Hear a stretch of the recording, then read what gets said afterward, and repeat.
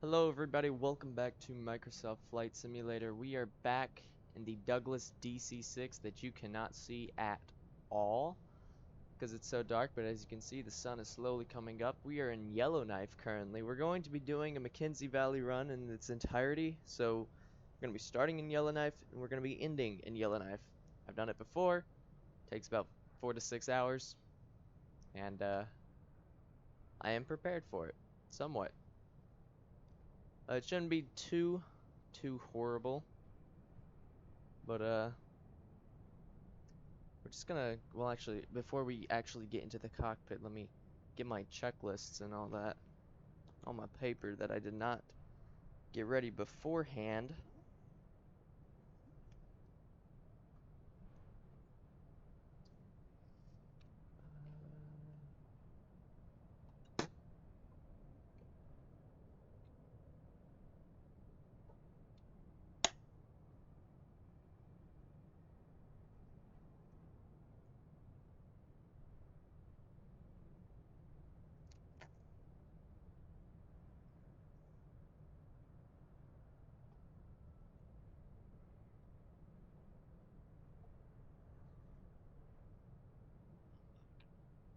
You can go there. You go there, you go there. Let me move you to over here on my dresser. And then first page goes there, and then all the others go over there. Alright. I think I'm good now. Alright, so yeah, like I said, we're back in the DC-6. It has received some updates, not too many though. And it's I've been hearing recently of some issues regarding the DC-6, mainly with its trim. Randomly, when the gyro pilot is in altitude control mode, the trim just dies. Like it'll just excessively trim nose down or nose up. I have not had anything like that happen to me, but I have heard many reports of it happening to others. So here's hoping. Let me get my retainers in real quick.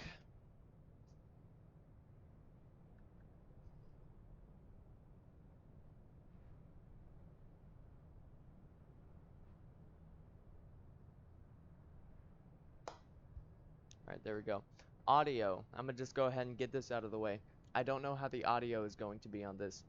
So a few months ago, I toned down my microphone gain to try and stop echoing and like Xbox parties and all that. However, it didn't occur to me till I loaded up OBS that that's going to have an effect on this. So I cranked up the bar to max, so like there's no like it wasn't dropping the microphone gain at all,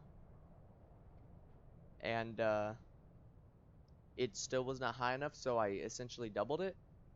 The volume, my microphone gain in OBS went from 100% to 200%. I have doubled it essentially, and it's in the green bar, so I'm assuming it's going to be fine. I might have to crank it up just a little bit. I'm going to be keeping an eye on those bars, especially once we get like the engines going, because then I'll be able to know exactly how loud my microphone is in comparison to everything else.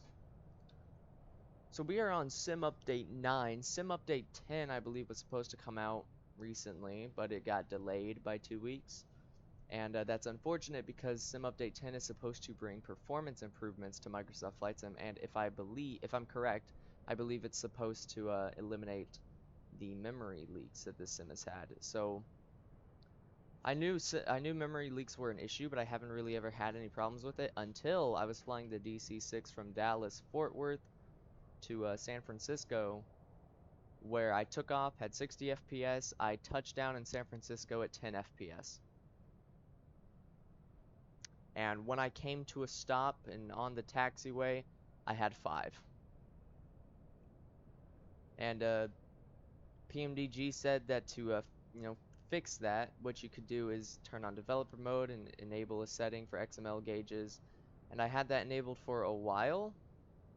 However, I disabled it because it got really annoying, because the developer mode, what it does when you have it enabled is it puts a bar up at the top, a bar up here, like way up here, not this, but just up here. And whenever you move your mouse up there, it enable it. And if you clicked or hovered over anything on that bar, your mouse cursor would when like going over. So like you can see if I put my mouse over this, like the landing lights and all that, you can see it pops up with like an arrow for this, you know, like a click thing for this and a thing for these. But if you hovered over anything or clicked on anything on the developer menu bar up at the top, it would your mouse would always look like this when you were hovering over something. So I didn't know if I could actually interact with something, you know, like with all of these, or if you know, it was an operative like this. Now, like I know the DC-6 cockpit, but that just got very annoying. And the way you would fix it is if you hold the right alt and you hovered over something like the GNS 430 thing, and then that would return it to normal. But you had to do that every single time. Now I'm also getting like 30 FPS in the cockpit. I don't know why. In the outside view, I'm getting nice FPS, but I don't know. I don't know why. Maybe it's because of the flashlight, and I don't know how to turn it off. Okay, we'll figure it out.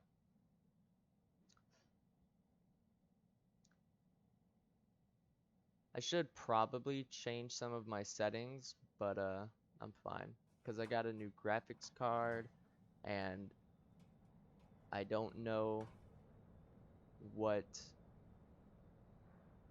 I haven't tested it. I have not opened up Microsoft Flight Sim since I got this graphics card. I've played other games with it, like Call of Duty Cold War, and it has greatly improved my performance, and I've even been able to pump up the settings without losing any FPS. But with Microsoft Flight Sim, it's always been interesting when it comes to performance. You can never get...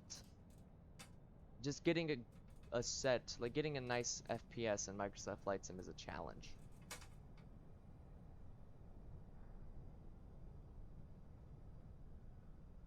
This is interesting. My engine hours have 0, my propeller hours have 0, the oil quantity is all good, and the airframe hours is 0.27. I know I've flown this library before.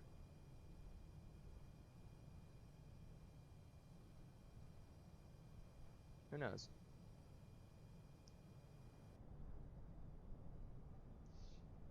We're gonna go ahead and do some stuff before we load up all the cargo. So we have the parking brake set, the gear lever is down. We're going to get the battery on. Why, God. Alright, ground power's good. I don't know how I...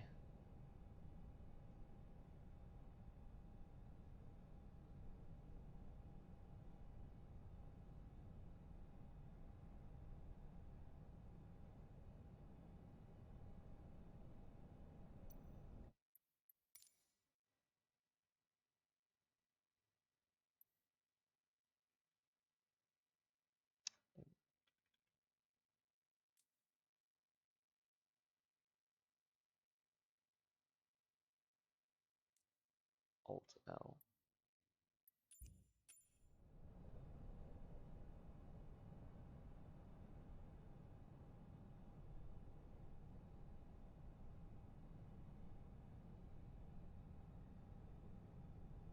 See, it's super...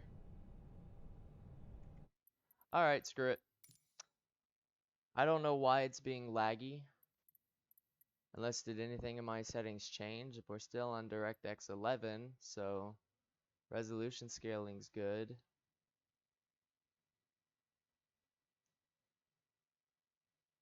I don't know why the clouds are on ultra. Yes, I do. I set them to that a long time ago.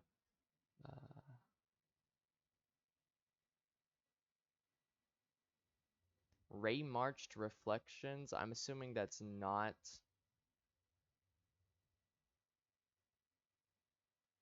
Some of these are new, and I don't know if that's because of my new graphics card or if these are like just new and I haven't looked at like... I don't know.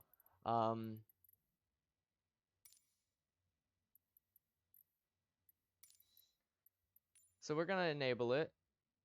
Ugh. except it's gonna restart the thing. Oh. Options, use nano, yeah, this. So that's enabled. And then you'll see if I... The heck does Alt L do? Oh, right Alt L controls all of these. So you can see I can't, everything's like messed up. Wing lights off, get those off, get those off. Like, it isn't horrible. Like, it's functional. I can still function without it. It's just very annoying. Also, whenever I'm enabled it typically restarts the plane, so it's interesting that it didn't. But it did. At least it got rid of that.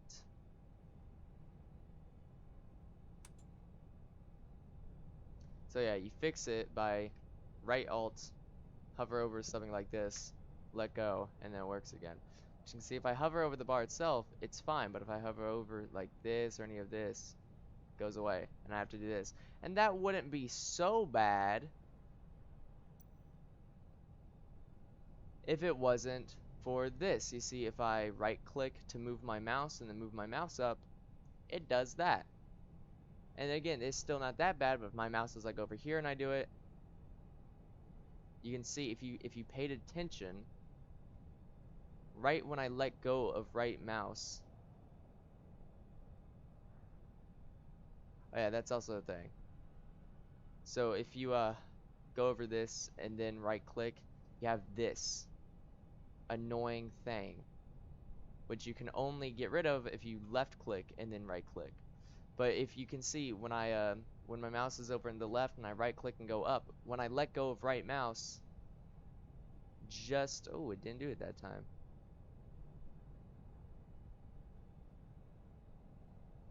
Okay, wow, it didn't do it. Interesting. But occasionally what happens is your mouse will appear on one of those things and then the bar will disappear. Like, it'll show up for like a split second. I mean, maybe it's because, like, hold on, let me, so as long as I just let go of right mouse and I don't move my mouse, it's fine. But if I move my mouse while letting go of right mouse button, it'll my mouse will appear on one of those things for like a nanosecond, and then it causes that. But it's just annoying, especially for like when you're doing stuff in the cockpit, you move up and then boom, you got a bar. It just gets annoying. And it didn't improve performance that much. Let's give it back. I don't know, we'll deal with it. Anyway, so that's all I really wanted to do, just to get this all ready. So now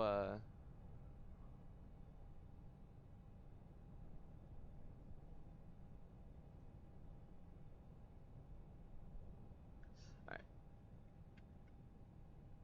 So the first leg of the Mackenzie Valley Run is from Yellowknife up to Deline. We have flown there before, I'm pretty sure. And we're going to be taking 8,000 pounds of fuel. 8,033. And then because I'm just going to add in 400 pounds of fuel, which is an extra 100 pounds in every single tank. And then we're scrolling down, and our cargo is 18,700 pounds.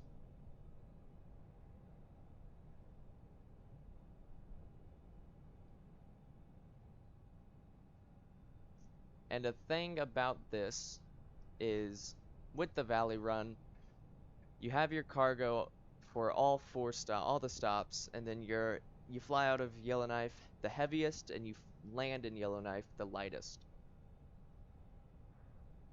So there are, I believe, 4 stops along the way. You have Deline, Fort Good Hope, Norman Wells, and Tulita. That's 4 stops. So 18,700 divided by 4. It's 4,675. So the way I do this is essentially I just divide the number by the number of stops, and then whatever that number is, at every single stop, that is how much I'll take off. So when we land in Deline, I'll take off 4,675 pounds, and then we'll take off with whatever the heck that sum is. Then when we land at Fort Good Hope, I'll take off another 4,675 pounds, and I'll keep doing that until we land in Tulita, which is our final like cargo stop, and then I'll load off. We should have 4,675 pounds.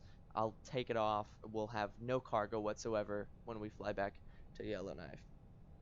So that's that. That's just the way I do things because it just seems the best.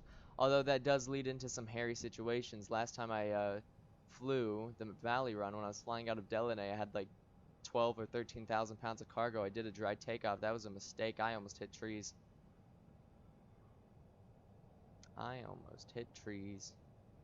So also in the option settings, so I have realistic start on. We're going to be starting the engines a bit differently than what we normally did. So normally we'd set the mixture, which is all rich for some reason.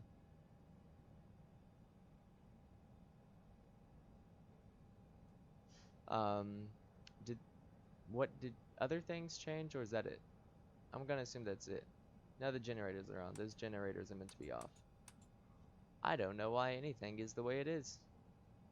Makes me worry. Did any of those circuit breakers trip? No. Okay, but we set the mixture, we set the fuel booster pump, the start selector, check the fuel pressure, and then we'd hit start, and then at 9 hit boost, then at 12 hit prime. And now the way we're going to be doing it is a more realistic startup procedure for not just the DC-6 but for a radial engine in general. So we'll set the boost pump, we'll set the start selector, but the magnetos are going to be off and the mixture is going to be cut off. We're going to hit the starter, and then when the dude says 9, we'll hit prime, then we'll crank the mags to 12 to both, which are on both for. Why is anything the way it, what? Okay, why did anything that happened happen? I pressed right Alt L and it set like 15 dozen switches. What else is set?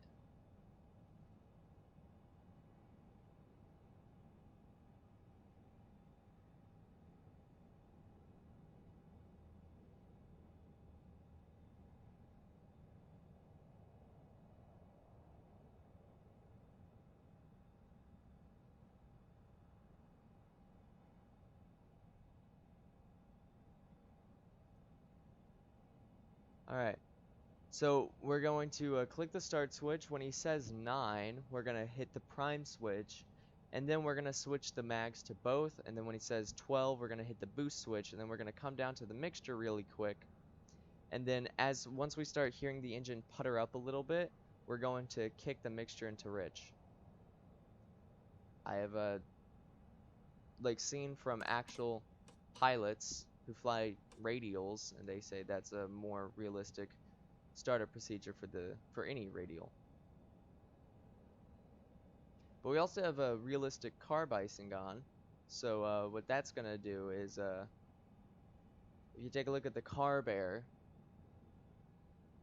you can see it's set up. Actually, it's easier. I set custom views, by the way. So you can see we've got this little green here, and then this yellow, and then we have red, of course, up here, and then just nothing. So for the most part, we're not going to be having to worry about that, but anything within the green or the nothing, so anything from like -10 and below or 20 and above, is considered safe or optimal range, especially below. As we climb, the external air is going to climb, and it's going to, decrease, sorry, and these needles are going to fall into the yellow, and when they're in the yellow, that means they are within the icing range for ice, like if we fly through a cloud, for ice to start developing in the carburetor, in the intake for the engine, which of course isn't good. That can cause blockages and all that, and it's just generally not good. But once you get below -10, it's fine. You don't have to worry about it. So initially when I did this, whenever it would get into the yellow and we started, if it was in the yellow and we flew into a cloud, I'd kick the car bear up until it was in the green. However, I learned that that's not what you're supposed to do. You're supposed to keep the carb heat cold unless you get uh, indications of ice in the carburetor, such as manifold pressure dropping, RPM fluctuations, things like that. And only then should you kick the carb heat up, which is used by these levers down here. So that's what we're gonna do. Trying to keep it, I'm trying to, fly this plane somewhat realistic to how you would fly it in real life. Now I think I've rambled on and on for, long enough. So let's fire up this engine, yeah. So pre-flight, the parking brake is set, the landing gear is down, the fuel booster pump circuit breakers are all good. I should set some lighting in the cockpit. Battery is on ground, so a battery selector is on ground. So we're gonna set the position lights real quick to steady. We're gonna get those on, and then we're going to set the compass light. We're gonna set these main instrument panels to light. To white. We're gonna set the reds for the upper switches and instrument panels. We're gonna set this for this thing down there. We're gonna come up here. We're gonna get this on for all that stuff down here. All that's on. That'll go off after a little bit. Oh my god. See, I hate having, this wouldn't be that bad if it wasn't for this. I just hate seeing this bar, this ball or whatever on my screen. I hate seeing it. As far as I'm aware, I can't get rid of it.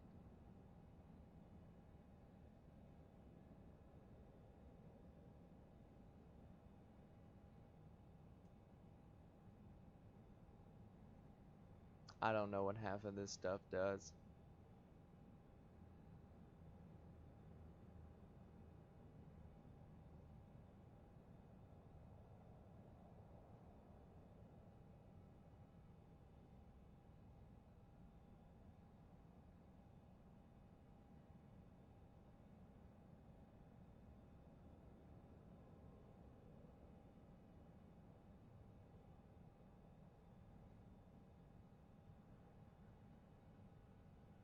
Anyways, so that's all good. Fuel booster pumps. I'm gonna just use my rocker switch on my yoke to move the camera around.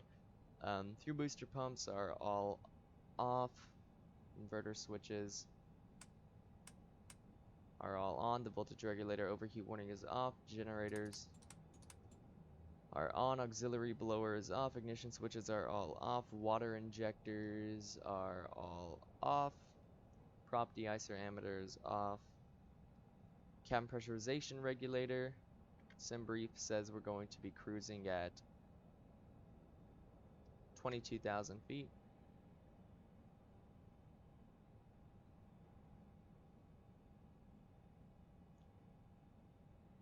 Don't worry, I'll get there eventually.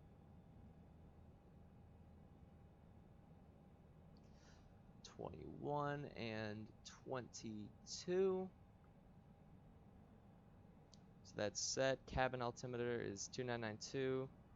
Cabin pressure manual control door is guarded. Door warning lights, don't worry about it. Cabin temperature control, it should be set at 65. Cooling turbine, we're not going to have it on. Actually,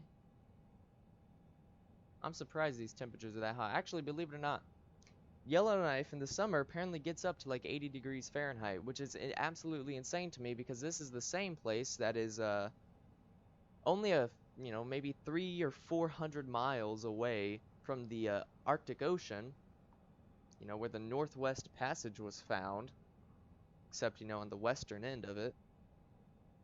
But it's also the same place to where in the wintertime can get down to like minus 40 degrees, which is just abysmally cold. I'm gonna take a drink.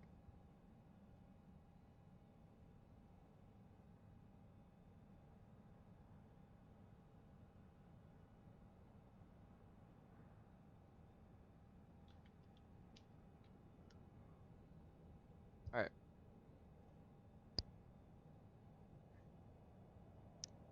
I won't get the, I'll keep the cooling turbine off for now. AC voltmeter selectors on engine instruments, DC voltmeter selectors on bus voltage is normal. Superchargers are low. Cow flaps are full open.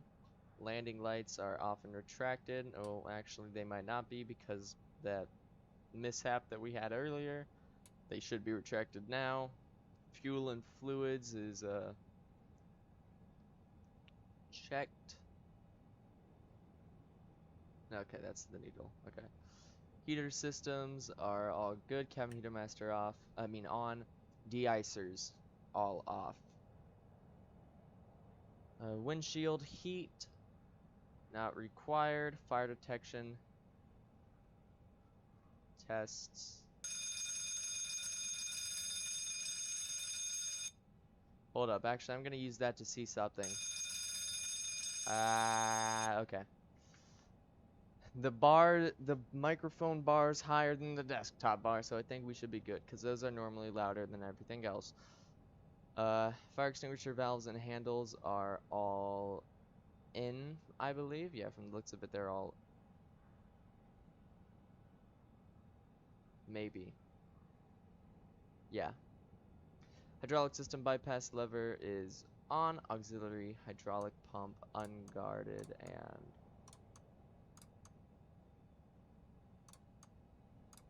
Oh my god. Oh my god. Oh my god. Low DPI. There we go. Hydraulic pressure is good. Pump off. Gyro pilot is off. Servos are disconnected. Carb levers are cold. Oh, hat, get out of here. Get out of here, hat. There we go. In the way. I need to put my wallet wedge in for my frickin' yoke. I don't know if I've ever explained my wallet wedge before on here. It's essentially the way my desk works. I have my yoke sat on a keyboard tray, but it doesn't sit perfectly on it, so it can, whenever I would like push the yoke in or pull it out, it would move the tray with it, which of course isn't good. So I use my wallet as a literal wedge. I just wedge it between the yoke and the desk, so the yoke doesn't slide the tray out, thus keeping the yoke relatively stationary, which is really nice. Alright, wing flap levers are up, mixtures are idle cutoff, trim tabs are set. Yes.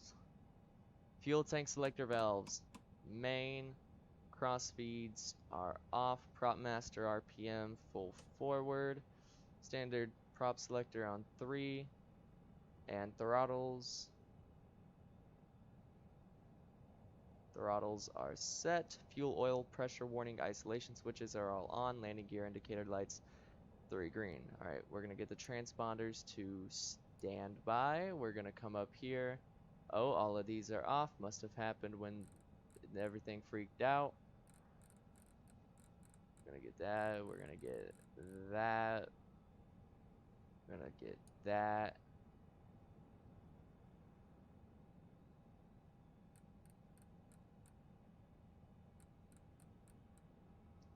We are going to set our thing real quick.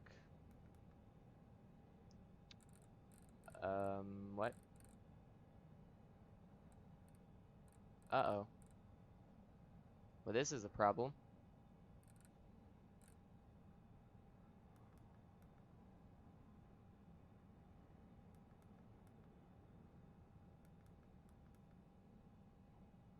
Uh-oh. Ran into a problem.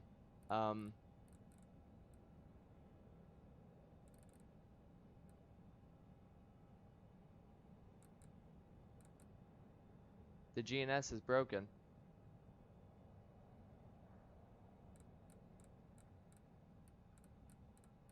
Matter of fact, all the avionics are broken. Okay, oh,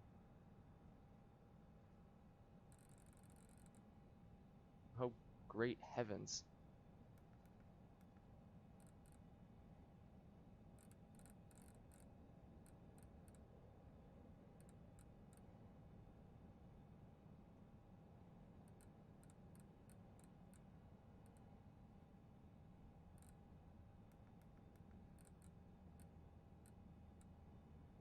I'm gonna just kick the battery off, then kick it back on.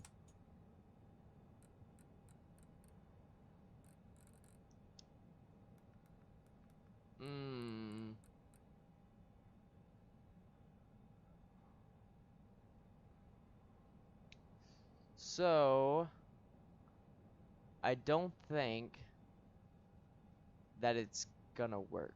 I think I'm gonna have to reload this in, which is unfortunate. Yeah. So I'm gonna be right back. Alright, I'm back, and everything is still cattywampus, if that makes any sort of sense at all, for what I just said. So like, if you look, everything is still like, ugh, why? But, it works. Although now I'm curious what's gonna happen if I like go up here, and it does that. If I do that, it's still gonna be fine. Alright, and if I click on stuff and then I come back. Alright. Gonna hope that it's still fine. I'm gonna hope that it's gonna be fine for everything that we do. I don't know. Maybe it's because I just had to reload the aircraft after enabling developer mode. So we're gonna do that and then C Y W J. Yep. And that's set to GPS. Yep. Get that on. Transponders are all on standby. Altimeters are set. Alright. Oh, I did not set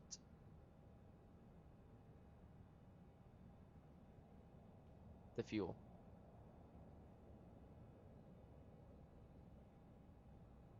So then one anymore, and then it was 18,700, right? 18.7. Yep.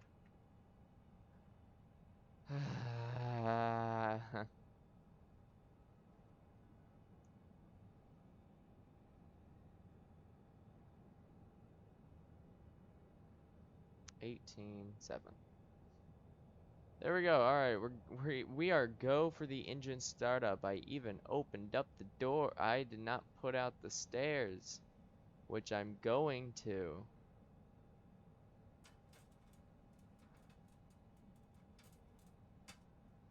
All right, beacon light is on. So like I said, we're gonna set the engine start selector. We're gonna set the boost pump to low. That's all we're gonna do initially. I'm also gonna come down here and I'm going to set all of these fuel oil pressure warning isolation switches to off, except for number 3. That way we can get like information solely for the engine that we're starting up. So these indicators are all good. And then once we go to start at 4, we'll turn on this and turn off that, and then all that. And then when we're done, all of these will go back to on. But anyways, fuel pressure is good. So we're gonna come up here and let's see if I still remember how to do this and actually be able to do it. 3, 6, 9, 12.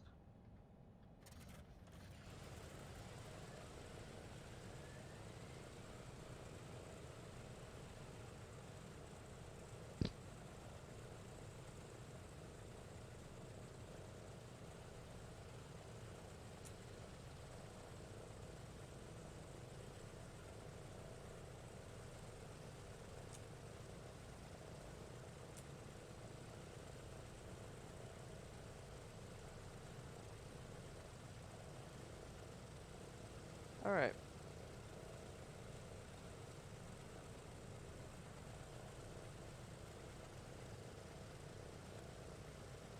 So engine 3 started up just fine. Now we're gonna do number 4. Fuel pressure is good. Starting up 4. 3, 6, 9, 12. some reason the sim sounds quieter than normal, and I don't know why that is.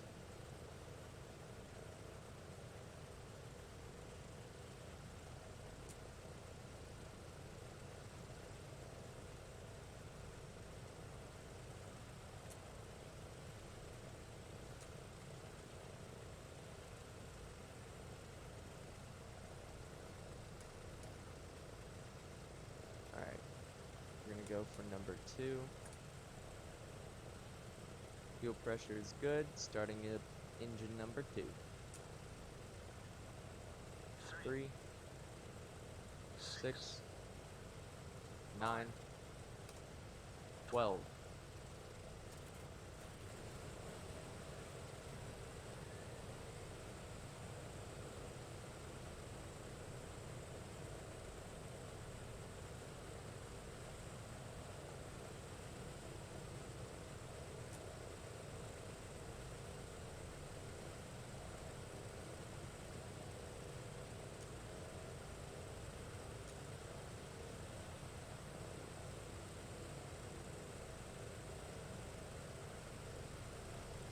Alright.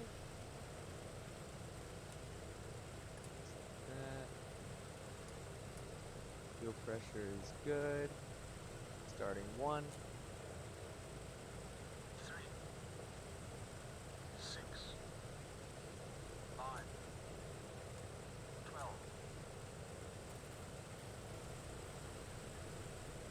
See, the engines on the left sound a bit louder than the ones on the right. Although that might be because I don't have my right headphone on.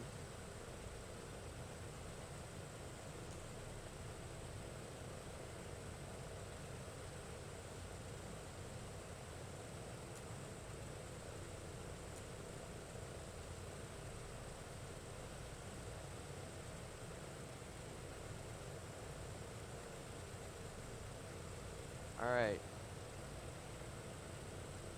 Yes, phone? Oh, email. Dismiss. Alright. App start checklist, fuel booster pumps are off. Engine start selector is off. Battery selector, plain battery.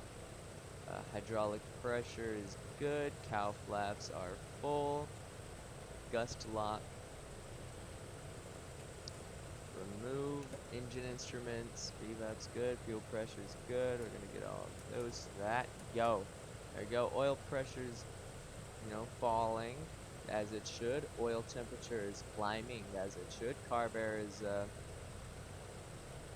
fine. Manifold pressure is good. We'll bring the power back a little bit to try and keep those RPMs as close to 1,000 as we can. EGTs are good. Water pressure is good, and yeah, engine instruments are good, and flight controls. Full left, full right, neutral, full down, full up, neutral. Rudder left, rudder, man, I don't know, my left or my right apparently. Rudder left, rudder right apparently. Alright, taxi check, there's no taxi checklist. For some reason, I don't know why, my mind is just not in the DC-6 right now. I don't know what my mind is in, but whatever it is not the DC-6.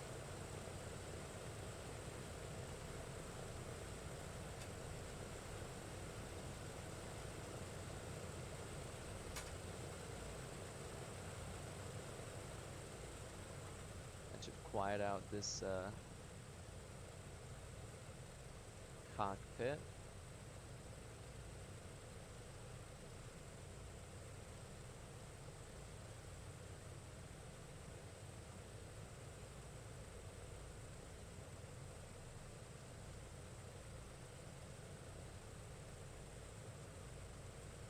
Alright.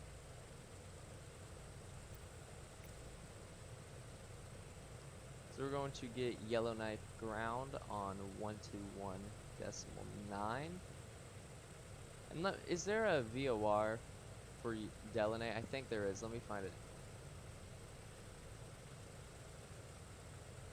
I believe I actually have it wrote down in a text document. Dang it, it don't. Fort Good Hope, though, does, and so does Norman Wells, but Tulita and Deline do not. That's unfortunate.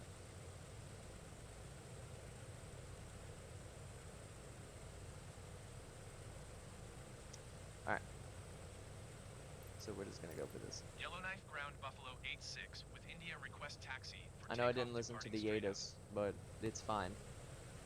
Buffalo 8-6 taxi to and hold short of runway tree for using taxiway Bravo Alpha. Contact tower on 118.5 when ready. Come on, man. Let me use runway 16 every now and then. Taxi Whenever I hold fly short like runway a tree for using taxiway GA Bravo aircraft out of Alpha this Buffalo airport, 8-6. it's always runway 16, which is it's the opposite of 34. Whenever I fly the DC-6, it's always 34. Why? Like, come on. I don't like having to taxi down the runway every single time I fly the DC-6. Alright. So there's that. Alright, parking brake released. Let's get those landing lights on and extended so I can actually see. Not that it'll actually do much because they don't provide a lot of illumination. I'm gonna get the floodlight off. Help with that. See? Now I can see a little bit.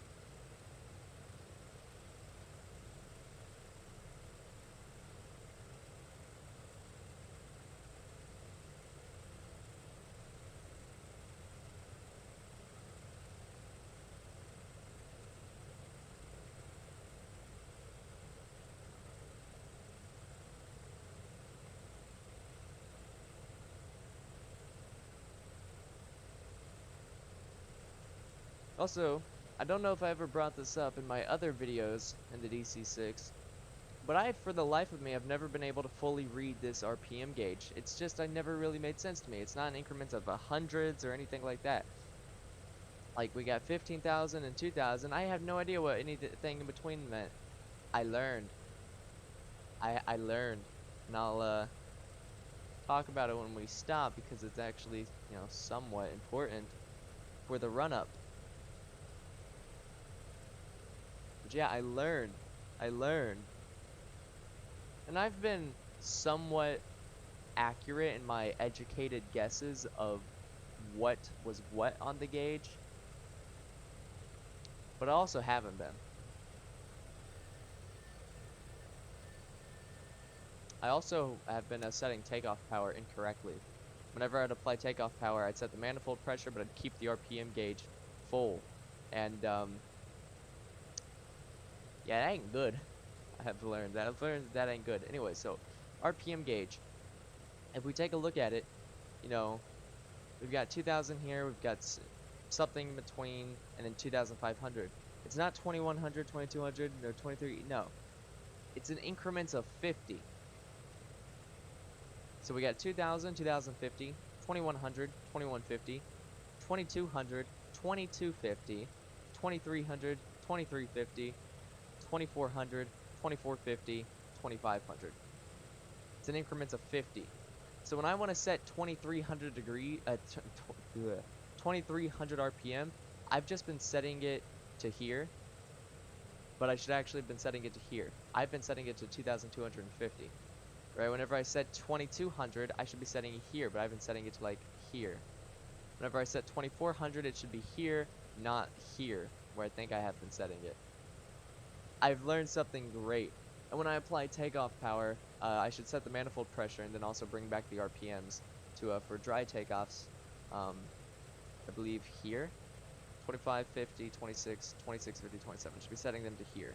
And then METO power, I should be bringing it back to here.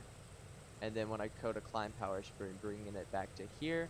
And then cruise power, depending on the profile, but most commonly is 2,300, except for the very high weights, where I should bring it back to here. Here. And then when we go to descend, I bring it here. I learned.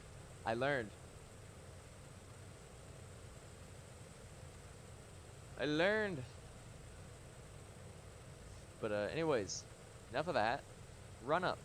we're gonna check the propeller reverse pitch lights.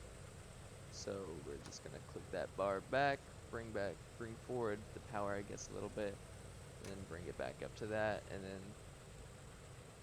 now we're going to set about 1500 RPMs. So we're just gonna take our manifold pressure, increase it up a bit.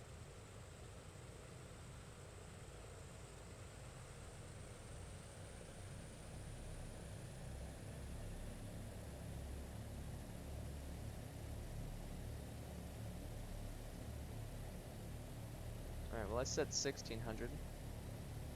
That's close enough.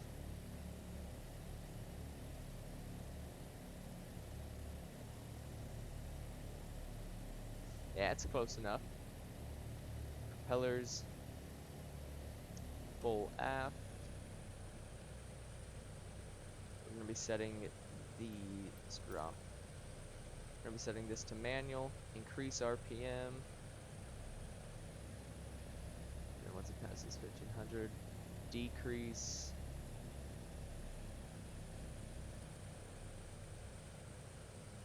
Put them back all up into neutral.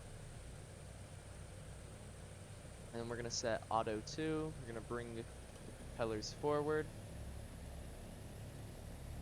and then bring them back.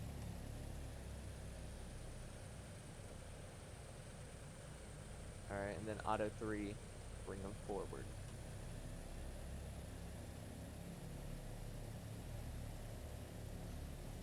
Alright.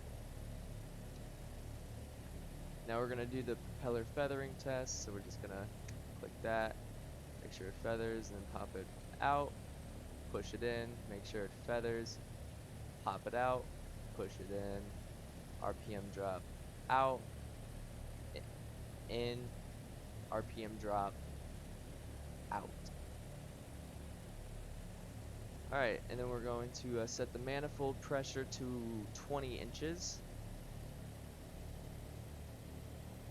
And then we're going to be setting the superchargers to high, noting the increase of everything, and then bringing them back to low, making sure everything stabilizes.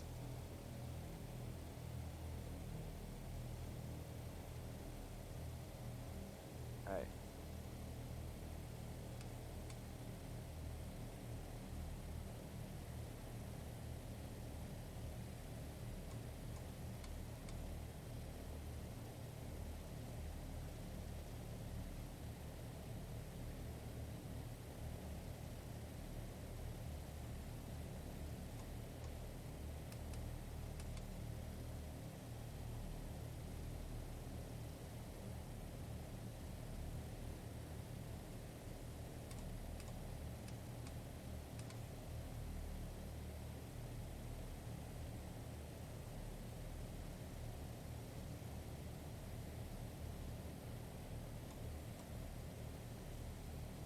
Alright, mags are good. Water injection switches, we're going to be setting them to on, coming down, taking a look at that water pressure, which is good. And we're going to be turning them off.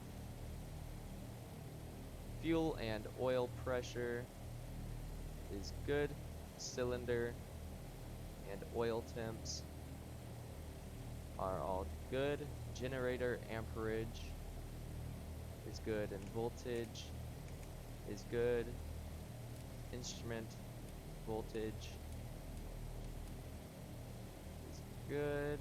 Cabin supercharger oil and pressure, oil temp and pressure is good. Now we're going to be doing the auto feather test. So we're going to be setting 30 inches of manifold pressure. And then auto feather on, auto feather 1 test.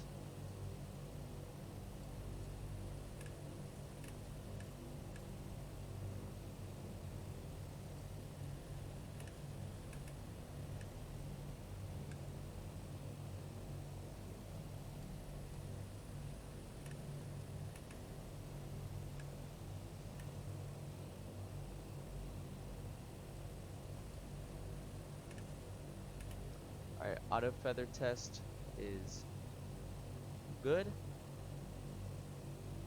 Bring back the power now.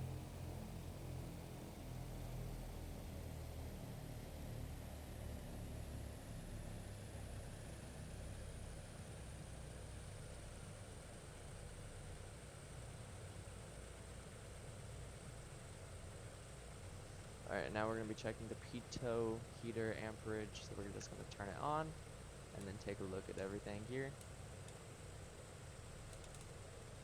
And then we're going to be turning it off, and then we're going to be turning on the prop de-icer, and then coming up here and taking a look at all the numbers on this gauge.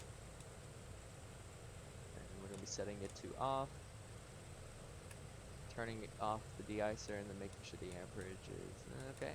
We're good. Run up is good. So before takeoff checklist, windows are locked, AC controls are set, cooling turbine normal, cabin pressurization is good, blowers are low, cow flat, wait. Now this plane can taxi down the runway, probably. I'm going to assume it can, at 4 degrees. So cow flaps.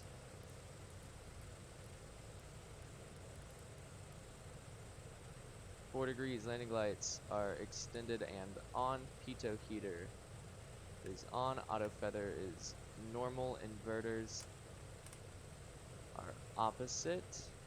Fuel booster pumps are not required. Windshield heat is not required. Anti-ice not required. Propellers are full forward. Mixture is auto rich and locked. Flaps coming to 20 degrees. Trim is neutral.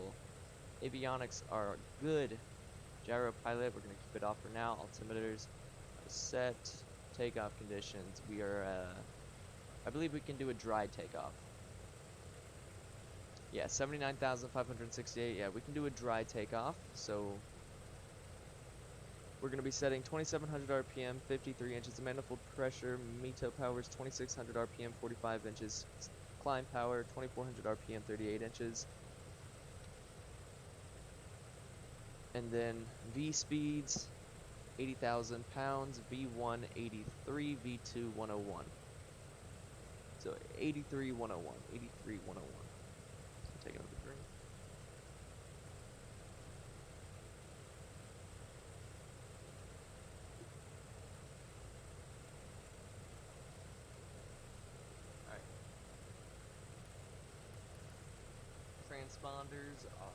Transponders are on.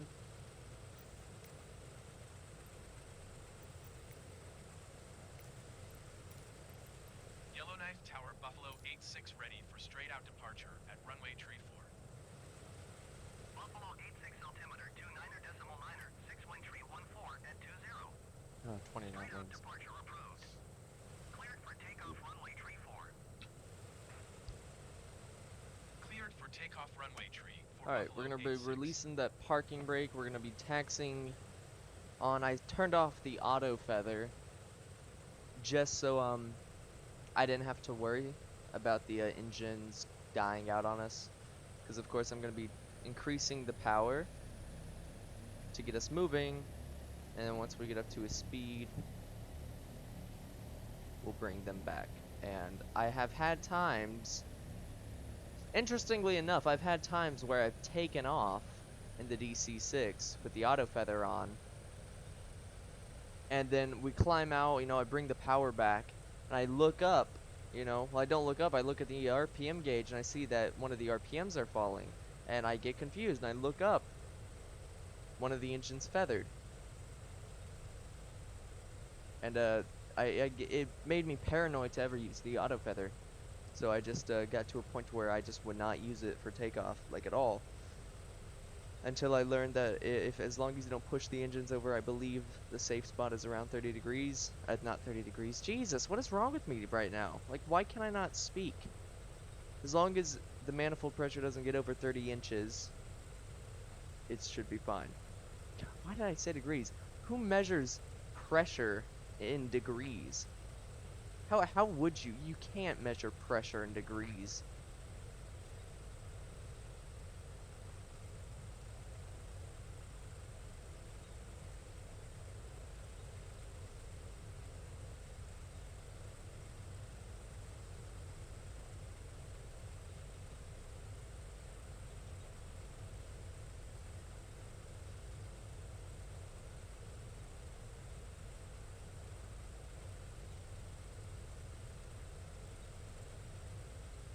Oh yeah, I forgot to mention. So we are on live weather. However, we are not on live time because currently for me it's 9 p.m. So meaning in Yellowknife it is 7 p.m. Meaning we'd be doing this run majority in the dark, which is very difficult to do. So I set the time to like 4:40 a.m. when I first started, and when I loaded back in after reloading the aircraft, I set it to about 5 a.m. So it's probably somewhere around 5:20 in the morning currently in the game. Uh, but yeah. But also this is gonna take like 4, 5, 6 hours to do, meaning that I'm gonna be getting done at like 2 or 3 in the morning. It's a Saturday. Tomorrow is Sunday. I have school Monday. So this is definitely interesting.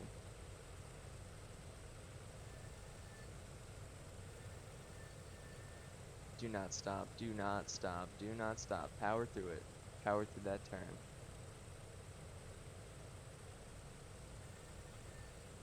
Alright, that's pretty good. Alright, auto feather. On.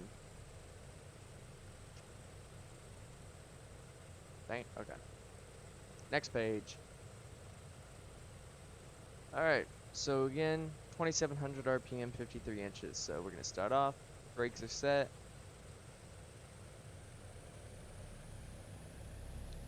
Set 30 degrees. 30 degrees set. And then we're gonna kick the manifold up to 53 inches.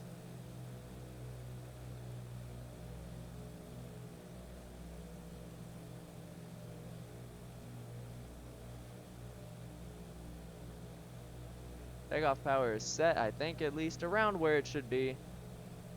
Brakes are released.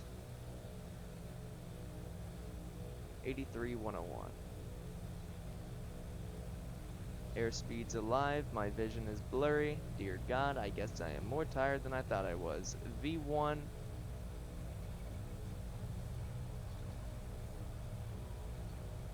And there's V2.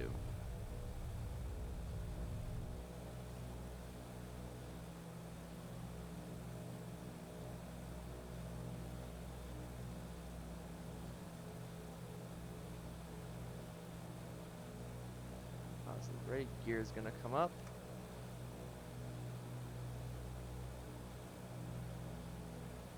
Set flaps 15. We're gonna bring it back.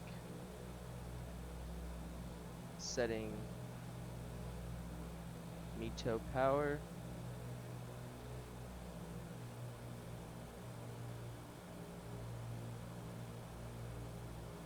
Alright, we're gonna bring up landing lights, and then turn off the auto feather.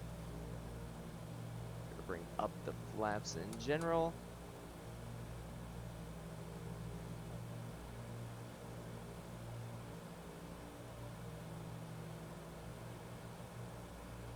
Pulling back on the yoke. Plane does not want to go up. Setting climb power.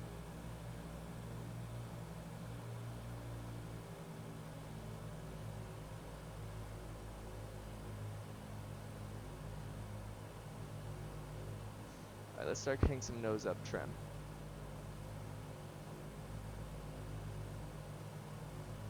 So flaps are up, gear is neutral, landing lights are off and retracted, water injection switches are off, fuel booster pumps not required, auto feather is off, windshield heat control, I will keep it off for a little bit longer. Anti-ice not required, climb power set, mixtures are auto rich and locked, I believe. Yep, cow flaps are 4 degrees. Squawk 0 tree 15 Buffalo Alright. 86. We'll be making a left turn. Ah, I forgot one thing that I keep forgetting to do, and that is to set position lights to flash before takeoff. And just because I would continue to fly manually, but because we have a beautiful sunrise that I want to look at, I'm sure y'all do too. Gyro pilot on, servos engaged. Alright, audio seems fine. That is beautiful. Watching that absolutely amazing sunrise with the pinkish clouds and the pink, yellow to blue coming up over the horizon, that is just beautiful. And we even just saw a cloud form over there.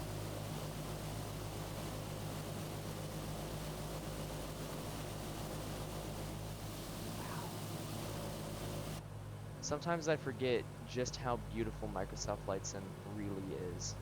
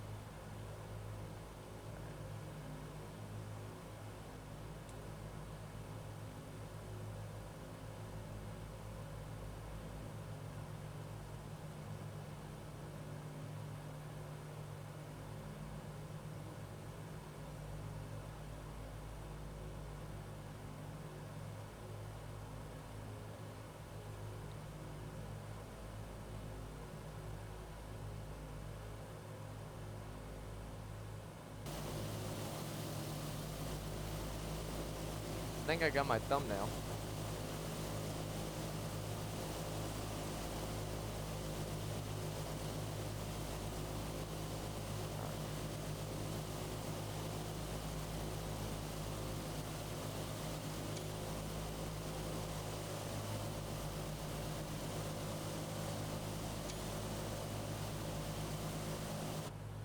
Beautiful. Absolutely beautiful.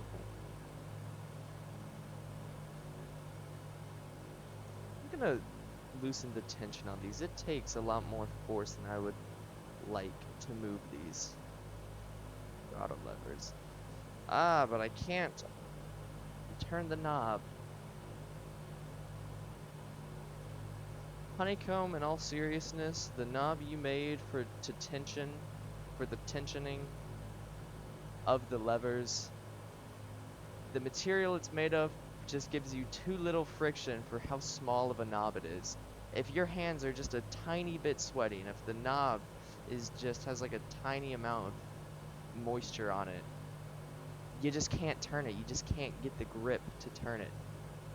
Cause I just can't turn it. I need friction. I have a rag here that I use to wipe down bottles because they sweat a lot in this room. There we go. Although now I can't actually see. Alright, that's a lot nicer. Although now it's a tad bit too loose. Tighten it just a little bit.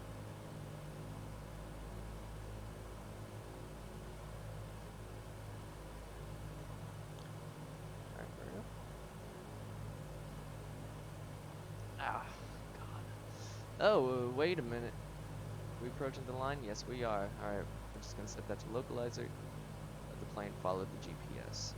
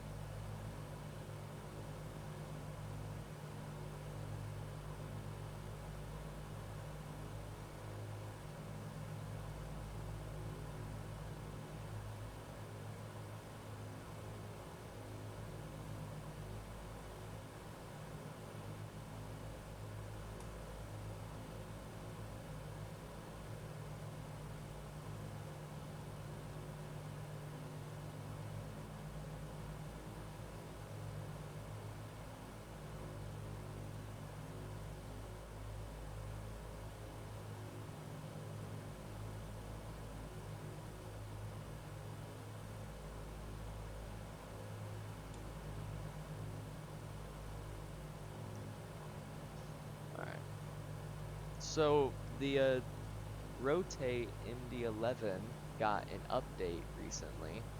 They've had a beta on it for version 1.04, and I've looked at the changelog. It's a pretty hefty changelog.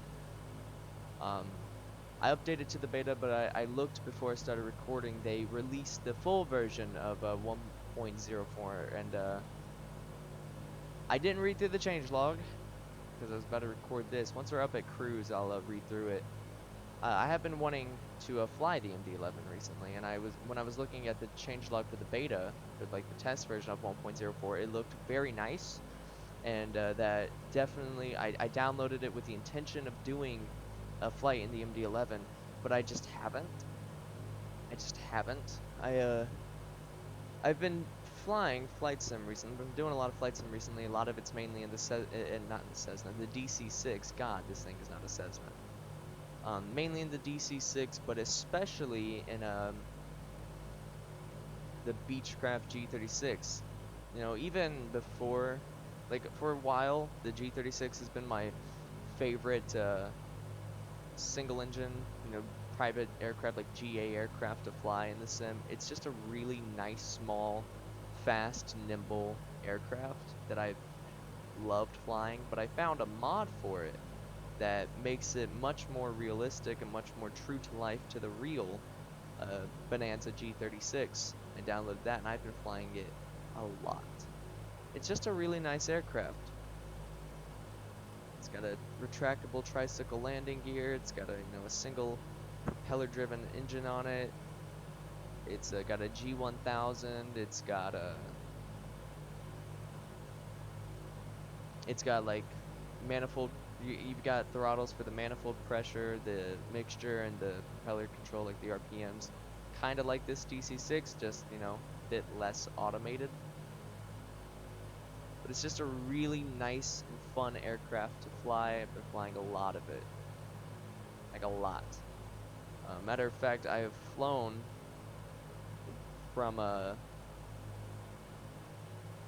Yellowknife to Hay River across Great Slave Lake, which is about 100 nautical miles in it. Completely manual. So it's like an hour flight in the 36, maybe 40 minutes to an hour, depending on the wind. And yeah, I have flown that like completely manual. I've been flying manually actually quite a bit, especially in the G36. I don't know what it is about the G36, but it's just really nice to fly manually. Like, I cannot ever say there's not a lot of aircraft in sims that I can say are a joy to fly manually. Like the CRJ 700, it's cool to fly manually, but it's also very stressful to fly manually, I'll say. Very stressful. The DC-6, it's nice, you know, to fly it manually. For a while, like flying it up to cruise is pretty nice. But actually trimming it out at cruise and doing everything you need to do to keep it at cruise, that gets very stressful, very hectic, very quickly. Like, there's just not a lot of planes. Like, even like the Cessna 152, like, yeah, it's nice to fly manually, but it's just super... It's super, The 152 is just a very aircraft to fly manually, and I say that, at least in the sim, and I say that because it's just the slightest amount of wind just knocks that thing around, and that makes it very uncomfortable to fly manually. Because, like, you know, you'll put the power in and all that, and you'll get up into the air, you'll get the flaps up, and you'll try your best to trim it out, but you just have to do so much with the yoke to actually keep it where you want it. At least in Microsoft Flight Sim, because like I said, like the slightest amount of wind just knocks it around. Like, even if it's like a single knot difference, the plane will feel it. So, like, even if you set the trim, the trim just gets it around where you want it, but I still have to use the yoke quite a bit to actually keep where I want it. And once I get up to cruise, it's just painful because I'm just you know, I get it trimmed out to where it's somewhat level, but then I'm just using that yoke to keep, I have to keep Edmonton, pushing and Center Buffalo pulling and 86. rolling the plane around to actually keep Request it where I want clearance it. It to just gets transition very, Bravo airspace. really quick with just the slightest bit of wind. But with the G36, you know, I don't have those issues, you know. I pull back on the Cleared through yoke Bravo to airspace take Buffalo off. Once we're up 86. in the air, I set the trim to like 500 to 1,000 feet per minute. Climbs just fine, you know, just fine. Climbs just fine. Like if you're in like 20 to 30 knot winds, yeah, you're gonna feel it, but it takes it very well. Once you get up to cruise, like once I get up to cruise, I'll trim it out, and it'll hold the altitude very well. But I always aim it to where it trims up, where it's a tiny bit more nose up than fully level, because trimming something out to where it flies perfectly level is super difficult. So instead of just messing with the trim wheel the entire cruise duration, I just set it to a little bit nose up, and then I just apply the ever so tiniest amount of forward pressure on the yoke to actually hold around 0 feet per minute. But even if I don't, it'll climb up a bit, and I just push it down until I get to where I want. And then if I descend a little bit past where I want, I just pull it, I just let go of it, and it'll slowly climb back up to where I want it. It's very nice to fly in that regard. And then once I get up to cruise, you know, sorry, once you're cruising, you're using fuel in the fuel tanks. You have to switch them. Usually, I normally use the left fuel tank first, and I have to pull the yoke a little bit to the right, just a little bit, but not that much. So I just trim a little bit nose up, put a little bit forward pressure, and a little bit of, you know, pressure to the yoke left or right, depending on which way it's wanting to roll because of the fuel imbalance, and that's pretty much it. It's a very nice and easy plane to fly manually. Now, the thing with the differences between the two, yeah, okay, you know what? If I flew the Cessna 152 more, I'd probably get more used to it, and it wouldn't be so much of a hassle to fly manually. But either way, I love the G36 a lot more than the Cessna 172, so sue me. Oh, God, that's just beautiful. That is such a beautiful sight. Microsoft Flight Sim, why are you such a beautiful sim? It is so. I first started playing flight sims with FSX, which was made in 2006. So to see that, to then, you know, then the evolution to X-Plane 11, which doesn't look ugly, but then seeing the evolutionary gap between X-Plane 11 and Microsoft Flight Sim is just, it's just a lot. It's beautiful. This sim is so beautiful.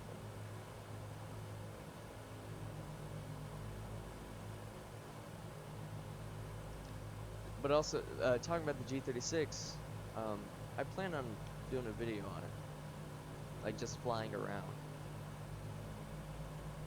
I may actually have a destination, I don't know, but I do definitely want to do a video of where I just fly it around, just cause.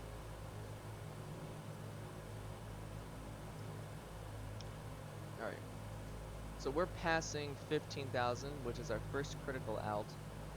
So what we're going to do is we're going to bring back engines 1 and 4 to about 28 inches of manifold, and then we're going to hit the superchargers, and then we're going to bring them back to 38 inches, and then we're going to bring back 2 and 3 to match them, and then set 2 and 3 to high, and then resume the cruise profile. There we go. We did it.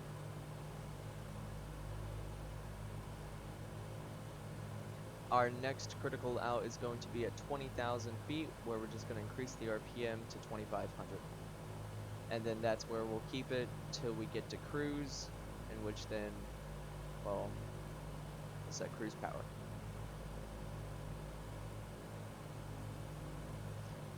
And I would really like for us to get to cruise power soon, because I have to use the bathroom, and unlike something, say, like the MD-11, where, you know, I have the autopilot climbing until I get to a certain altitude, I can't really do that with the DC-6.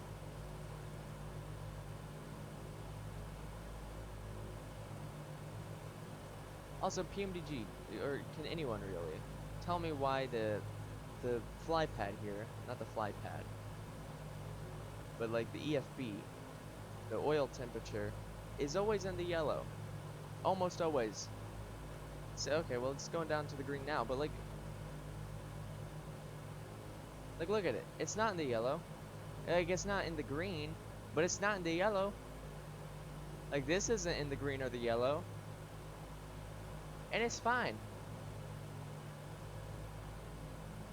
But also, I think that's going into the green because the manifold pressure dropped. So if I apply manifold pressure, see, it goes into the yellow. But like, it's fine.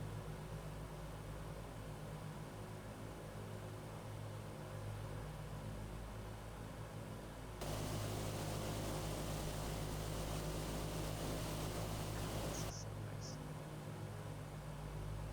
It's really nice flying in the morning. Well, morning-ish.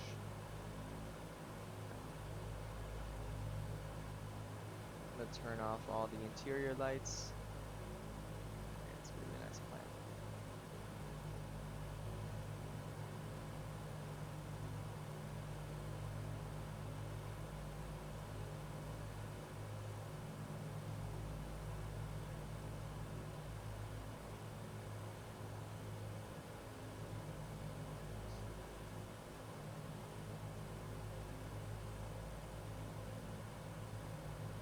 And I really gotta go.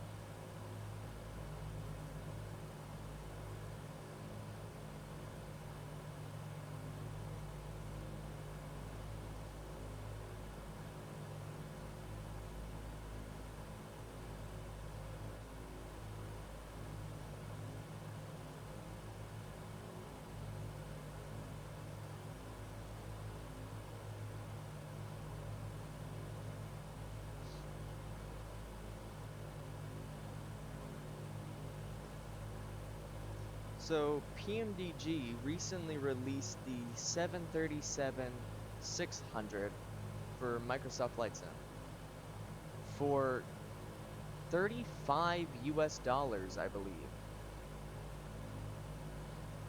Now, my opinions, I believe I've talked about this before. Maybe I haven't. I don't know. When was the last video I did on anything?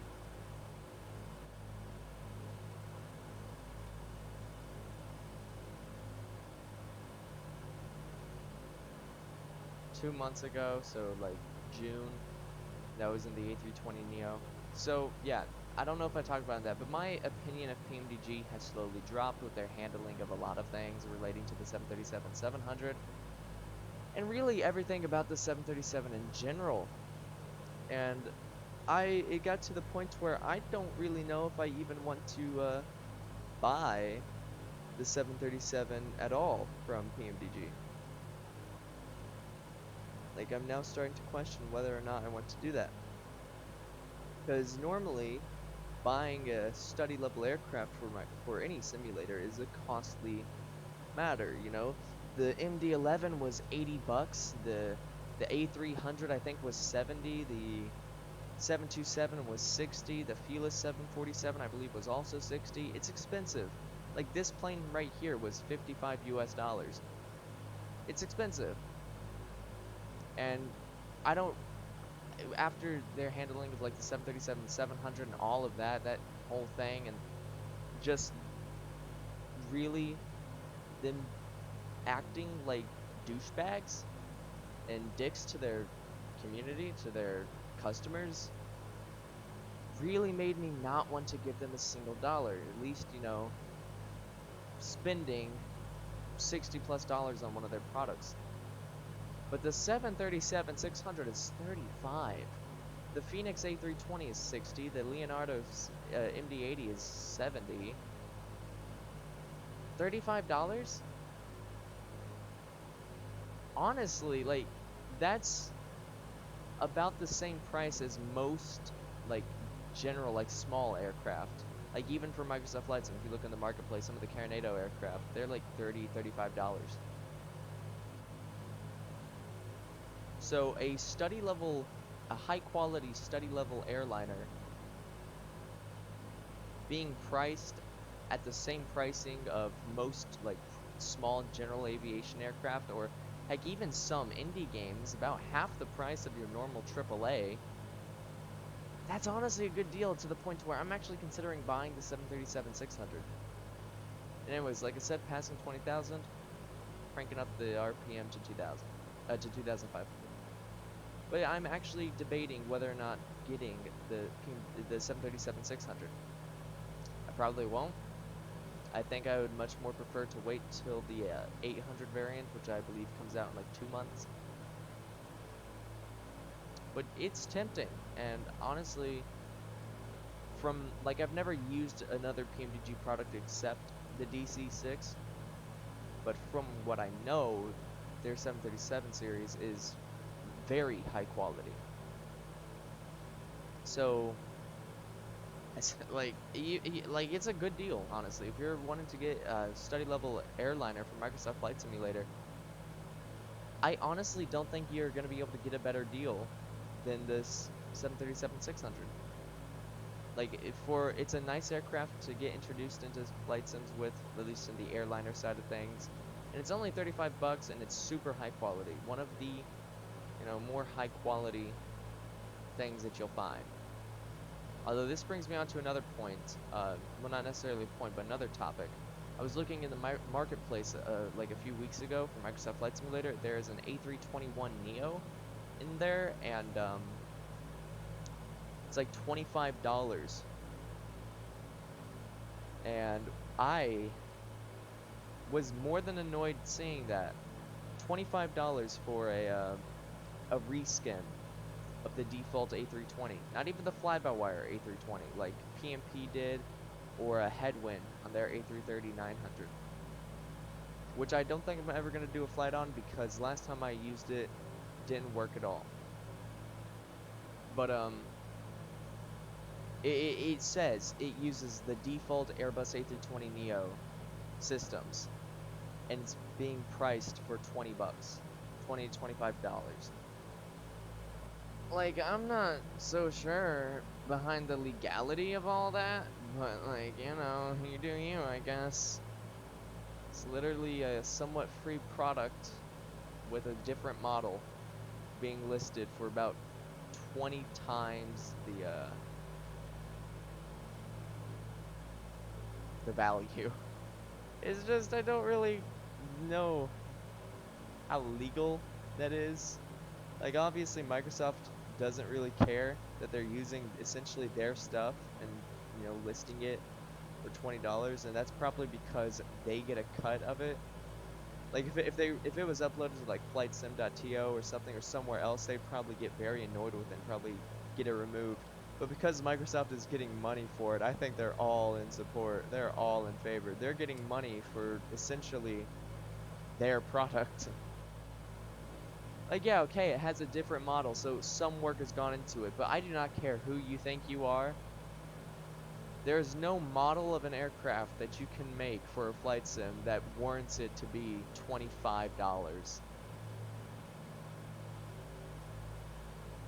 Like, I'm sorry, but that's just the truth.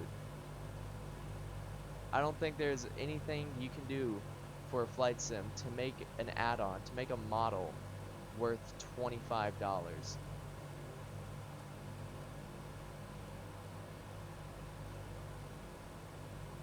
Like, if it used the fly-by-wire system, maybe, but it uses the default. It's literally, essentially, the free version. Not a free version. It's like the PMP, the Project Mega Pack A321 that we flew for $25 without the fly-by-wire. It's essentially that. So honestly, actually, you know what? PMP, if they were still a thing, they could probably have, taken legal action against them because I can almost guarantee you that it's their model. I have no way of confirming, but it probably is. Although I don't think they could do anything legally because it's open source. Their thing is open source and it still is to this day. Oh, that would make it even worse if they were using Project Megapack's model and the default A320 systems. And then, oh, that would be so scummy. That would make that so much worse. I'm gonna, for the sake of my sanity, assume that that's not how it works. Anyways, cow flaps closed, hydraulic system bypass is going off. Mixture is auto lean and locked. Fuel booster pumps.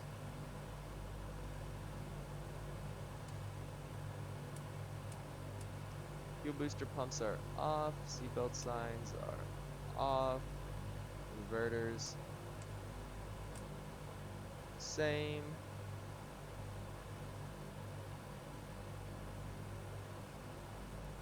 Set them to -2. So I didn't actually check what my cruise power should be. I just assumed what it should be. That's the wrong thing.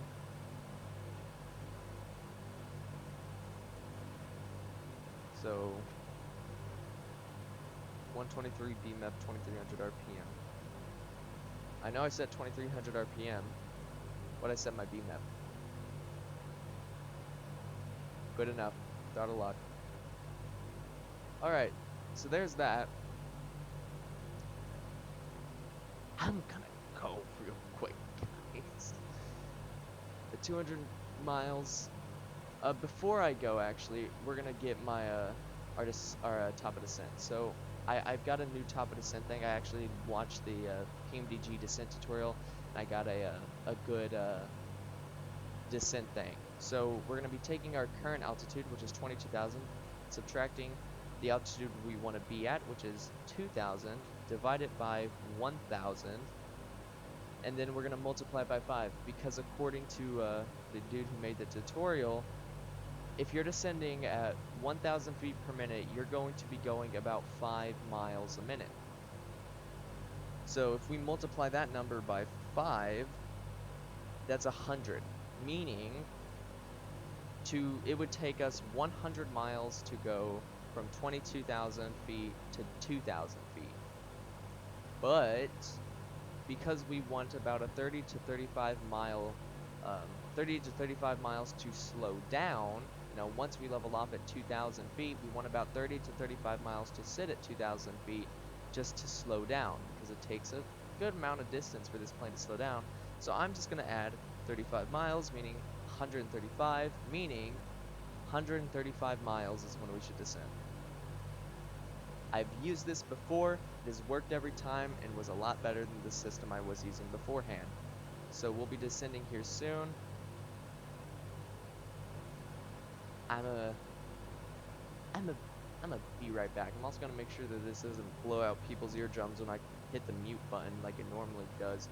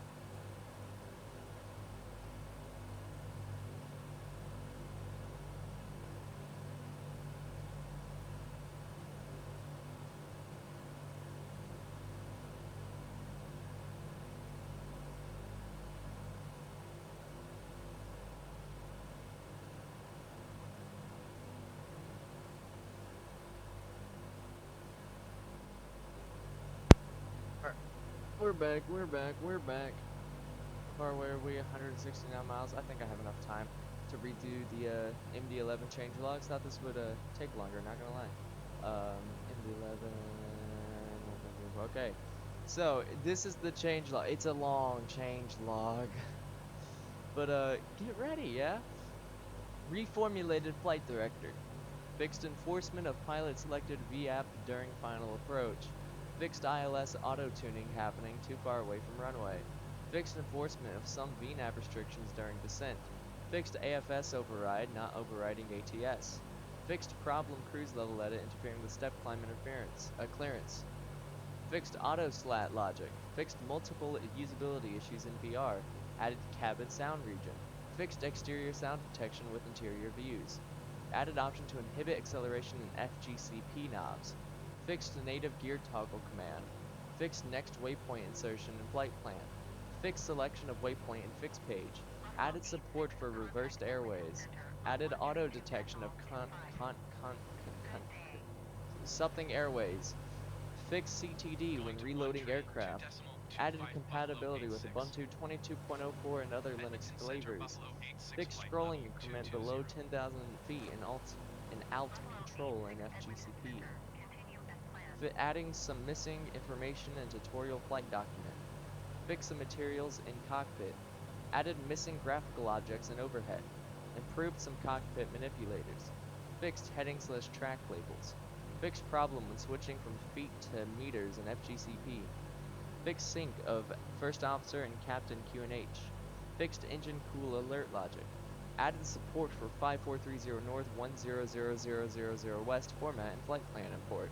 Fixed elapsed timer reset between flights. Fixed some hydraulic dependencies. Fixed manual landing all. Fixed standby compass. Fixed alternate fuel field and fuel init page. Fixed auto brake alerts. Fixed ballast labels and fuel init page. Fixed a bug in tail fuel management. Fixed auto throttle system transition from takeoff limit to autopilot/flight director select modes. Fixed problem in GPWS mode 4C during takeoff. Fixed problem in GPWS mode 2B during landing. Fixed a bug in FGCP speed pull action during FMS mode. Fixed nose gear light during gear deployment. Increased logo light intensity. Fixed a bug in tail fuel management logic. Fixed a bug in autopilot disconnect during auto land. Adjusted cabin pressure schedule at high altitudes. Updated some documents of the manual. Fixed duration of sync rate oral warning. Yeah. Oh, this released today, by the way. Apparently. 5 hours ago. At 4 p.m. Eastern Standard Time. Alright. So that's interesting.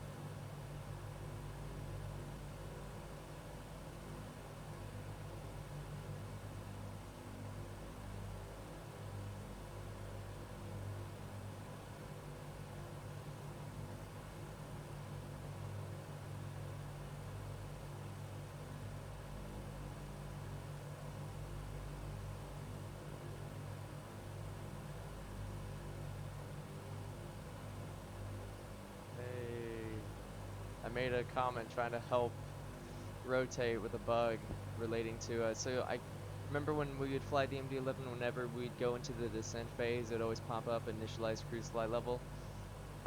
Like 10 days ago, I gave them a comment being like, could it just be the MCDU getting confused, because it clearing is normal, but it pops up that message and it shouldn't. So I brought it up to them like, hey, do you think it could be like just the MCDU getting confused, like why the flight level was cleared, and then thinking, hey, you know, may put in a cruise level, even though it shouldn't. And like they replied 9 days ago saying, yeah, probably something like that, and I just like completely ignored them. Apparently, I am sorry. Rotate.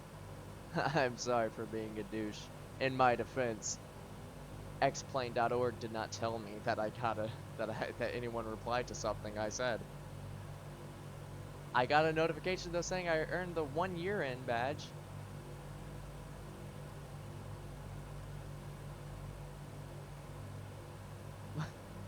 So I created an account on xplane.org on August 12th, 2021.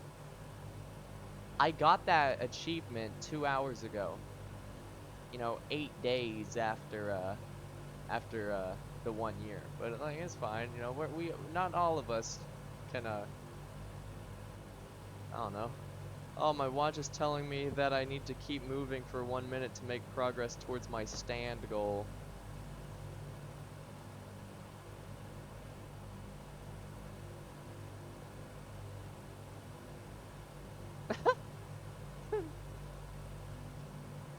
I've made 25% today. I've also apparently only made my I have a calorie thing apparently of like 310. I've only taken to consume. How do you know how many calories? There's no way I've consumed 77 calories today. I had a whole chicken Alfredo dinner with garlic bread, and that looked a lot more than 77 calories. How many calories are in chicken Alfredo? There are 650 calories in it. So yeah, screw you, watch. You don't know me. You don't know what I've ate. You do know my heart rate though, which is 94.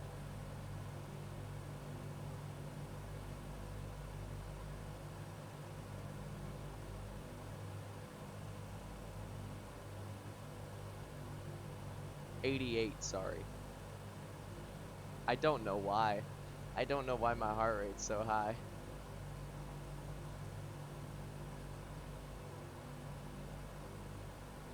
Like, I feel like I should be concerned.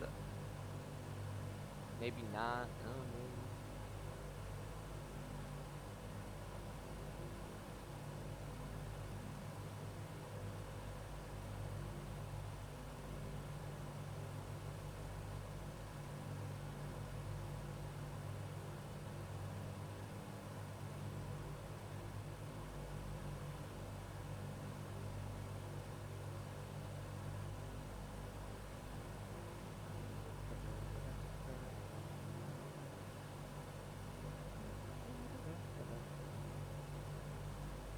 God.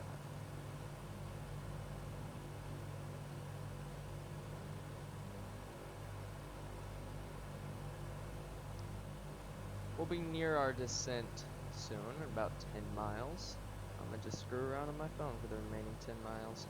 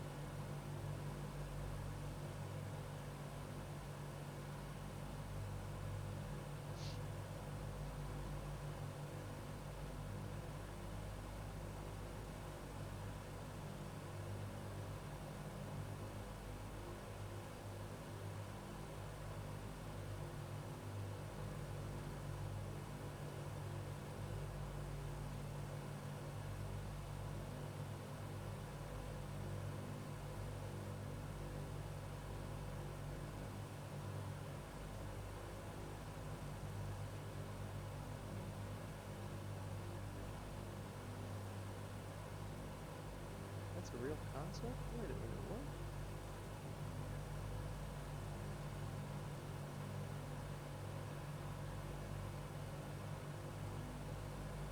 The Sea Dragon was a 1962 conceptualized design study for a two-stage sea-launched orbital super heavy lift launch vehicle.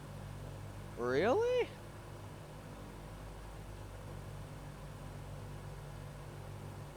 But why? No genius, but launching something from the ocean feels like it'd be more difficult than just launching it from land. Because not only would you have to fight against air resistance, but then you have to take into account water resistance as well. Can a rocket even fire underwater? You know what? Probably.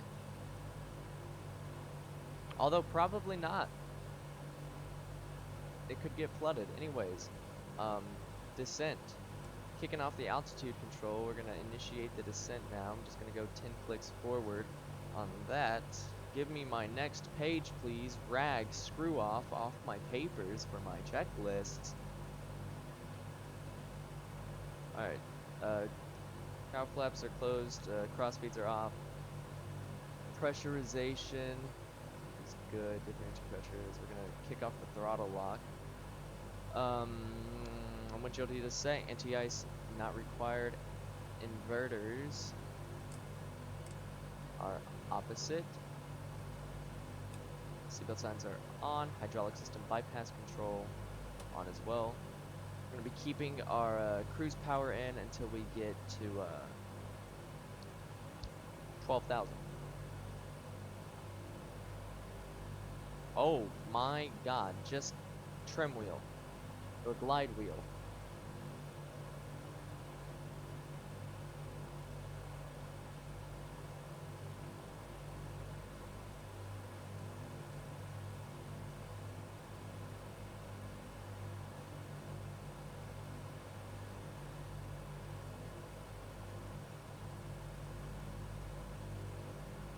So there's going to be a portion, I believe the flight from like Norman Wells to Tulita, we're going to be doing that manually because it's like, I don't know, 30 to 50 miles around there. It's a very short flight.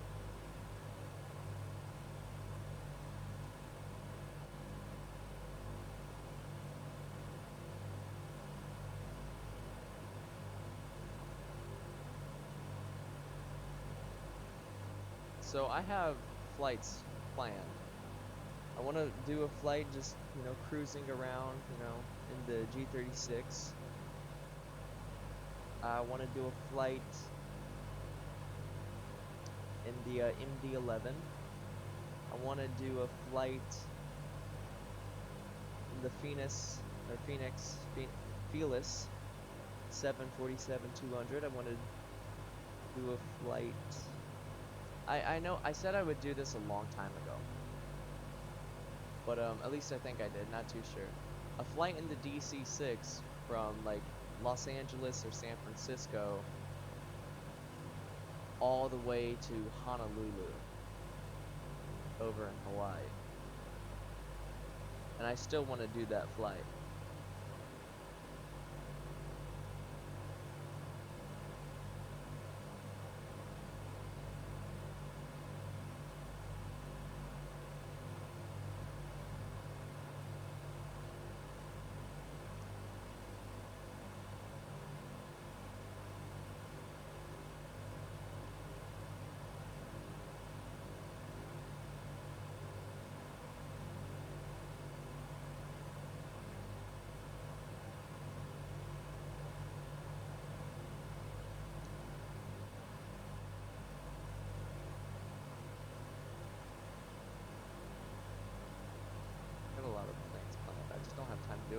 I especially don't have time to do that. Like I could do an MD-11 flight, I could do the G36 flight. I could do a 747-200 flight. The one thing that's going to be a real test of time is whether or not I'm going to be able to do a DC-6 flight across, from like LA to Hawaii. Because that's like a 10-hour flight. Like, okay, I have flown I have flown across the Atlantic in the DC-6. Alright. From Newfoundland to the Azores. However, that is not anywhere near as long of a flight, believe it or not, as a flight from LA to Hawaii. It's actually a rather short flight. Matter of fact, I've flown longer flights in the DC-6 than that. Only by a couple hundred miles, though. But still. Like, I've flown from Anchorage, Alaska to Seattle in the DC-6. But flying from, like, LA to Hawaii is such a long flight in the DC-6, and the DC-6 is such a slow plane compared to the airliners that it would take, like, upwards of 10 hours to do that flight. Matter of fact, I will look. Simbrief. From nope, from KLAX to KHNL. Wait, nope. PHNL. That's a 2,259 nautical mile flight, and in the Douglas DC-6, Simbrief estimates that that would take about 9 hours and 55 minutes.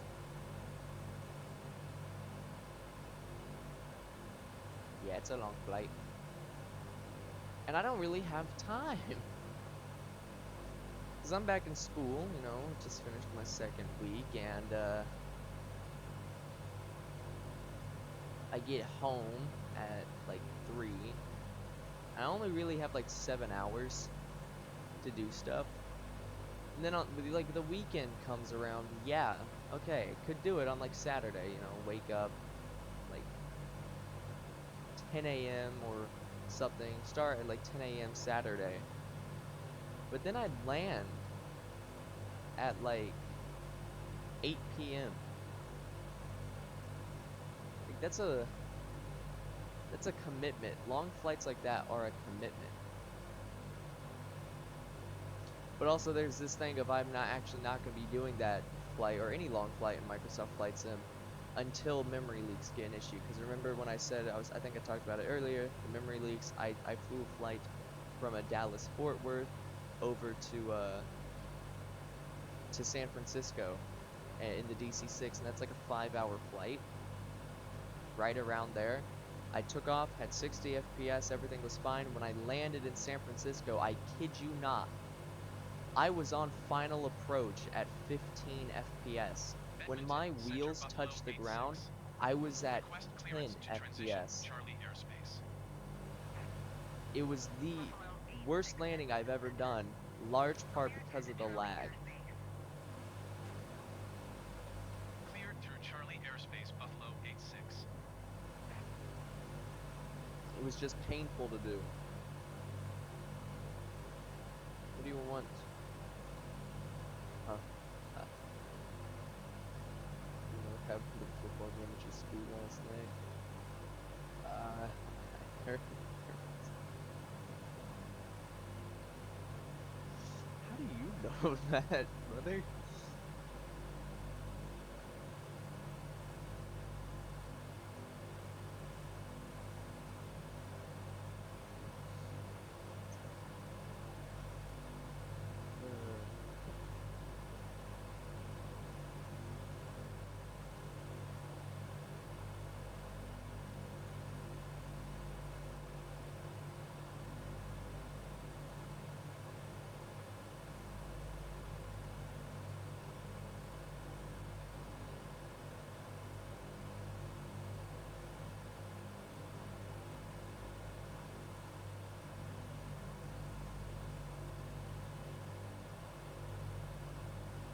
Oh god, it's taking so long to respond.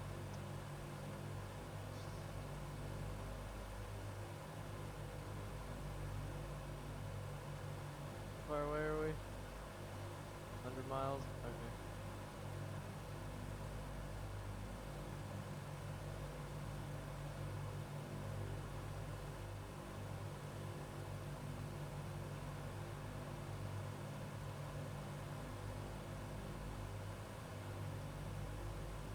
Ah.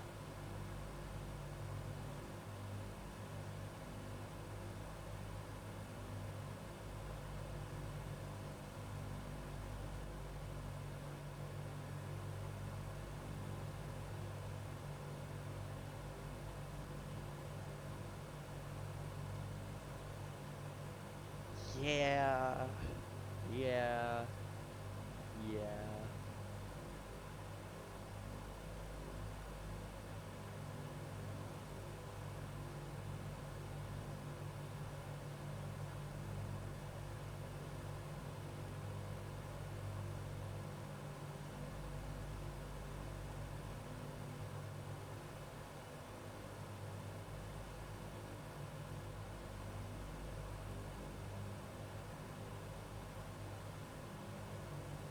Ah,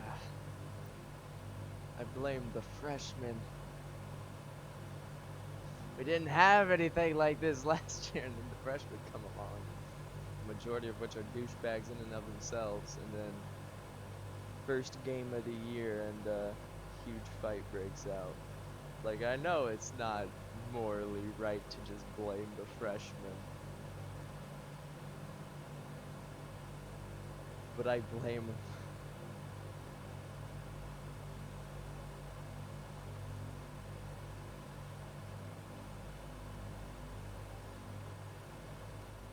I'll blame them anyways. You know what? I feel morally okay with that.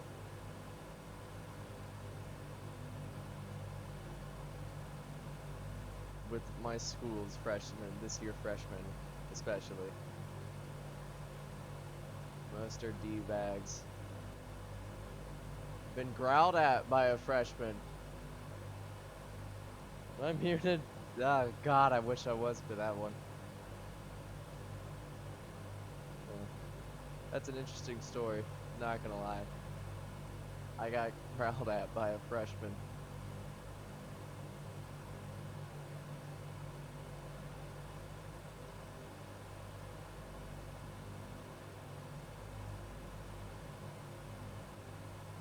It was very weird, not gonna lie.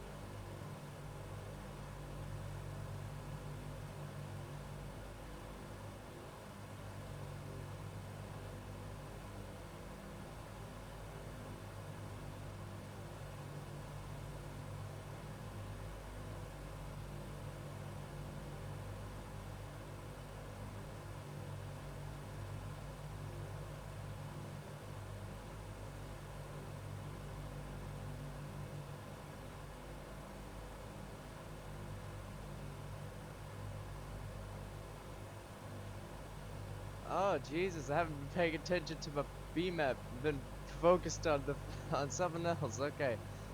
Alright, 12,000. Let's increase to like 40 inches of manifold on 1 and 4, bring them back to low.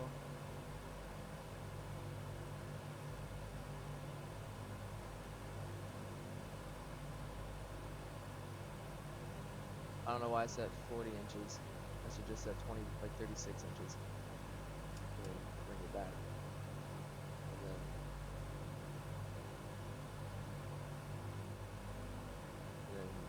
bring it back. 2200 RPM, blow is low, 26 inches set. Alright, we're good.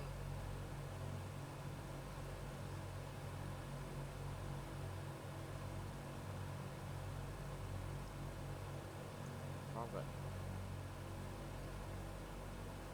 just casually flying the plane while I'm this is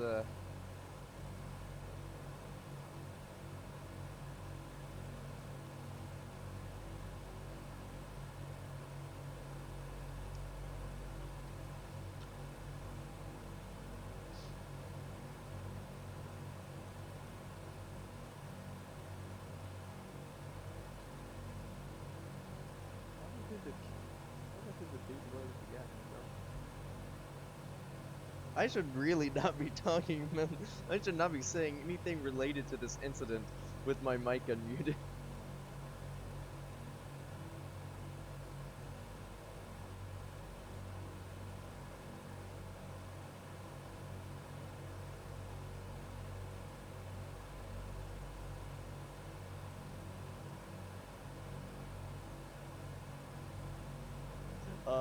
She's making it.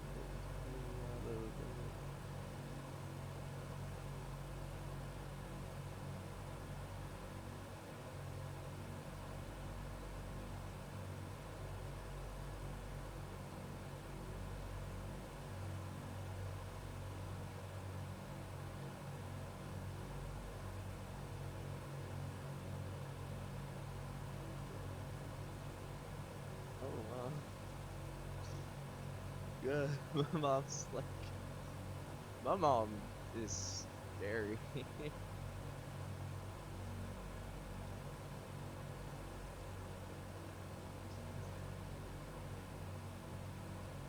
you doing?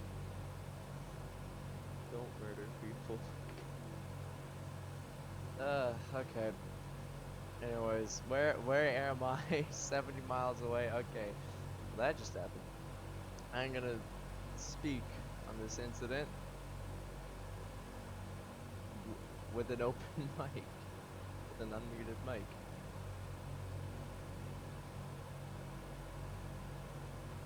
But I blame the freshman.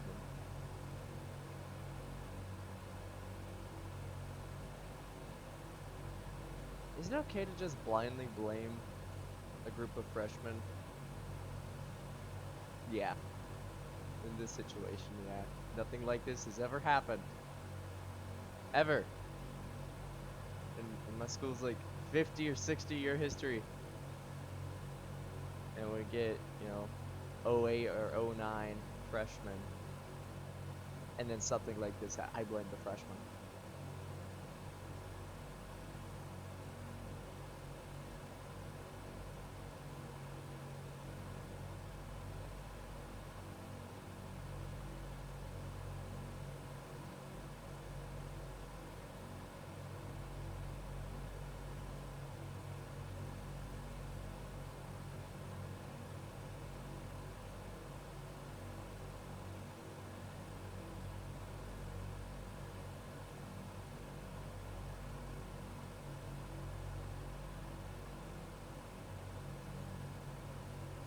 Jake, no way.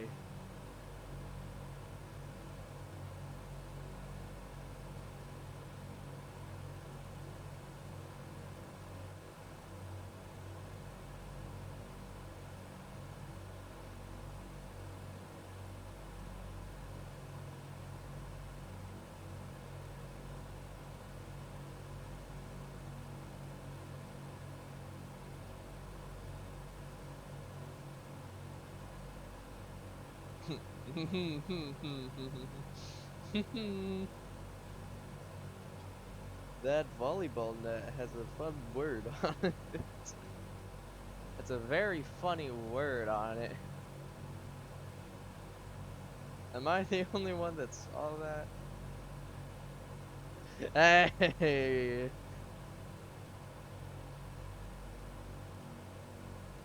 Thank you, dude, for being not the only one who read a certain word on that net. Very interesting.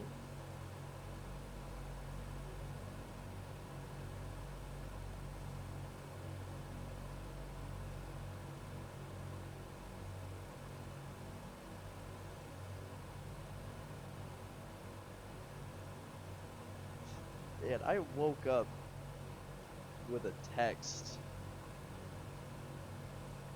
I woke up, I looked at my phone, I got a text message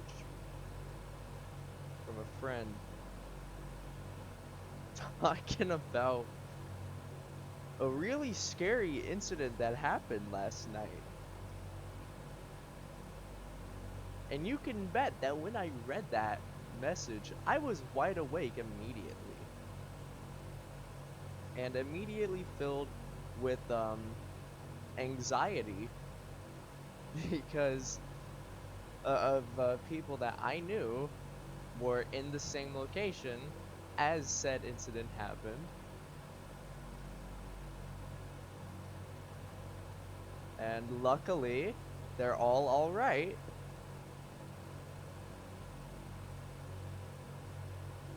But it does not make what happened any less scary. And that is all I am going to go in on that incident. If said friend watches this video, hello. Scared the hell out of me this morning.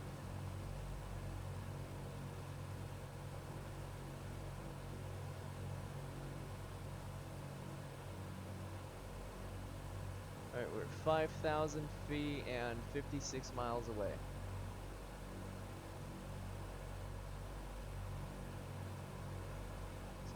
And we should be at about 40 miles. We'll be about 40 miles away when we land. Not land, but when we level up. Probably around there, anyways. And then my other friend got her wisdom teeth removed Wednesday. Yeah, Wednesday. She's in a lot of pain over it.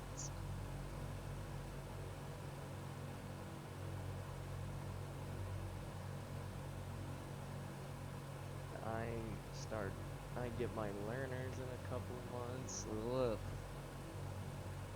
My other friend has a job and has her learners.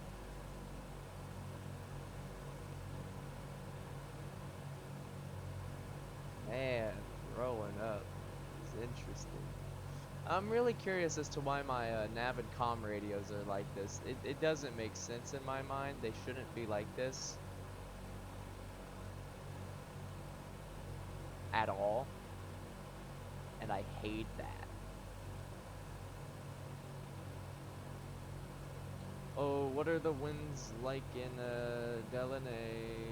Let me just load up flight radar 24. So I can get some MEDAR data. There we go. Thank you, flight radar.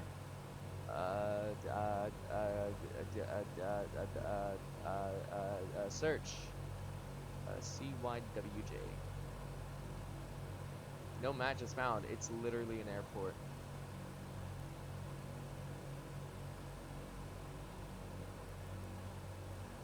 Alright. Guess I'll just, No way, it doesn't list. Does it list Yellowknife? But it doesn't okay. CYWJ weather. Wind is at 2 miles an hour. Is that current? Probably current. I don't know. Simbrief. What was the weather like an hour ago?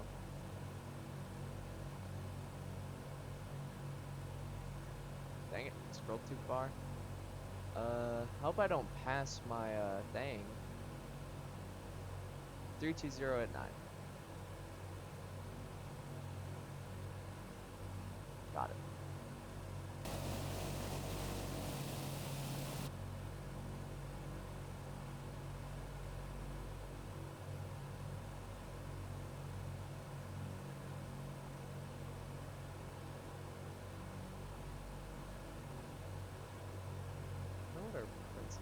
Say to us, we're probably never gonna have another football game. Even though I'm pretty sure we lost like 13-0. Feeling bad for Zach. He worked his ass off. Man, I just realized something. Last year, my high school's football coach got fired because the numbers weren't good enough. We had the most amount of participation that my school had had in years. We had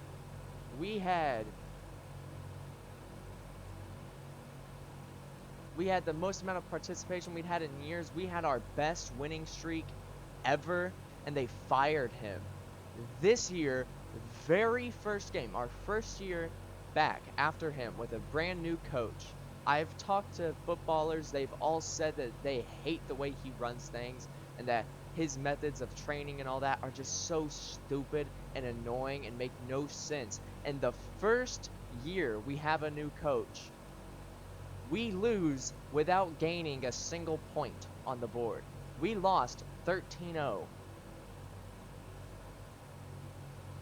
So to the people who decided to fire our football coach, with all due respect, you're idiots. You're just idiots. Best participation my school had in years. Best winnings we'd had in years. Like the best season we've had in years. And y'all fired him. The numbers were so high, the number of people trying out for football were so high that they straight up had to say no to some people because they couldn't handle any more players.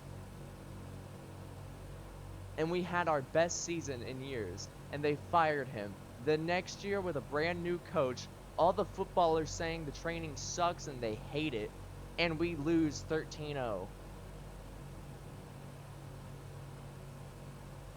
As a man who likes football, I'm infuriated by that executive decision. Anyways, we've leveled off at 36 miles.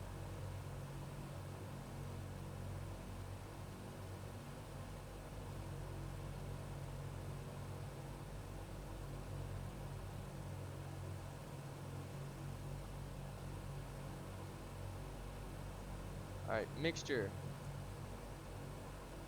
Auto, rich, and locked. Cow flaps. 4 degrees. Carpet is cold, 2200 RPM, 26 inches set.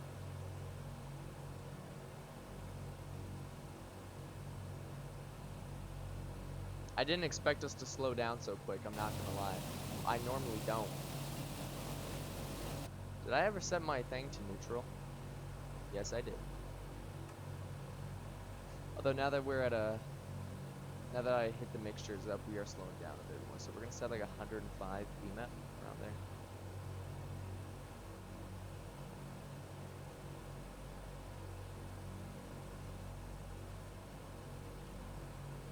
Just go. Okay. I'm also gonna set the vinyl warming because it's close enough.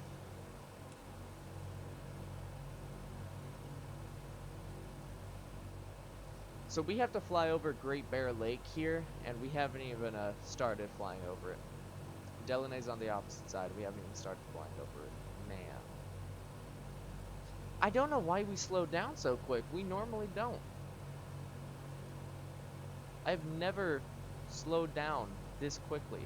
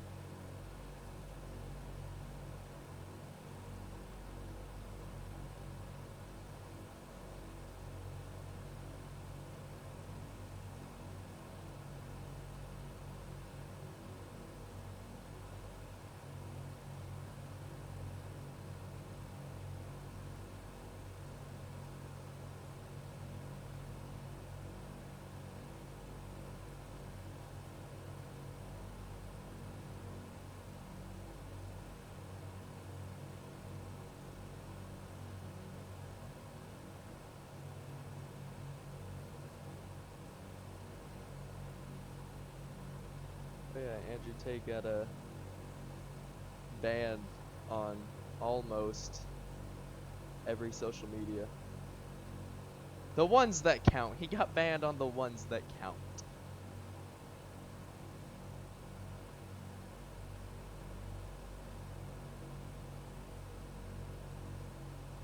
Andrew Tate is Andrew's he's a character, all right. He's a character, I'll say. To avoid controversy, that's what I'll say. He's a character. He's definitely a character. No, I did not. Okay. I think we're close enough to where I can put away my phone and start focusing on the landing. So we weigh, if I could get you up, we weigh 75,692 pounds. So for 75,000, landing, V approach is 128, V ref is 99. So 128.99.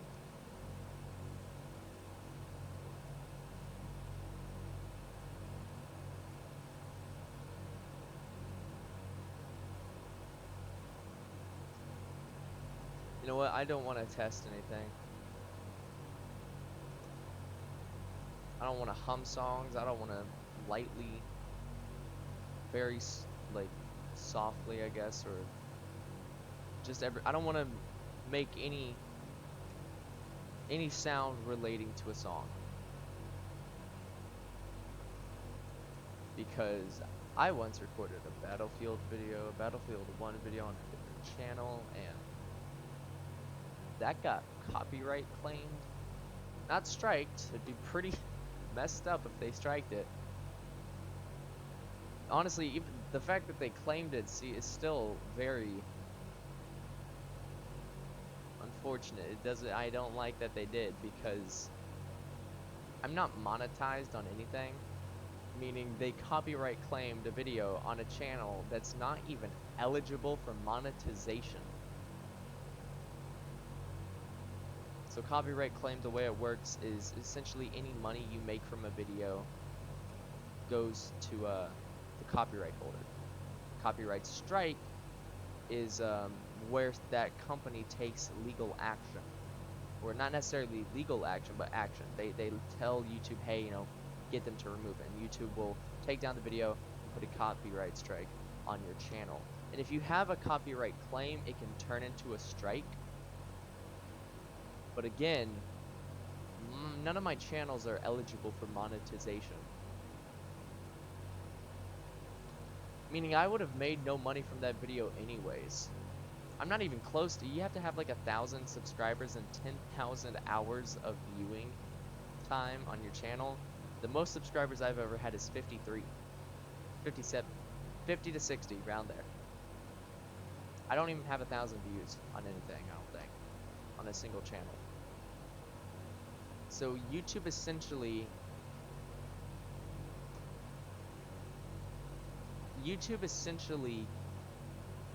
kicked, I don't have an analogy for it. YouTube was just being a dick. They were a dick.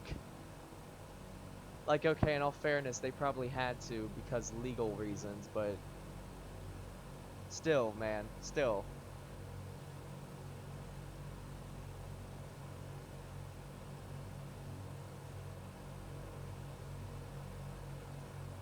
We're 15 miles away. Alright, we're gonna bring back the power to 100 BMAP. We're just gonna start slowing down now and putting out the flaps and all that.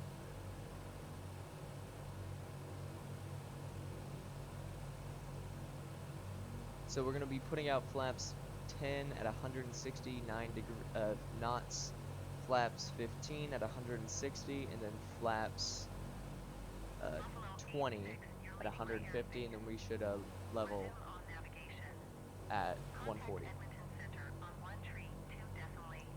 Now I have scenery for Deline. I have scenery for pretty much everything that I could get. 1 tree, 2.8 for Buffalo 86. So we should be Edmonton good. Center, Buffalo 86, 2,000 feet. But wish me luck on landing.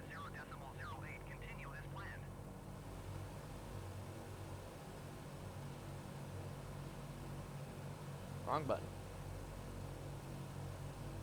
So for my, the reason why I keep making the mistake, so normally, so my yoke has 2 buttons on it, 2 white buttons, and for a long time I've used one to move my camera up and down, and the other to reset the camera.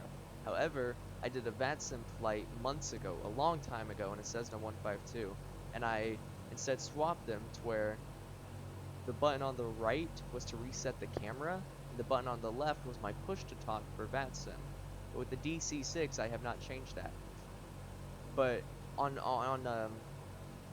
DC-6 profile, the left button is used to reset, but on every other profile, the right button is used to reset. I've been doing a lot of flights in the G36, meaning I've been pressing the right button to reset my camera, and I keep forgetting to the DC-6, that's reversed. Alright, we're at 170, we'll go ahead and put out flaps 10. Because 169 and 170 are very close to one another, and they are still within the limits.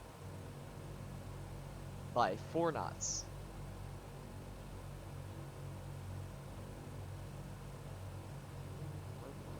I said I'm not gonna do anything relating to his own.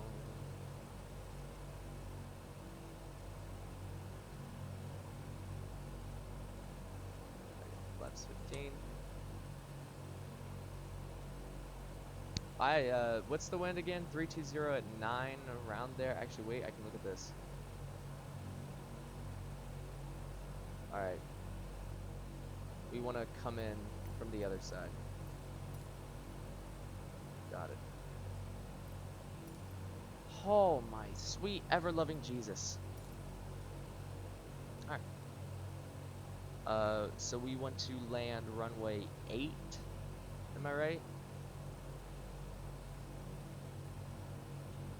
So SimBrief said we should land runway 26. However, if I bring this up, you can see the wind is coming in like this. Unless this is relative to the aircraft, which I don't think it is. But even if it was, we would want to land on the runway that's like this runway, which if I take a look at this, would be runway 8. Right? Yeah, we're gonna land runway 8. Screw you. Charlie Yankee Whiskey Juliet traffic Buffalo 865 flaps miles 20. east, 2,000 feet inbound to land runway 8. And V speeds are 128.99. Yes, phone. Cool. Alright. So we'd be on our crosswind leg. No, yes, crosswind leg. And then we turn downwind, and then base final. Charlie Yankee Whiskey Juliet traffic Buffalo 86 is on crosswind runway 8. It's close enough to a crosswind leg anyways. Alright, because the gyro pilot is just going to cause issues for any sort of landing. Oh my god, phone. I also kicked a very thin bar holding my desk up. Scared me for a second. So we're gonna go ahead and just kill the gyro pilot. And we'll fly her in the rest of the way manually.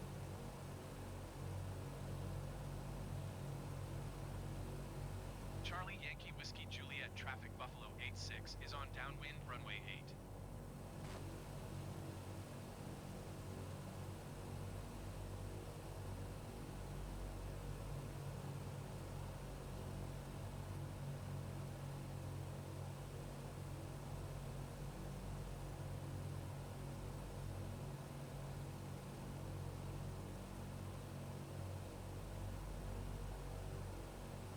I have Alan Jackson's Good Times stuck in my head, and it's a really catchy song, and it is really hard for me to not at least mumble it. I'm gonna die. I've been cursed by Alan Jackson, apparently. It's 30 inches there.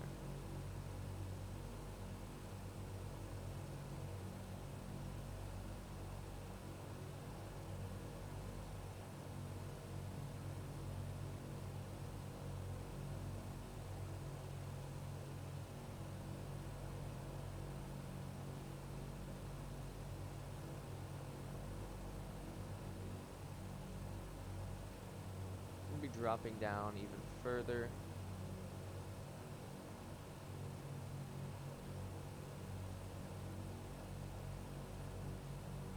We're gonna go ahead and put the gear down. So gear up and then down. Just because.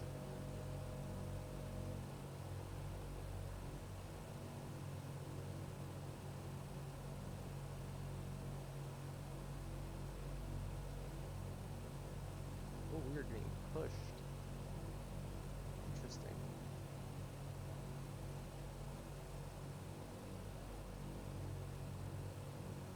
Get some nose up trim there.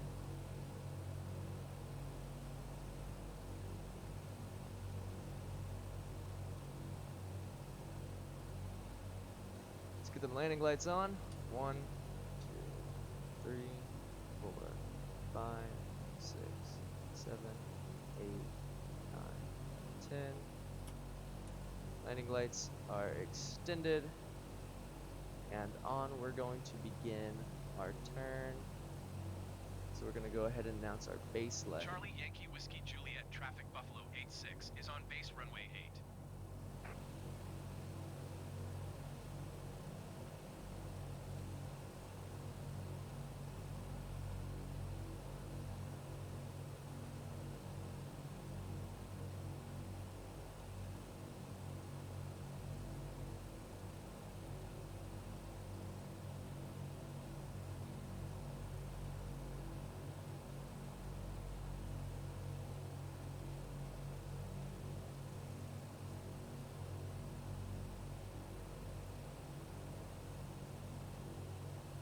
She's a very broad aircraft, okay?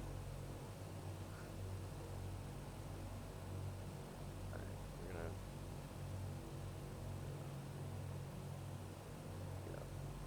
Flaps 30.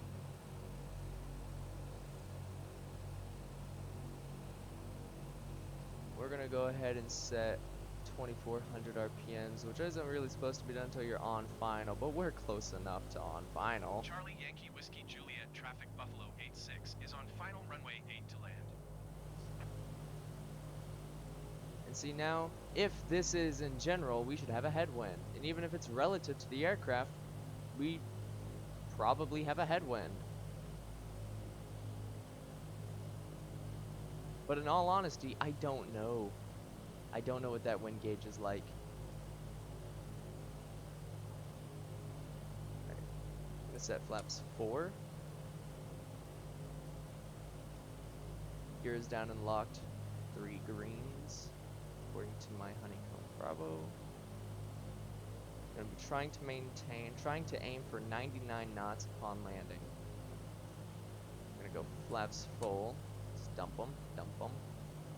I'm also going to be trying something when we touch down. Well, what I'm going to be trying is I'm going to try something that I've seen while watching guys pilots. Once they touch down, they just raise the flaps up, and that's what I'm going to try and do. To try and eliminate all my lift once I touch down so I don't bounce. I know flaps are also used as drag to help slow down, but also they provide lift. Lift is something you don't really want when you're on the ground, except when you want lift when you're on the ground. But I don't want lift on the ground when I'm landing. I also don't want to hit these trees, which feel like a major threat. Along with the landing lights, runway lights, I mean, being elevated. Holy.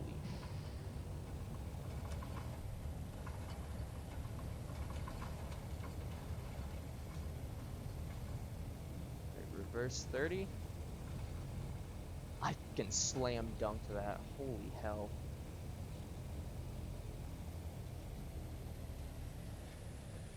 I don't know what type of a landing you would call that. I didn't raise the flaps, by the way.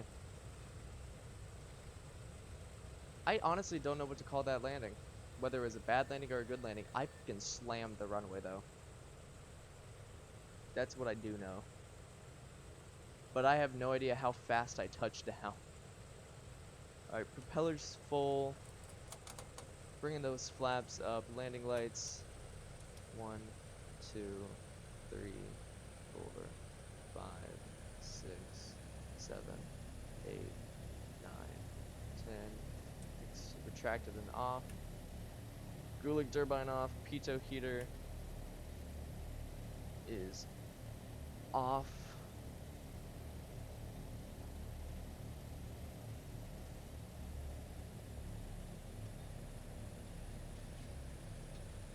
Let's pop open those cow flaps.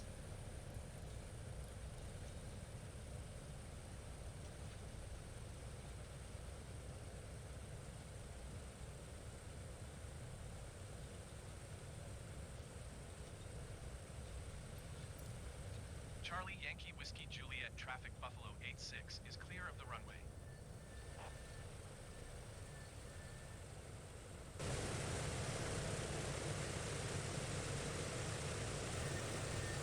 Charlie Yankee Whiskey Juliet traffic Buffalo 86 is clear of the runway.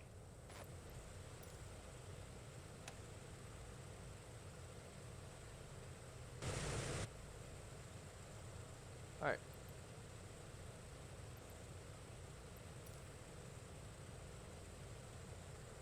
Parking checklist.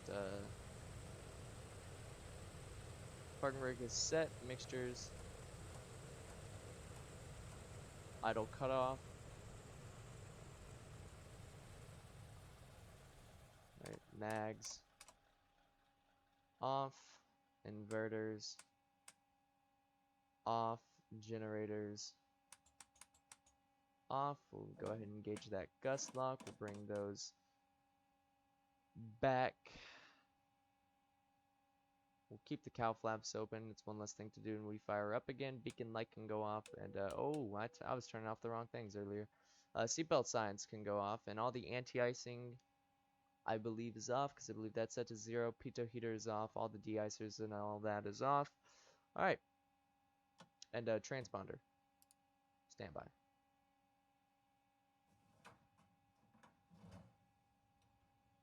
Let's open up them windows. Open up the stairs. Let's open up those cargo doors and holds.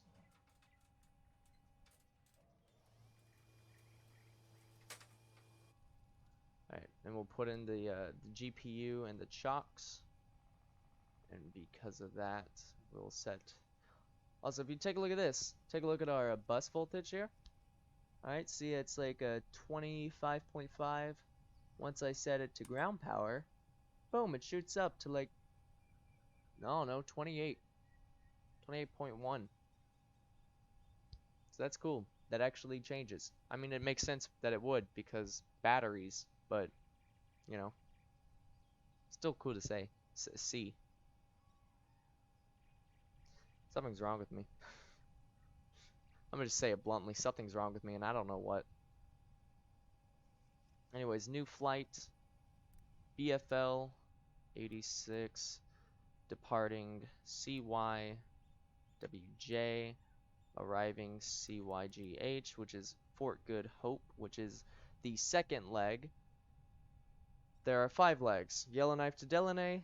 Leg 2, Deline to Fort Good Hope. Leg 3, Fort Good Hope to Norman Wells. Leg 4, Norman Wells to Tulita. And then leg 5, which is Tulita back home to Yellowknife. So there's that. There is a VOR for Fort Good Hope, and that is 1123. Now you might be asking why I'm bothering to set VORs when I have the GNS, and the reason for that is when you're doing a traffic pattern, right? A lot of it's kind of based on, you know, your distance to the airport. And in a smaller plane like a Cessna 152 or even a G36, you can just look and you can see, you can keep eyes on the airport rather easily. But in a big plane like the DC-6, anything beyond this window I can't really see. I don't have a wide FOV out behind me. All right, I can't see jack behind me. So when I'm like flying around, you know, and I'm wondering when I want to turn to make my base leg and all that, I want to know how far away I am from the airport. So I know how much time I have to drop down and descend so I don't come in on final way too high and way too fast. And when you're in the normal view, we have this down here, which is our DME. And it's a lot easier to just glance down at the VOR I have set, take a look at this, see how far away I am, than to move my camera to look at the GNS, and then zoom in to read my distance. It's just easier. Now I could also just, you know, blip blip, but I don't like that. So that's why I do that. Sue me. I don't care. Anyway, so there's that, and then a DC-6. DC-6. Passengers 0. And we'll be cruising at 6,000 feet for this. I'm putting in my own altitude for it. Just because SimBrief tends to calculate altitudes that are a bit higher. Last time I did a valley run, it wanted me to cruise at like 12,000 feet, and that was literally impossible to do because to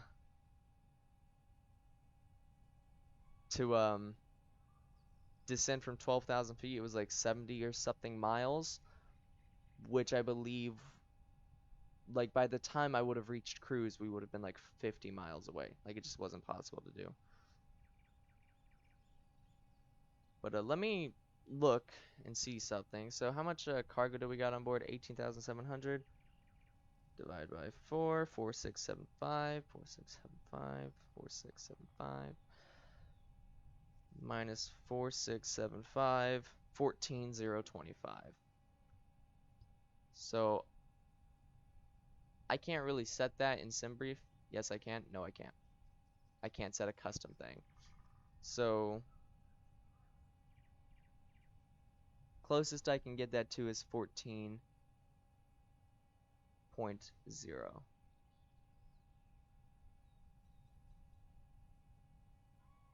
Which rounding, yeah. Alright, so generate flight.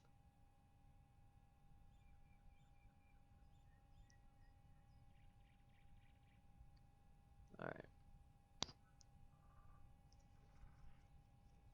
So block fuel is 7,462. So 7, 4, 6, and then 1, 2, 3, 4. And then cargo is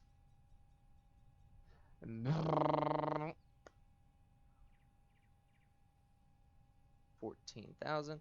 And then what's 14,000 divided by 3? Not an even number.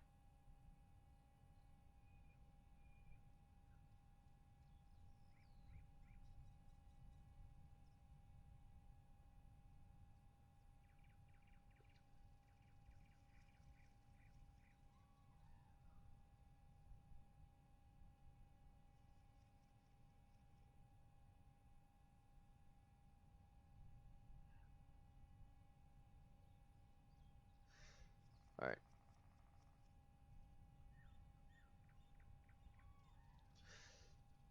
So there's all of that. Let's go ahead and close up them cargo doors.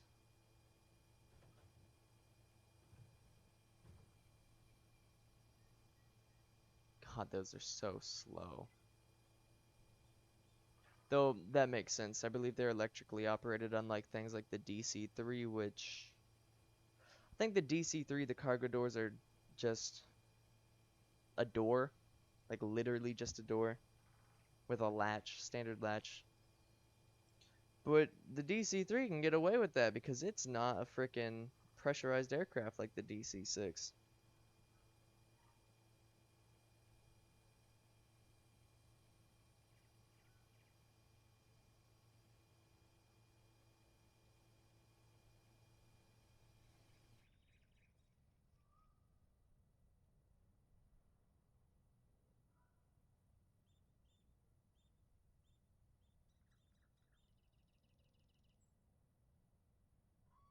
Yes, phone. Time to stand. Literally screw off.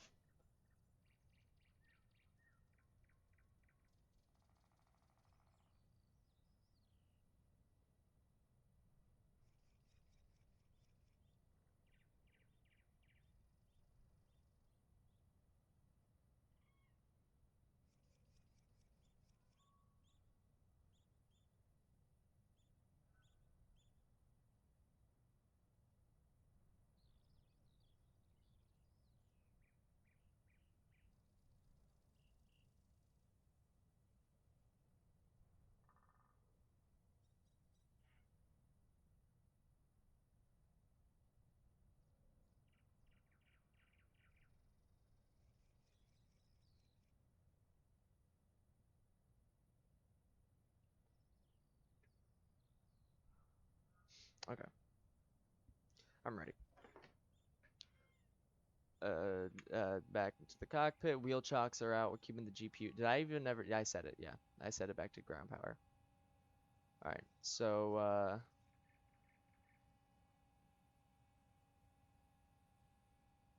I'll leave you up. All right. Oh, I need to flip over all my things. All right, now I'm ready. Okay. So pre-flight. Parking brake is set, gear lever is down, fuel booster pump CBs are good, battery is on, ground power is selected, lighting is all set, passenger signs for the most part are on, but now they are all on. Fuel booster pumps are off, inverter switches are on, voltage regulator overheat warning is off, generators are on, auxiliary blower is off, ignition switches are off, water injectors are off, property isometer. I am going to set it, even though we're not going to be cruising at above 10,000, meaning there is no pressurization. I still don't know. I don't know if this dial cares or not, so I'm going to set 6,000 anyways, just to be on the safe side.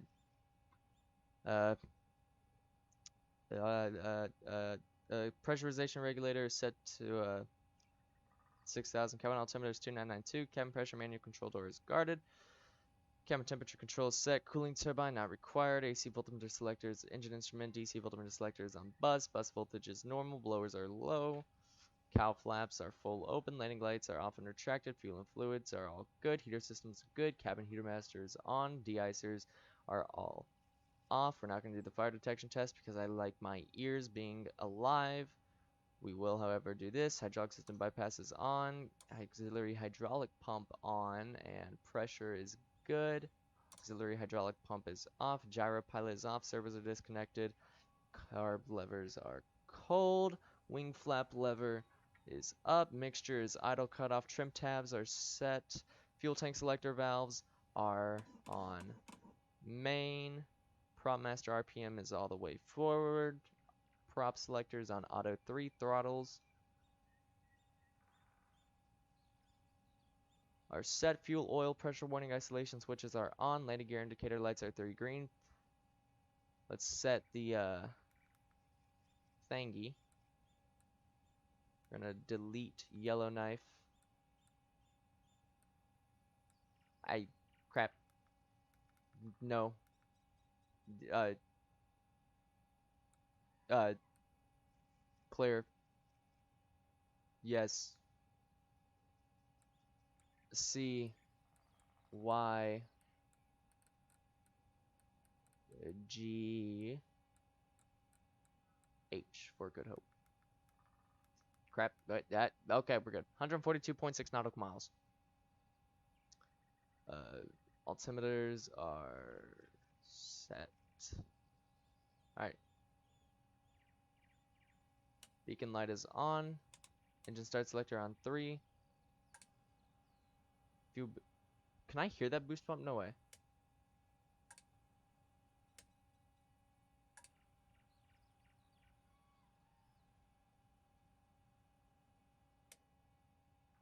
No way. Hold up.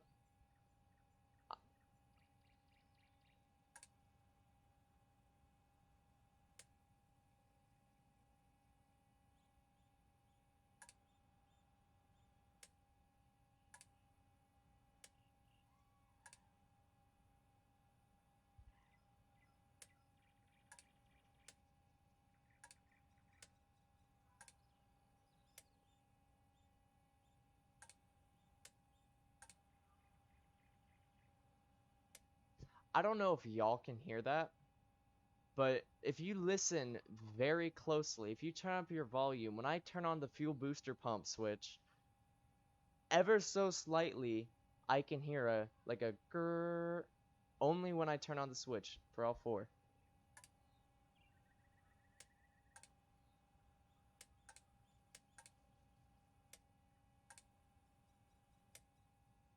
There's actually a sound, like obviously you can hear a fuel pump, pumping, because pumps aren't quiet.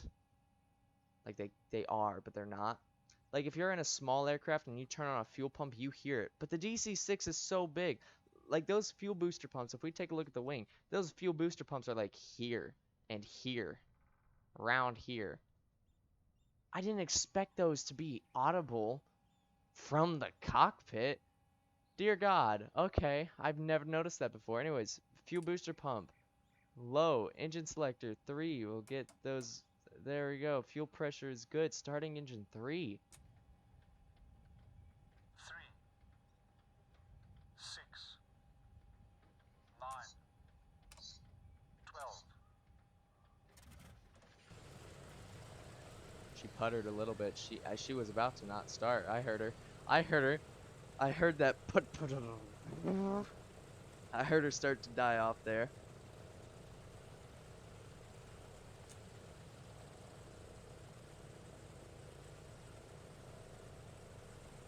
I'm really curious how long these engines can last without fuel, without the mixture being set. Because you hit the primer switch to introduce fuel into it just a little bit to get an initial ignition, but I don't know how long they'll stay alive. I just let her putter up for a few seconds before hitting that mixture, and it's worked so far.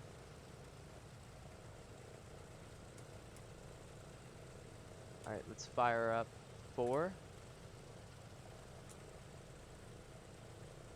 Man, once those engines are going, you can't hear that fuel pump anymore.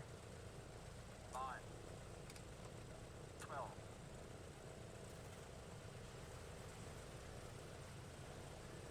Once you get that loud radial running, you cannot hear it all.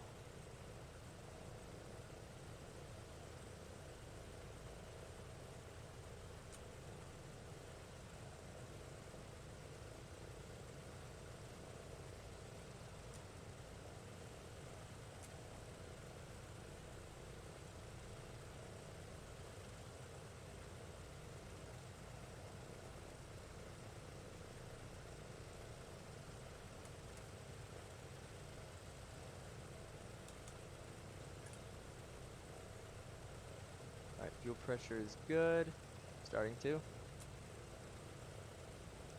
3, 6, 9, 12.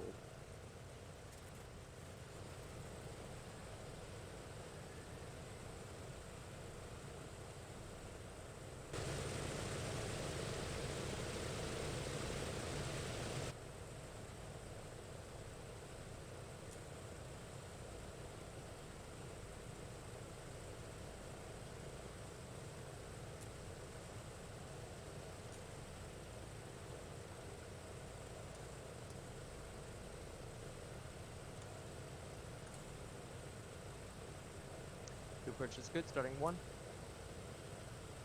3, 6, 9, 12.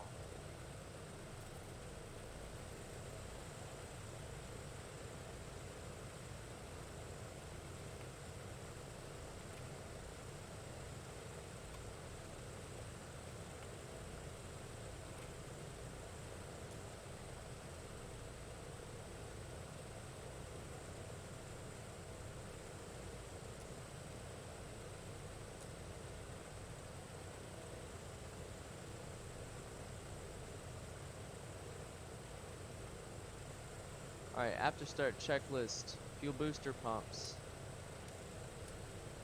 are off. Engine start selector 3. Battery selector plain battery. Hydraulic system pressure is all good. Cowl flaps are full open. Gust lock removed. Engine instruments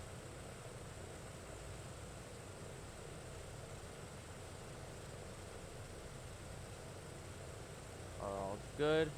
Flight controls, full left, full right, neutral, pull down, pull up, neutral, rudder left, rudder right, neutral. Would you look at that? I didn't get confused between my left and my right earlier. Alright, GPU removed, cabin stairs coming up.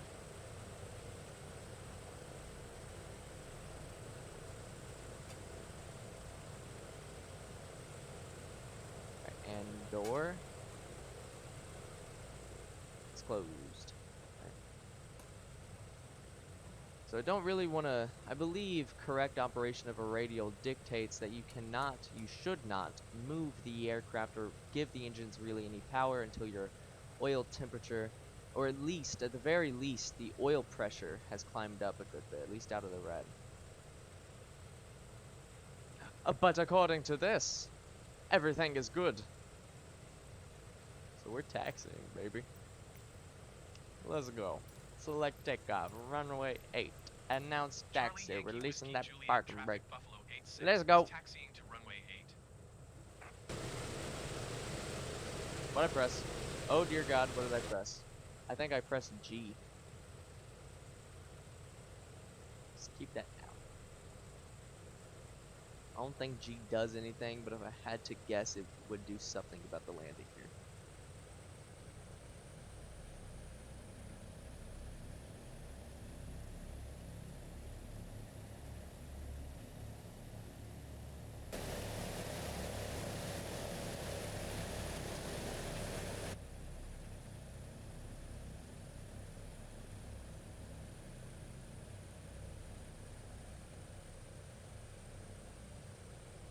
We definitely do not really want to take off until our engine's really warmed up.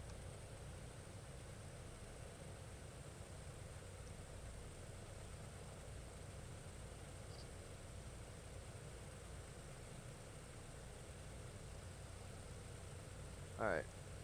We are, however, going to stop right here and set the parking brake. And let's do our before takeoff checklist. Rope. Put that piece of paper over there. Give me this one. Alright, wait. No, that's just the ending of the run-up. Okay, before takeoff checklist. Windows are locked, AC controls are all set, cooling turbine normal, pressurization is set, blowers are low, cow flaps, 4 degrees. Landing lights, 1, 2, 3, 4, 5, 6, 7, 8, 9, 10. Extended and on. Pitot heaters on. Auto feather, we'll go ahead and kick it on.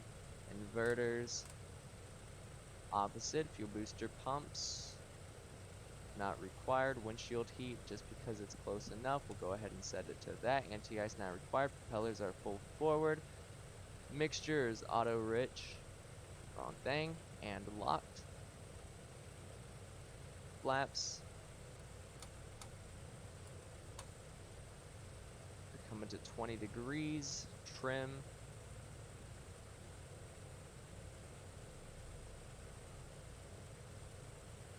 Trim is neutral.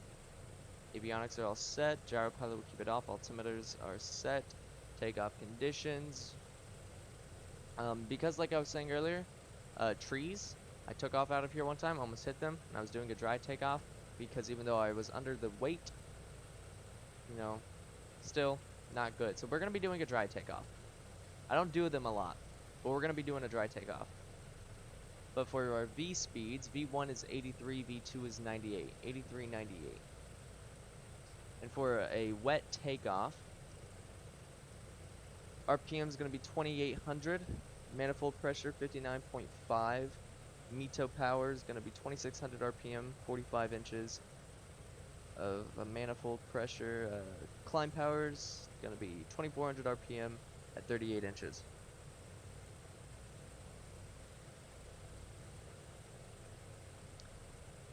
Transponder on, and we'll turn on the water injection switches when we're lined up.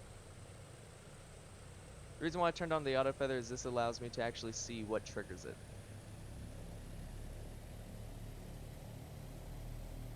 If any of the engines feather when I bring them back after climbing up onto the runway here,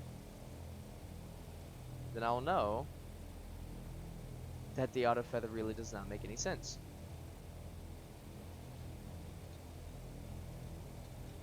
Maybe if I'm just really slow, like maybe if I pulled it back really fast, maybe it would feather. But if I just pull them back slowly,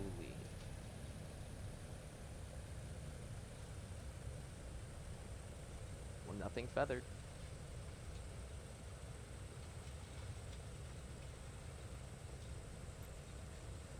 8398, right? Yeah.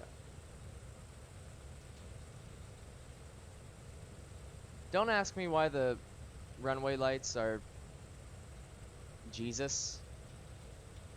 I can't give you an answer.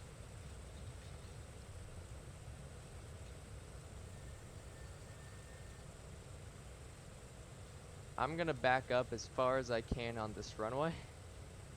We want runway. We want as maximum runway as runway.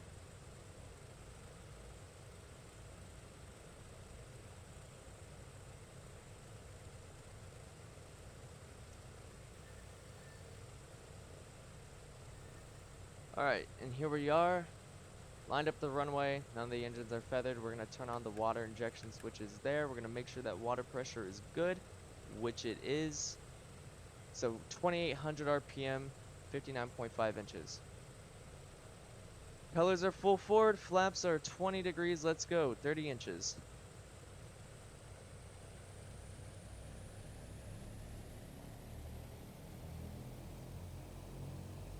.30 inches stabilized.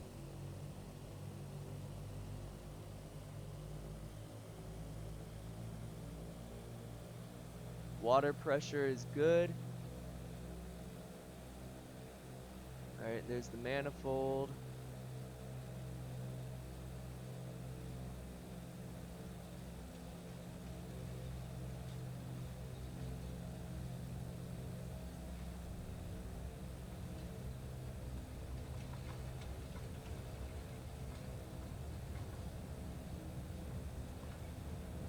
V1, V2,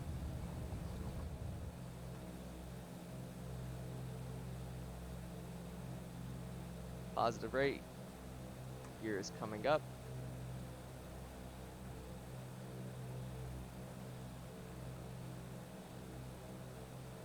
Alright, and because I just needed the wet takeoff power for to take off, not because of weight restrictions, but because of runway restrictions, we're gonna go ahead and set METO power.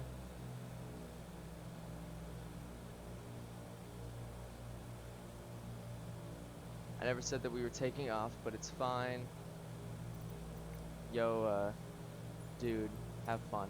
Edmonton Center Buffalo 86 is type 2 miles east of Charlie Gears Yankee coming Whiskey to Juliet neutral. We're gonna bring the 1400 flaps up feet. to 15 Request degrees. flight following. Buffalo 86 Edmonton Center. Auto feather is 664. going off. Squawk Gonna 5 raise, 664 Buffalo 86. turn off and retract those landing lights. Water injectors can go off so we don't waste water. Set the flaps to 10. I'm gonna give her a nose down trim. Roger, I give Buffalo it more 86. nose up actually.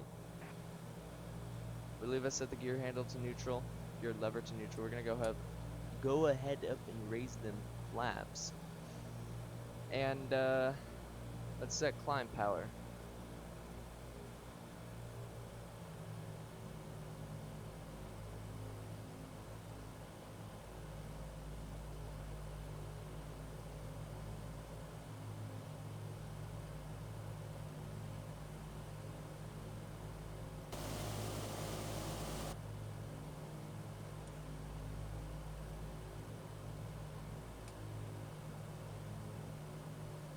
When I hit this gyro control, this thing here, do not be surprised if this plane jolts.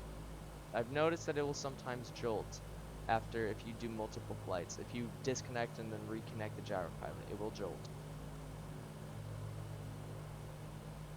Holy hell, it didn't jolt. That's a first. Like, that's actually a first. It's never not jolted.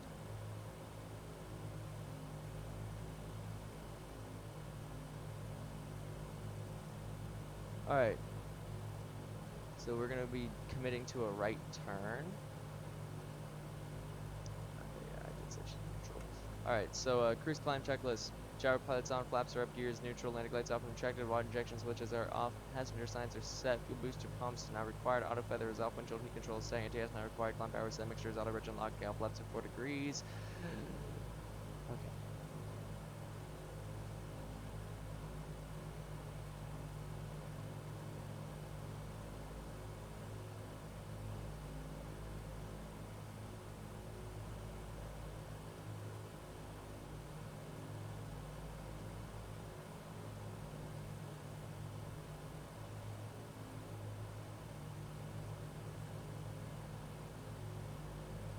Alright, so when you do a wet takeoff, it seems as if you just leave the propeller lever full forward.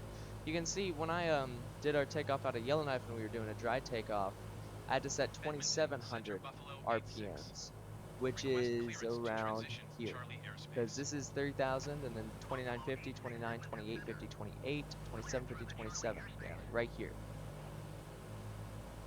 So that's Cleared through 2700 Charlie RPM. airspace, Buffalo 86. So when I applied takeoff power, when I hit 55 inches, you saw I brought back, well, you didn't see it, but I brought back the propeller lever a little bit to try and maintain 2700 RPM. But I think when you do a wet takeoff, you just keep the propeller lever fully forward and it'll cap out at 2800 RPM. I think. I don't know. I don't do wet takeoffs a lot. And I've spent a long time in this airplane not paying attention to the RPM gauge on takeoff because I just figured, you know, whatever I set the manifold, I just figured that what you set the manifold pressure to, you know, and once that was set, that's what the RPMs would naturally climb up to. No. So I've been doing a lot of takeoffs, even dry takeoffs at like 2800 RPM.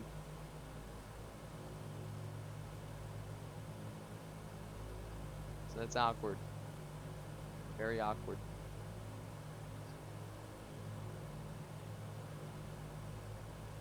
Holy.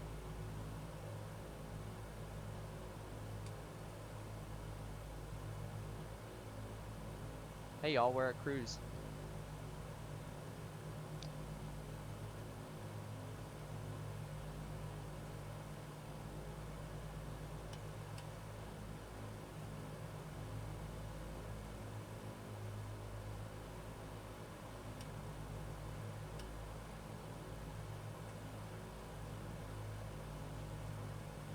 Mixtures, auto lean and lot.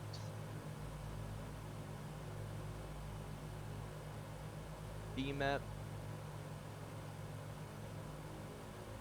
Alright, that's set. Although it's not, because when we bring back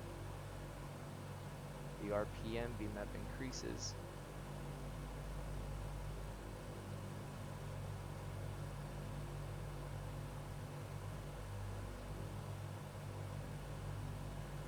Throttle lock, okay.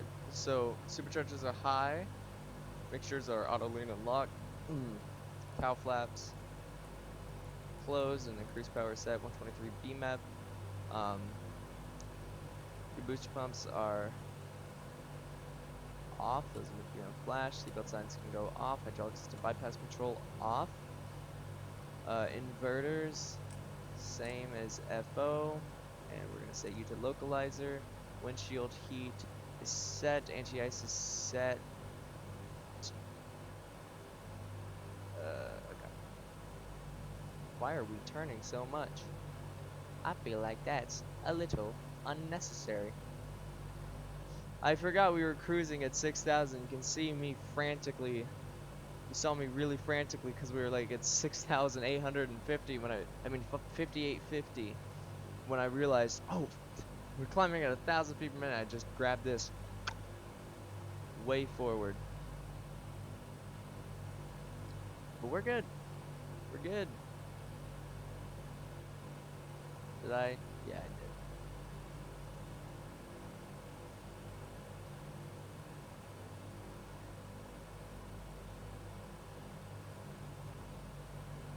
So now we're on our way to Fort Good Hope.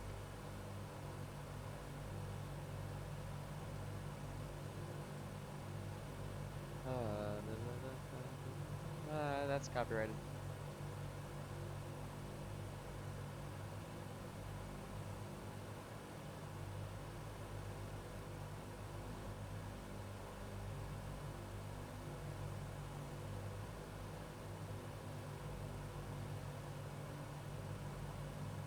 Oh yeah. So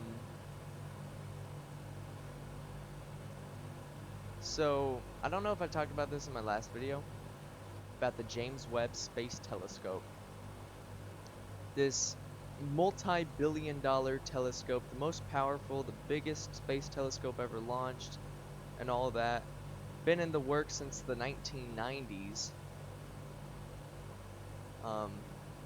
That was launched back in December, and it became operational in July, and released the very first ever images actually in July.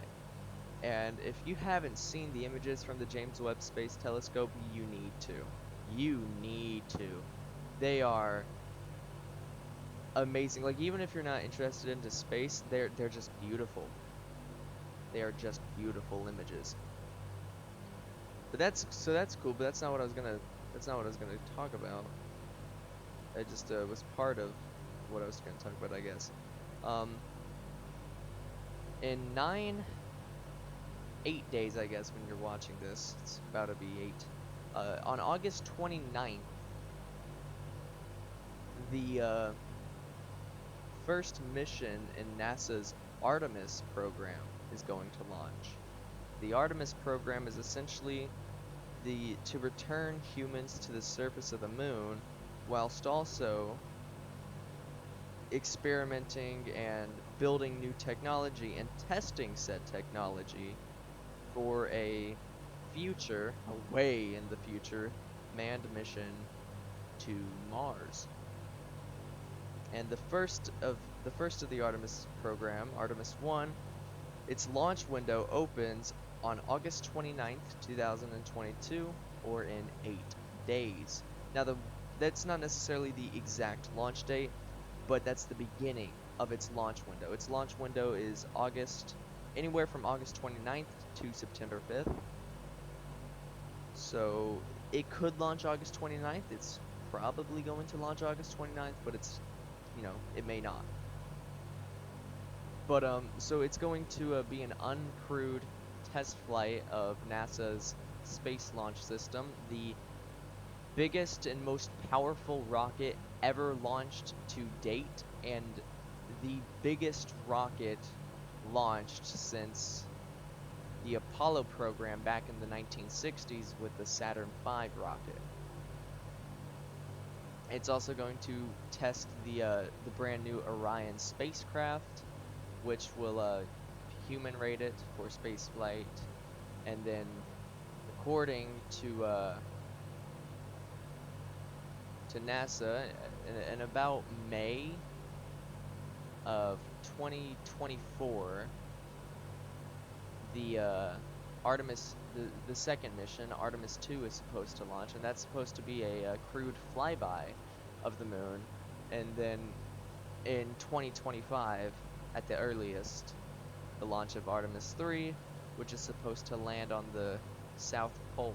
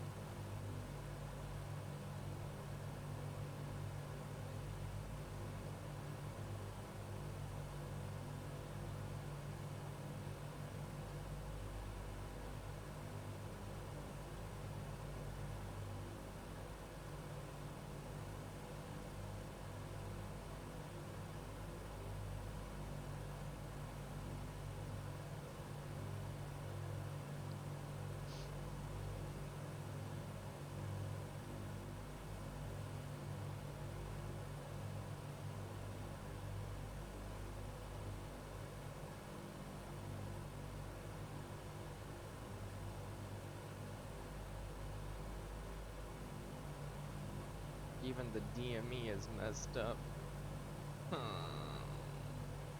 I'm assuming this has something to do with the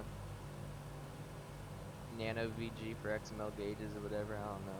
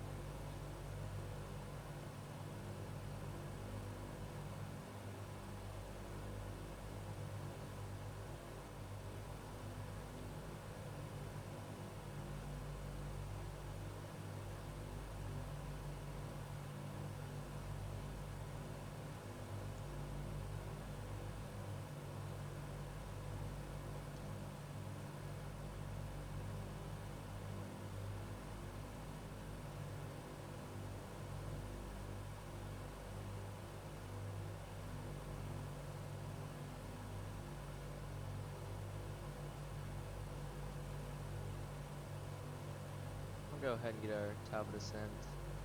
30,000 minus 2,000 divided by 1,000 times 5 plus 35. That's 55. 55 miles is when we'll descend.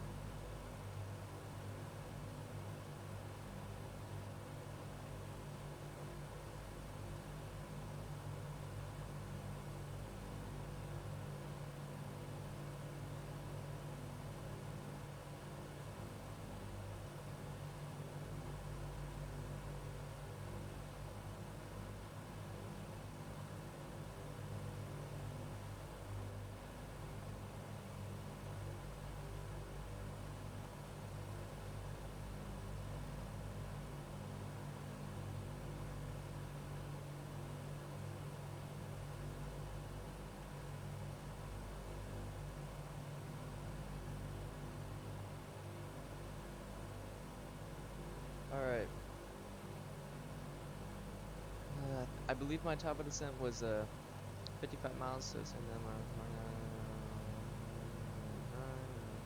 right? 6,000 minus 2,000 divided by 1,000 times 5 plus 35, 55. Alright, yeah, 55. 3 miles.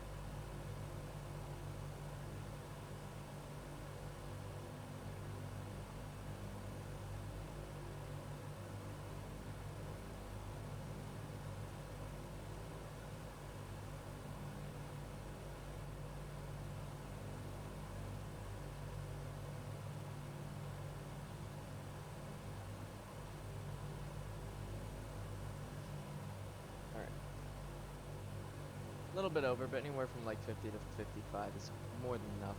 Alright, so, yeah, okay. So altitude control off, begin the descent. Throttle lock can go off. We're going to, bring 1 and 4 up to 26 inches. Pick them down into low. And then 2 and 3 can meet them. Shift to low, and then bring back the RPMs to 2200 RPM.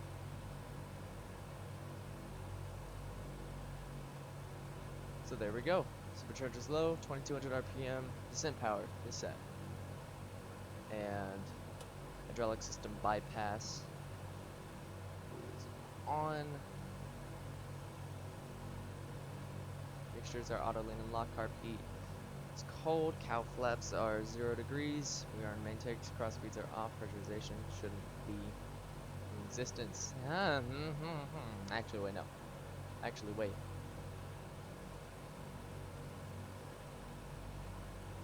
Interesting.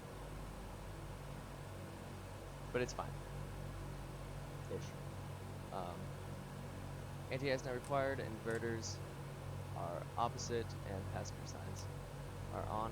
I don't know why. Like, this is a cargo aircraft, obviously, but I still set the passenger signs. I don't know why, but it's in the checklist. They exist, therefore I do. I think I do the same in everything. Even in, like, the MD-11, which doesn't even have a passenger variant. I still do it. Don't judge me.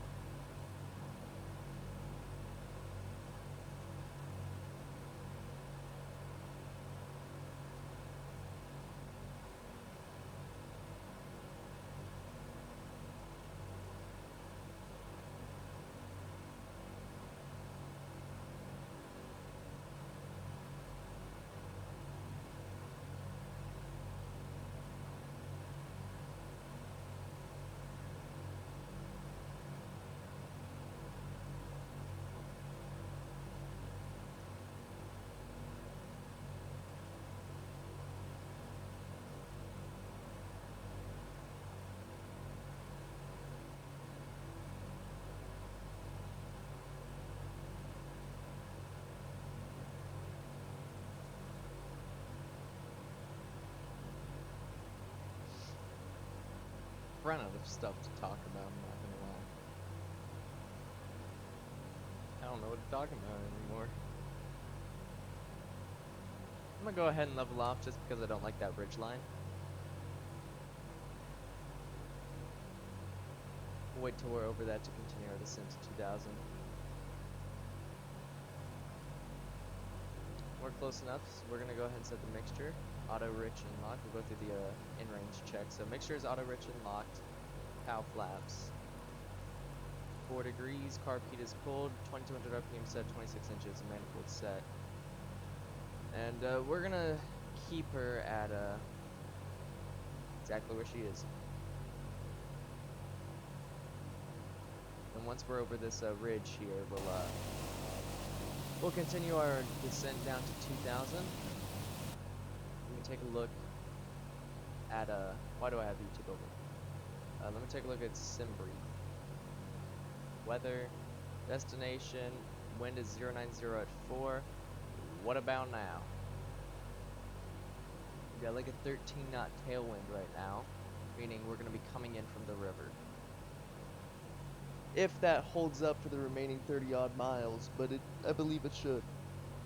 So if we have a 13 knot tailwind, we're going to be coming in from the west side, sorry. We're going to be flying in eastern. So we're going to be coming in from the Mackenzie River. I think it's called the Mackenzie River. I just assume it is because of the river. It's a river that runs along a valley, and it's called Mackenzie Valley. So I'm just assuming that if it's called Mackenzie Valley, the river that resides within the valley is named the same thing. You know? Makes sense.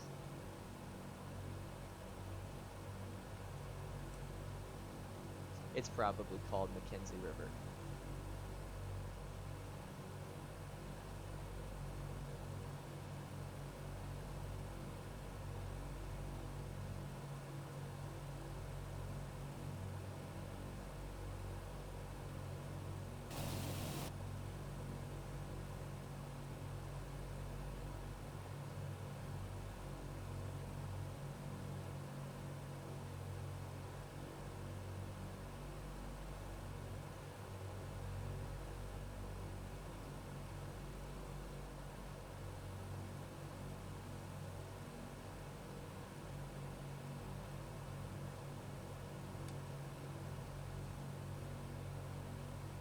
Google Earth. What's it called? Oh, if you would load. Oh, gee, can you stop? Where are you going?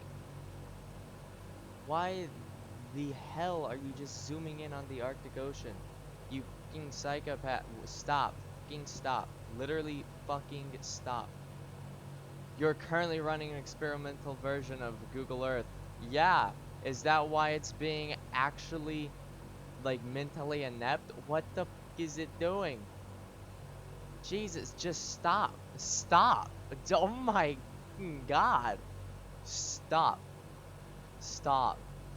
For the love of God, stop.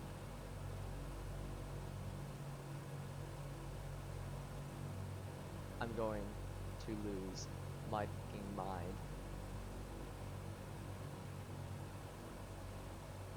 Stop. Stop. Oh, I am losing my mind. Just go somewhere.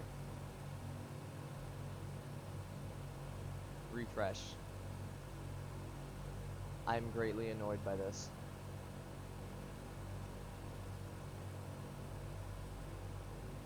Now it's fine.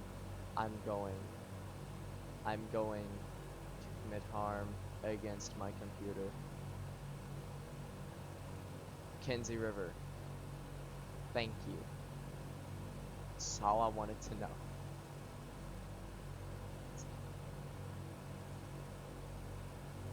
Jesus.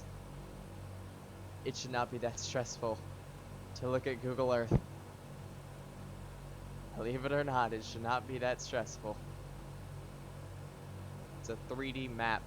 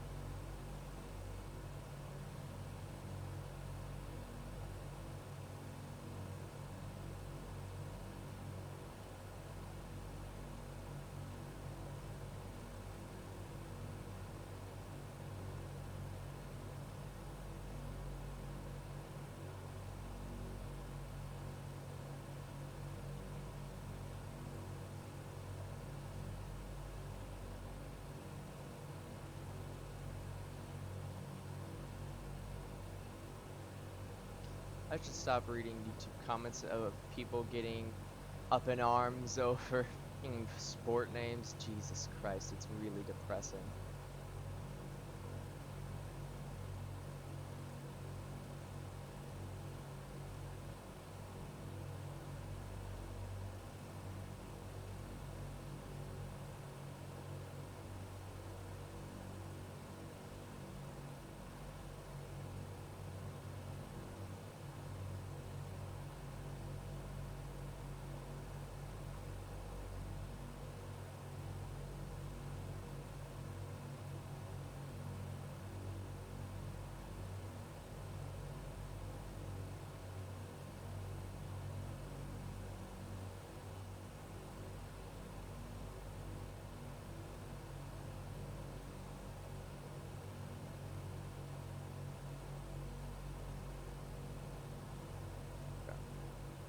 Flaps 10.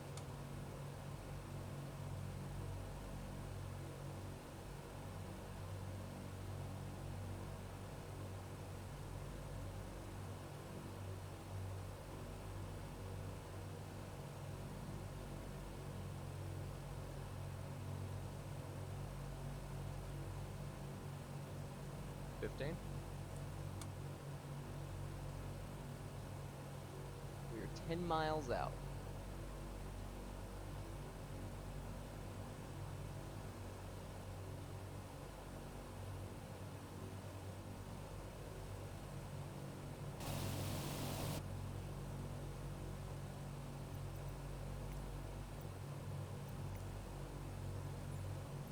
Take him off.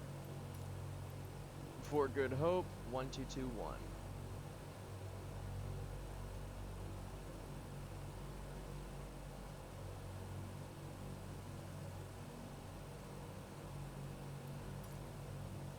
So we want to be landing runway 7.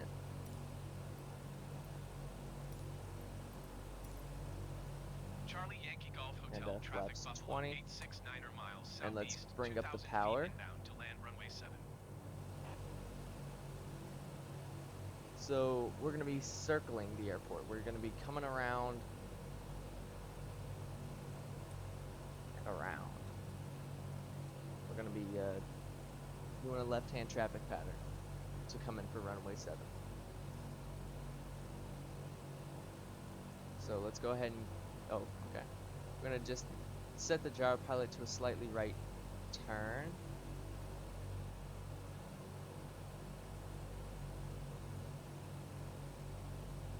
But I cannot see the runway. Now I have scenery. I have scenery for the airport, for Fort Good Hope. And in default Microsoft Flight Simulator, it's just a dirt strip. But with the scenery that I have, it's not. Well, it is, but it has runway lighting. So I can make out the dirt strip in the dirt.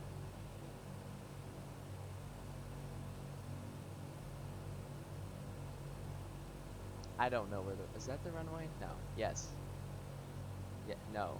Yeah.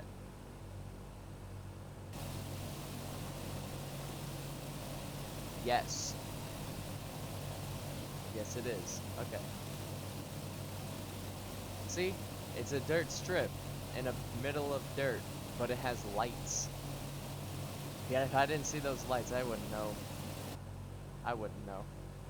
But it's a lot better than the default. Actually, the default scenery, it's not even dirt. It's just grass. It is literally just grass. It's not even a strip. It's not even like a cut dirt, like grass strip. It's literally just grass. It's horrifying to try and land there. Absolutely horrifying. Alright, let's go ahead. Ooh, didn't mean to do that. We are kicking the gyro pilot off. It can go do whatever it wants to do. But I'm landing the plane. We're going to do this fully manually. We're going to go ahead. I think we're out enough. We're going to go ahead and announce our downwind flag. Charlie Yankee Golf Hotel, traffic Buffalo 86 is on downwind runway 7.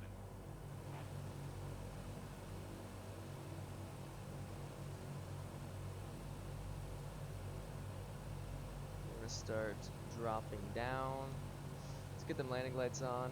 1, 2, 3, 4, 5, 6, 7, 8, 9, 10. Landing lights are extended and on. Gonna level out here. Roll out here.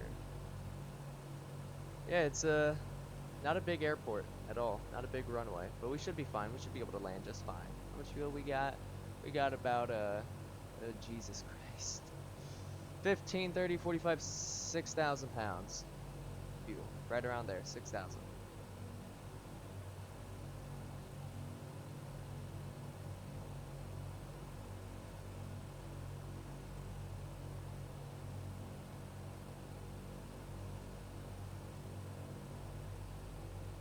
Alright, now we're gonna level off around here.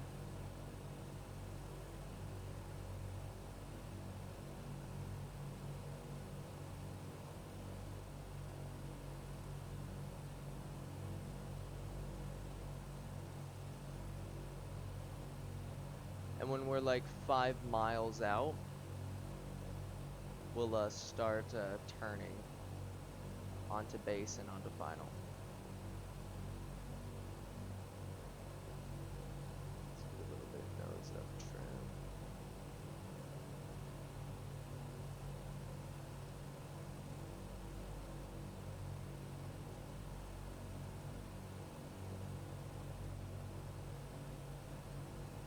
Let's go ahead and bring that gear up and down. Just because I can. It's one less thing to worry about.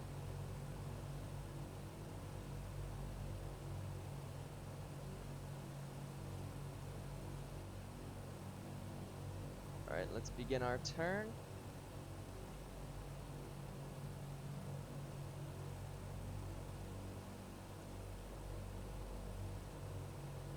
So landing lights are extended and on, gears down and locked, 3 green. Let's go ahead and announce our base Charlie leg. Yankee Golf Hotel traffic Buffalo 86 is on base runway 7.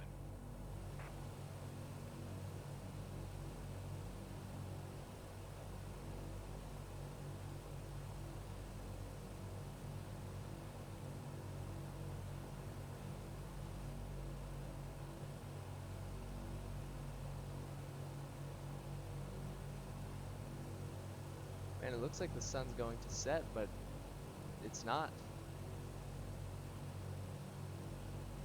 If it was, I'd be concerned.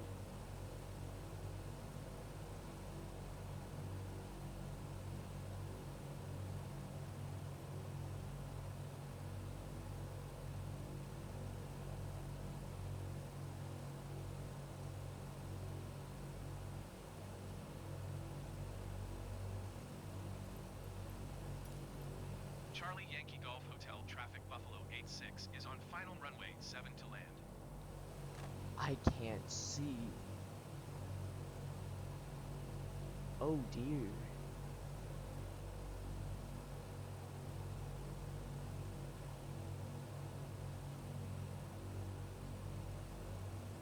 And a little bit to the right. Got it. That sun is no joke.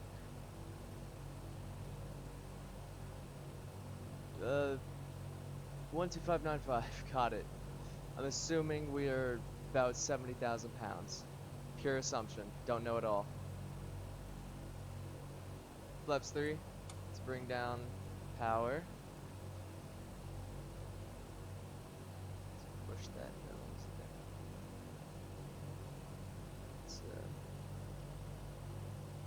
Let's set 2400 RPM. Flaps 4.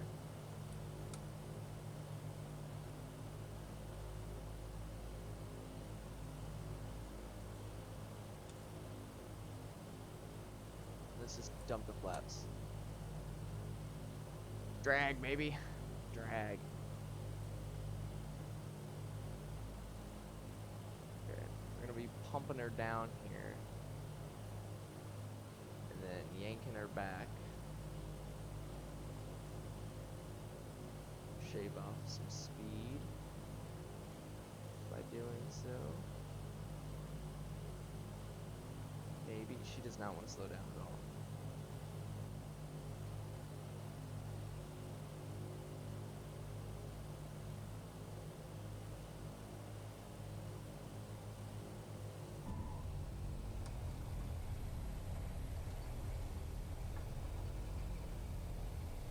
Verse 30.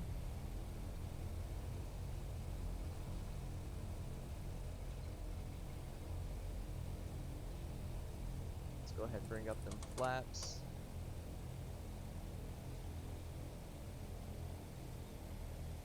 Alright.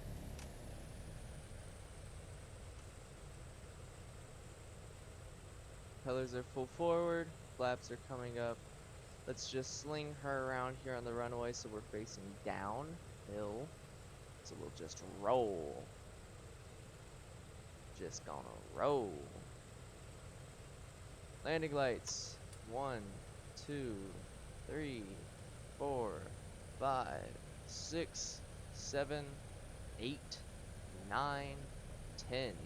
We're in harmonization. Get out of it. There we go. Landing lights are off and retracted. Let's bring back that power now. God, Jesus. And let's not hit the windsock.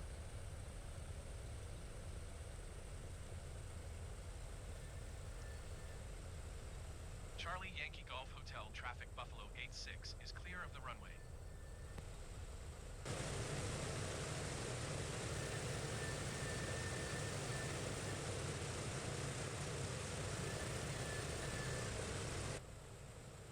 Alright, parking brake is set.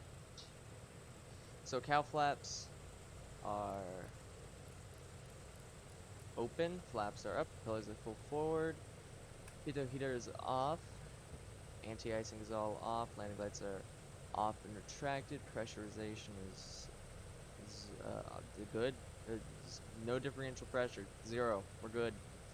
Auto feather is off, cooling turbine is off. Yeah, so my my before landing checklists are they say that they say to turn the auto feather on, but I don't because I worry that that would feather the engines when I pulled them back to idle.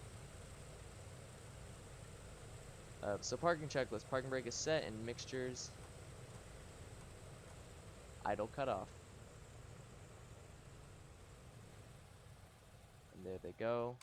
Mags are off, inverters they are off, generators are off, gust lock engaged, beacon light off, those can go that, there we go. Bring y'all back. We'll bring the power back to idle and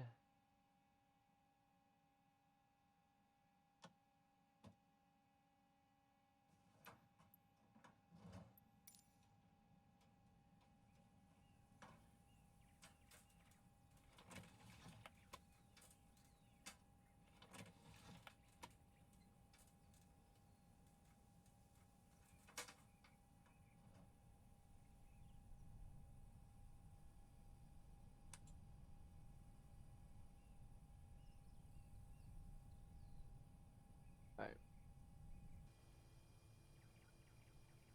I'll let you have an external shot of the aircraft while I get everything ready for the return. Oh, not the return, sorry, for leg 3.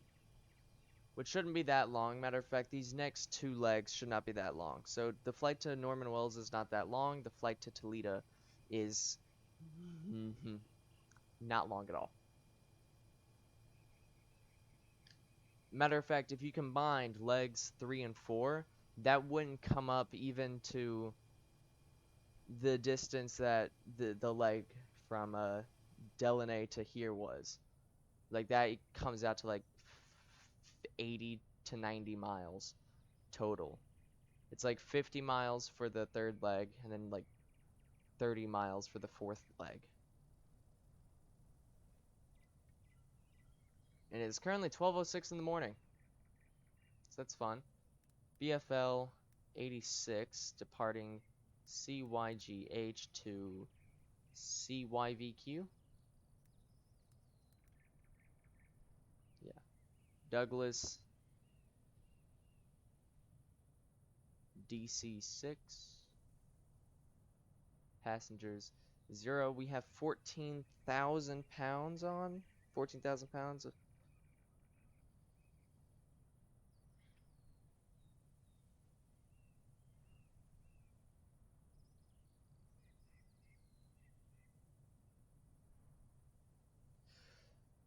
So it was like 4,675. So 14,000 minus 4,675. 9,325. So we're just gonna round that to a 9.3.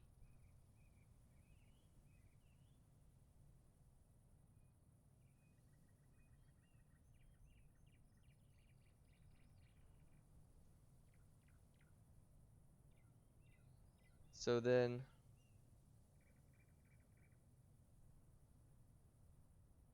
yeah, okay.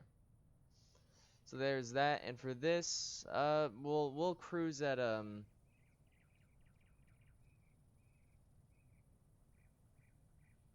don't even know what to cruise at. How long of a flight is it? It's 73 miles. I don't know. Give like 20 miles for the takeoff. Like 70 miles to take off, and I don't know. We'll try and do like 4,000.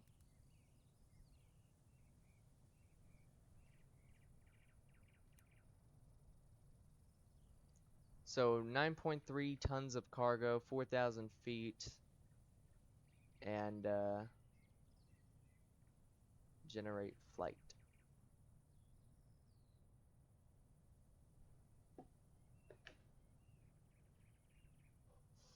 So fuel, 6,616 is what we need.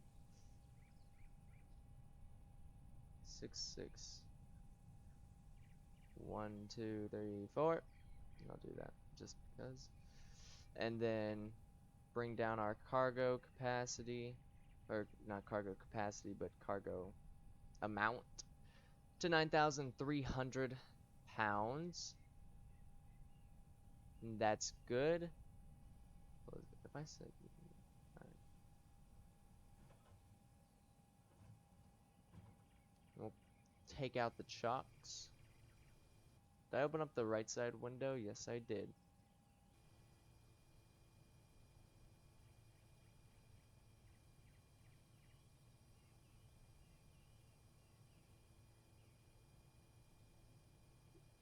How long have I been recording for?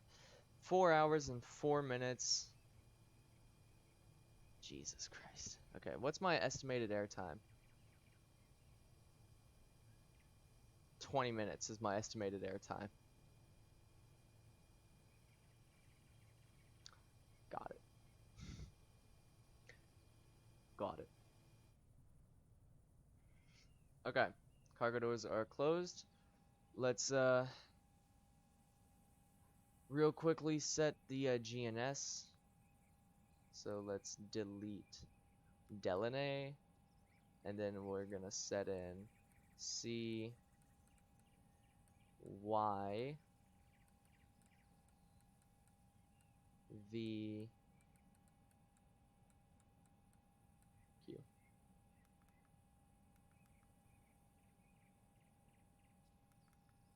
73.5 miles. There is a VOR, so 112.7.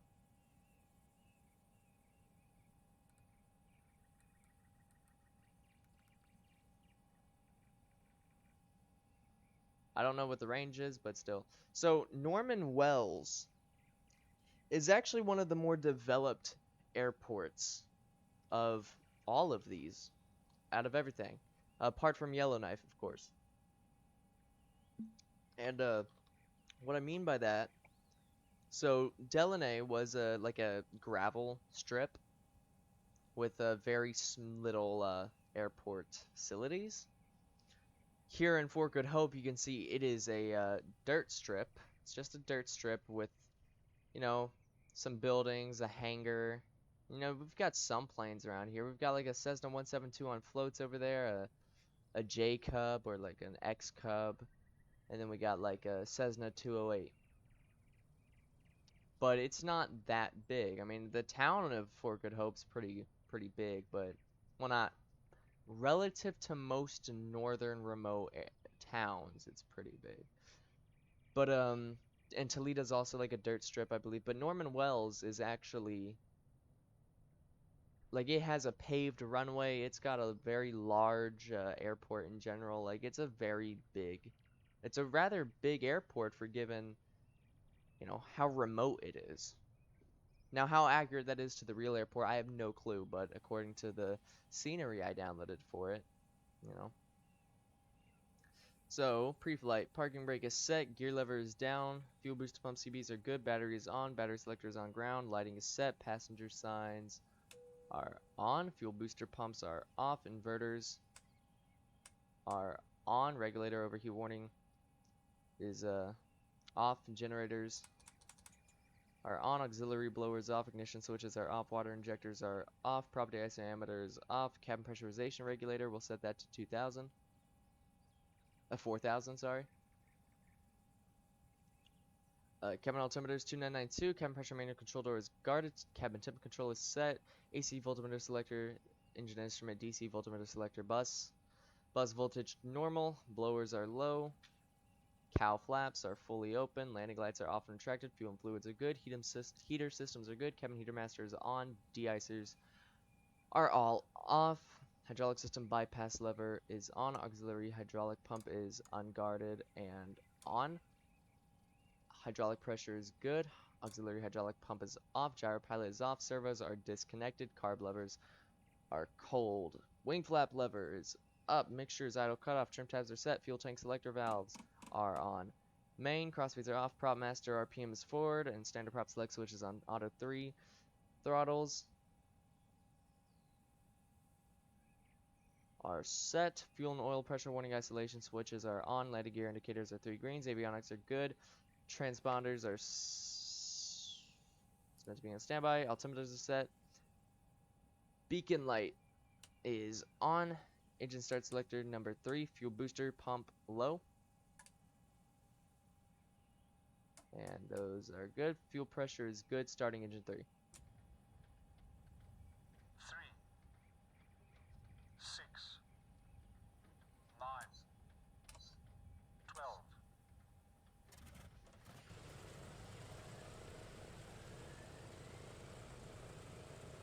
Look how quick we got this engine fired up.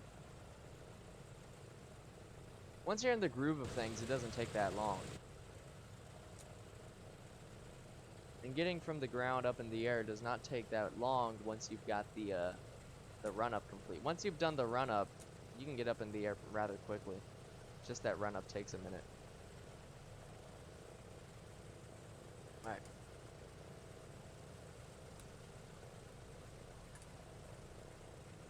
Fuel pressure is good on number 4. We're starting 4. 3, 6, 9, 12.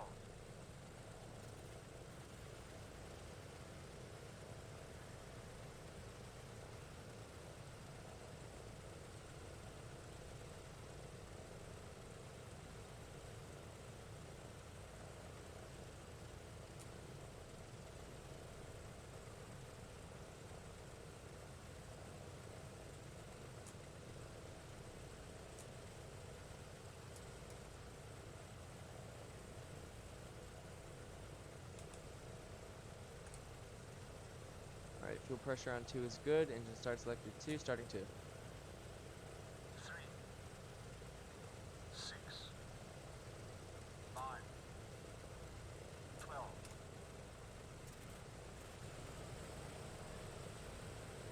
Oops. Oops. Heard 9, clicked prime, didn't click the mags. Oops. Oops. Oops. Oops. Set 12, hit the boost real quickly, grabbed that max switch and yanked her.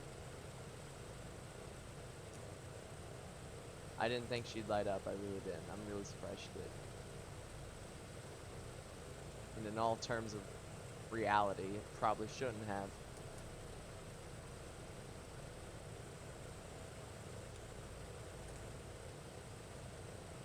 Alright, fuel pressure on 1 is good, starting 1.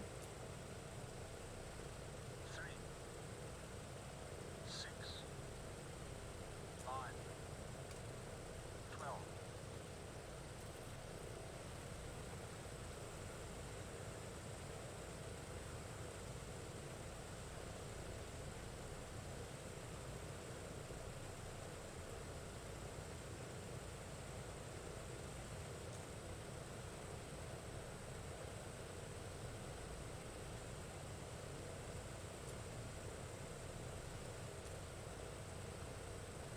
Alright.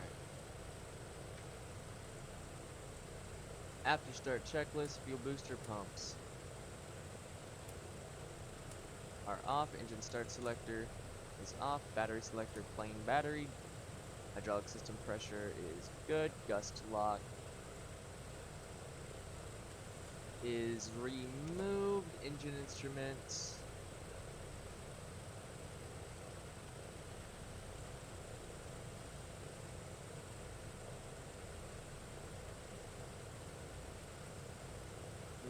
are good, flight controls pull left, pull right, neutral, pull down, pull up, neutral, rudder left, and rudder right, neutral.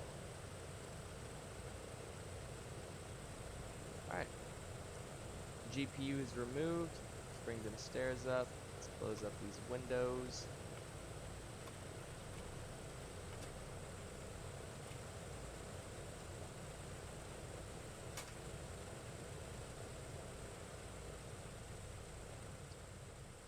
Alright, this plane is ready for the first part of the third ride.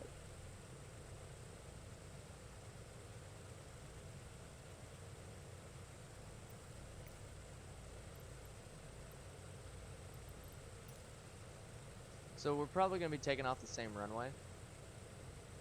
So SimBrief says we should take off runway 25, believe it or not. The weather currently is 090 at 4. And according to this, yeah, why in God's name would I take off that? You get a headwind on 7. Which is what you want for takeoff, because you get more air under your wings. SimBrief is high on something. Buffalo 86 is taxiing to runway 7. Parking brake is released.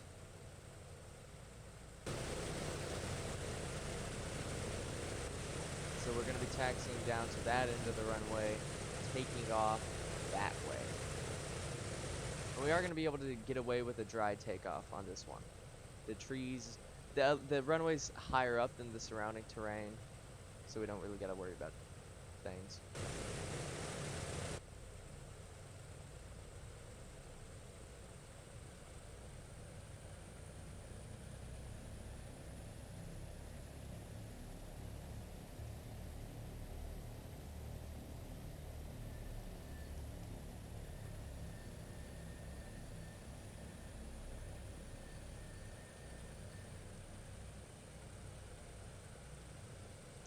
Alright, holding short of the runway.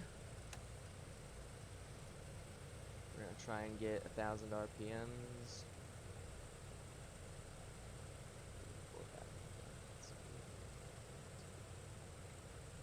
Down. Alright. Next page. For takeoff checklist, windows are locked, AC controls are set, cooling turbine is normal, pressurization is set, blowers are low, cow flaps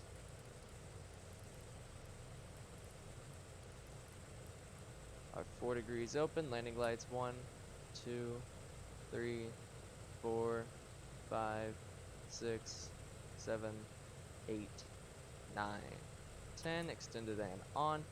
Pitot heater is on. Auto feather is on. Inverters are opposite. Fuel booster pumps are not required. Windshield heat, I'll go ahead and set it, because why not? Anti-ice not required. Propellers are full forward. Mixture is auto rich and lock. Flaps coming to 12 degrees. Trim is neutral. Flaps are 20 degrees and set. Avionics are set. Gyro pilot is off. Altimeters are set. Flight takeoff conditions. V1 83 V2 95 8395 8395. We'll do a dry takeoff. 2700 RPM. 53 inches. Sorry, 53 inches, and then Mito 2600, 45 inches, climb power 2400, 38 inches, so 4,000 feet. Transponder on alt. Alright.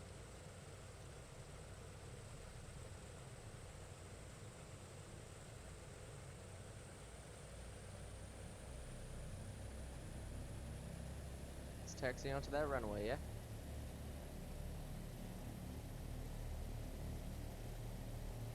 This is actually good. Well, nice. We're going to be taking off in the direction of our flight path.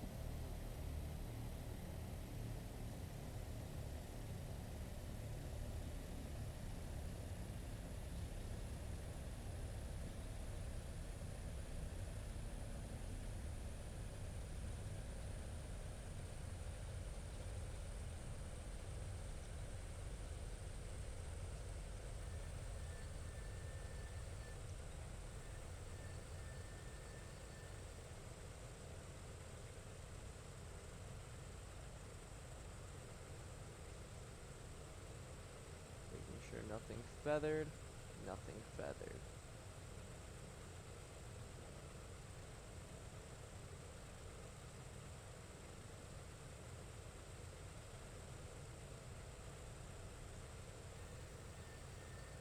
All right.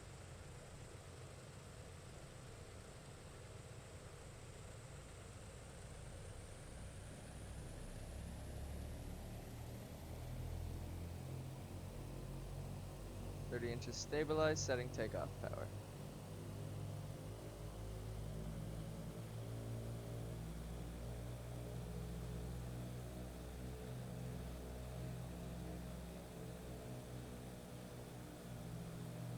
Takeoff power is set.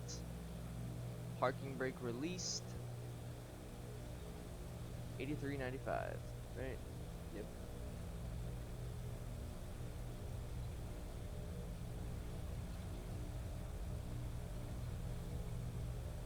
V1, V2.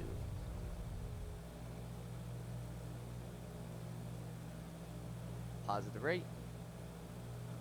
Gear up.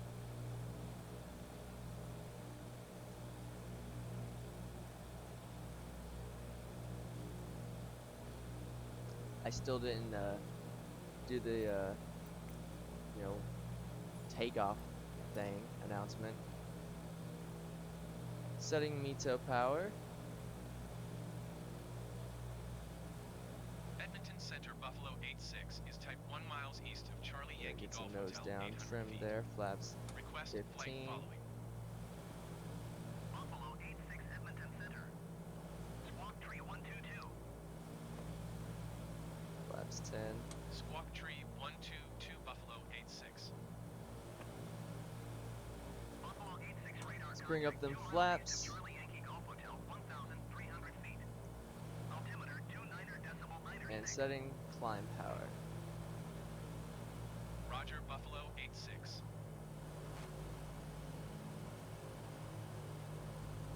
I'll go ahead and set the gyro pilot just because.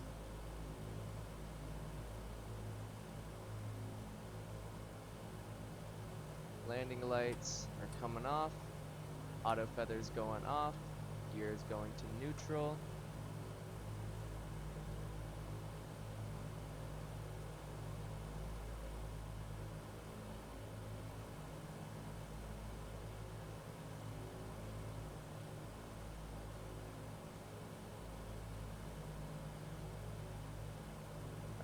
landing lights are often retracted. Alright, we're set. We are set.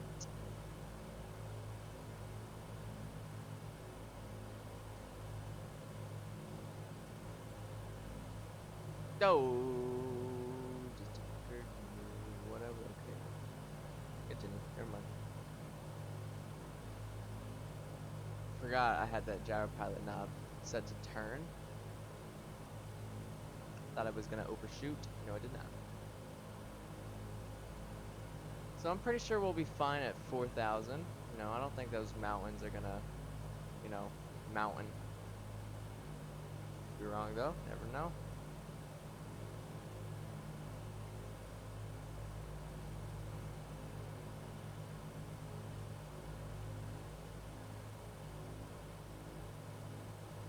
The mountains could mountain.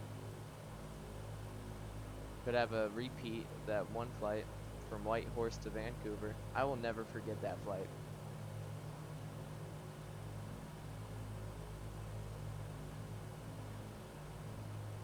There hasn't really been many flights that I've done where I've had a crash that was not intentional. Only a few. One was in a 747 while I was screwing around just trying to figure it out. Trying to figure out its autopilot, you know, coming from a Airbus dude. I didn't know how it worked. I wanted to figure out how it worked. Didn't figure out how it worked until I hit a mountain.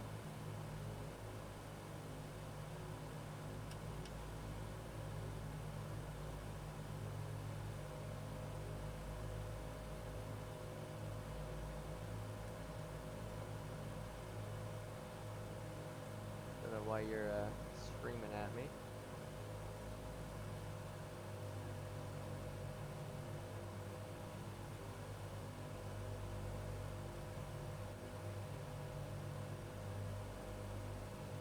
Why are you yelling at me?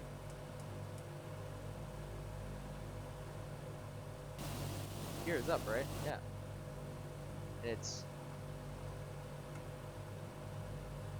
I'll set it to up.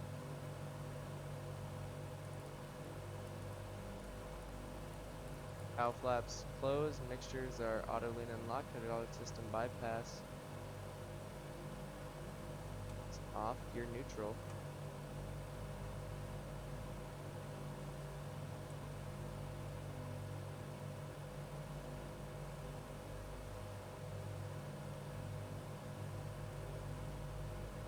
BMF is set, RPMs are set, the mixtures are auto lean, right? Yeah.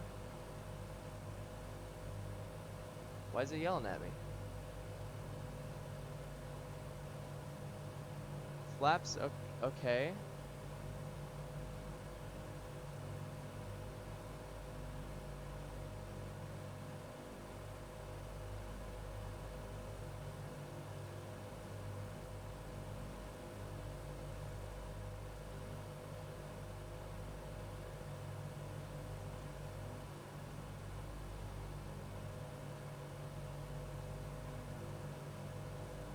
There is no reason for it to be going off.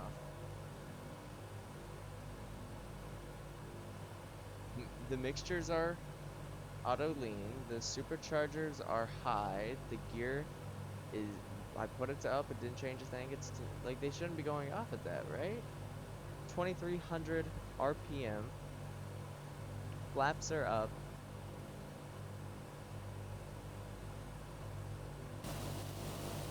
I don't know. Interesting.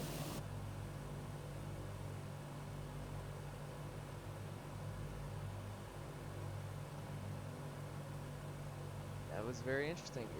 I've never had them. I've never had that go off. Yet again, I don't think I've ever flown. I don't think I've ever cruised in the 6 at 4,000 feet. Let me go ahead and get my top of descent in. So 4,000, we want to be at 2,000. That's 2,000. Divide that by 1,000. That's 2. You multiply that by 5. That's 10. You add 35. That's 45. 45 miles top of descent. Believe it or not. And we're 55. We're going to be descending in 10 miles.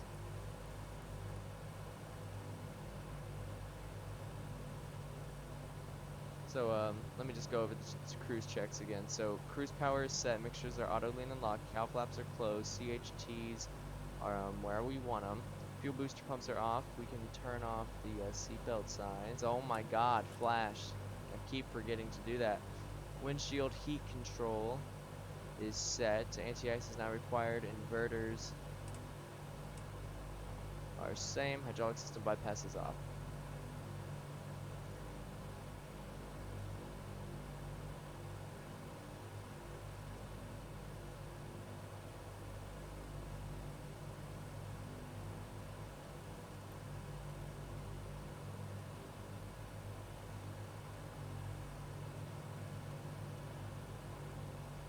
So I think we actually have a headwind. Yep. Roundabout.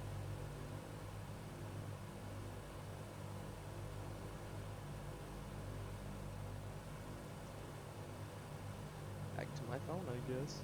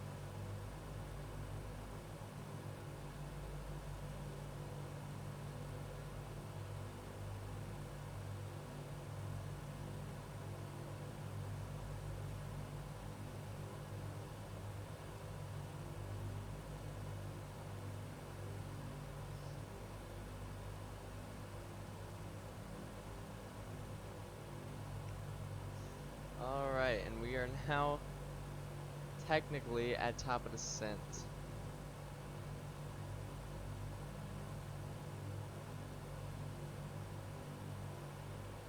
I'm gonna keep it going for like another few miles. Because if you look ahead, there are there's a mountain by on our side of the river,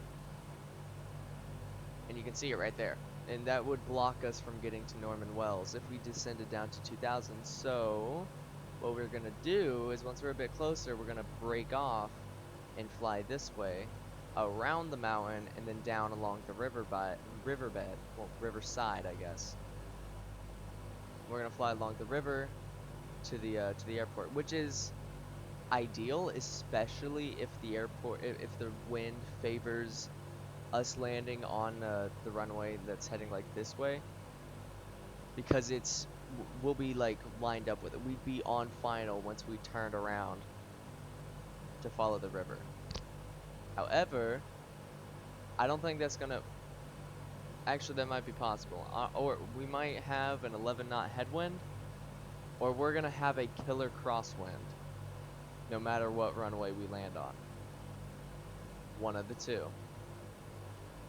The wind at Norman Wells, when I generated the flight plan, was 110 at 11.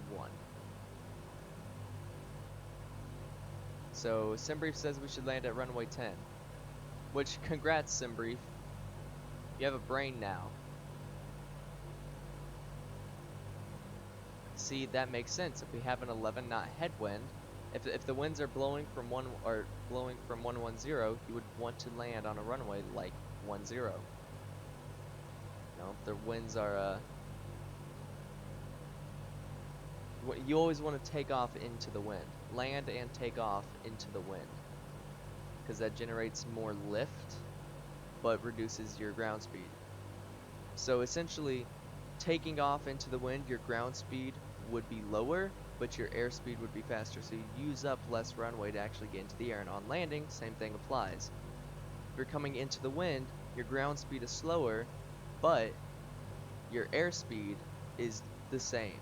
So you have more lift, but you're slower technically, so you use up less runway. I once landed in Hay River in an X-Cub, and I was going like 90 knots, but I was only going, like, I was not going that fast over the ground. Like, I touched down, and like with the lightest brake application, I stopped. Like, I didn't even use up like 10% of the runway. Alright, but now we're gonna go ahead and begin our descent. And we're gonna kick off the altitude control and start moving over. We're gonna kick off the throttle lock there. We're going to set 36 inches, sorry, and then we're gonna shift the blowers to low, and then resume that, and then match 2 and 3, shift them to low. There we go. We're gonna set 2200 RPM.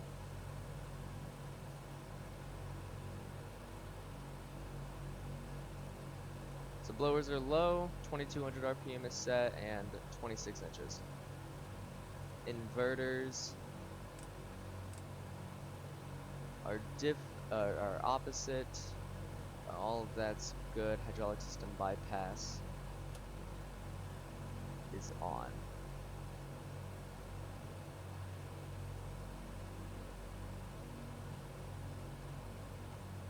So we actually might be landing along the river, the way we're going to be coming in from, which is going to be great.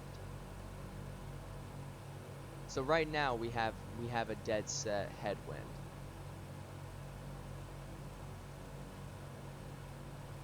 Meaning we're going to have a lot of fun on landing. Because if we have a headwind right now, yeah, we're going to have a crosswind actually, I think. Alright, and we are going to go through the in-range checks. Mixtures. Auto rich and locked. Cow flaps. Cow flaps are 4 degrees. So mixtures auto rich and locked. Cow flaps 4 degrees. Carb heat is cold. 2200 RPM is set. 26 inches. Set. Alright. We're just going to continue our descent.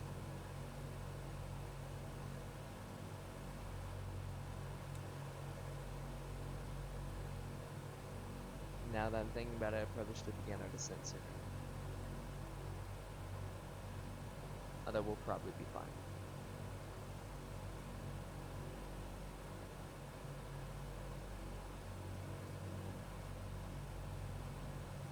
And we're probably going to be getting hit with some updrafts as we cross over this ridge.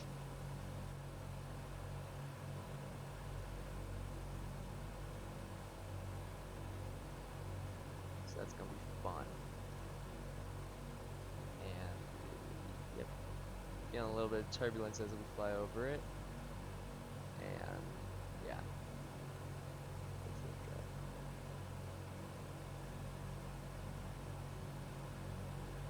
But the DC-6 took her like a champ.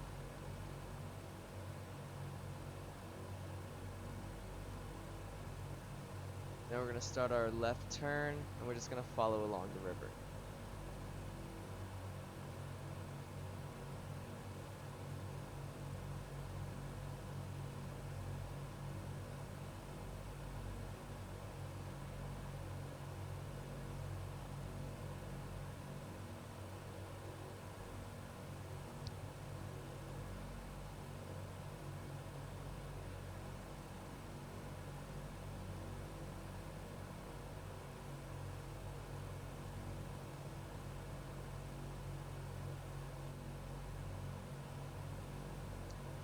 We're gonna set a 100 BMAP.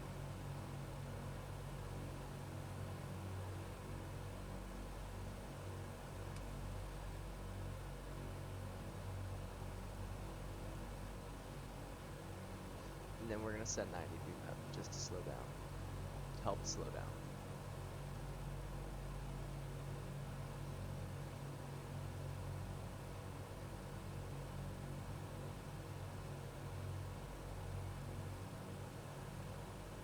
So yeah, it looks like we're gonna be having a headwind. Oh, holy. This is relative to the plane. When we were facing dead south, this was still a head. Okay, never mind. We're gonna have a headwind. Because this is relative to the plane. It is. It is relative. You can see when we were flying straight south, it was, this needle was facing up, and now that we're somewhat turned, it's facing this way. This is relative to the plane. I don't like that. Okay. Got it, I guess. It's relative to the plane. Alright.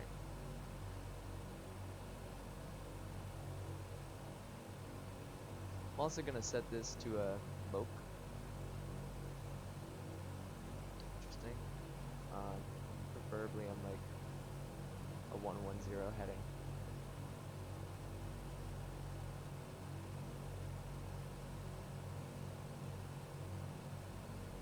Wow. That doesn't really make sense. But okay. Got it. And I'll set it to low. Interesting. Flaps 10.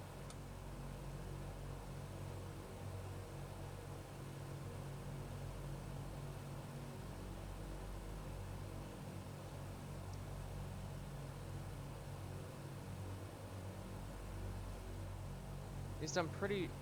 This actually might not work the way I'm thinking. Are those fucking? Is that water going over hills? And oh Jesus Christ. Okay, actually, you know what? This may not work. Flaps 15. It is hot in my room. I don't know why, but when it gets past 12 a.m., the temperature in my room just cranks up. About to put my fan up to notch too.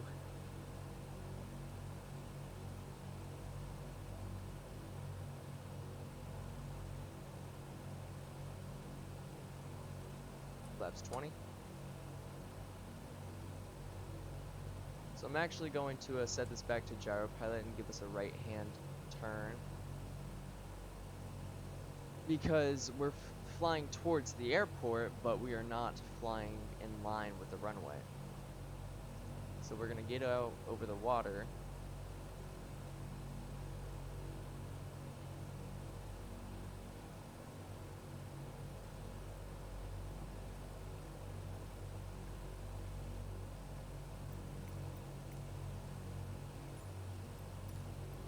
Norman Wells, which is on 1229.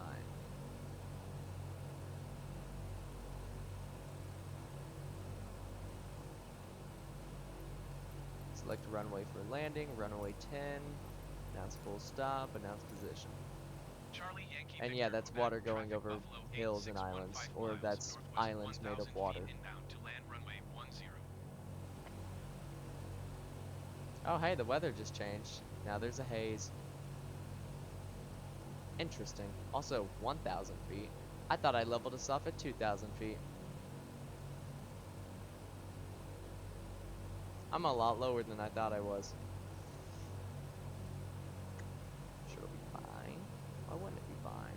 It's fine.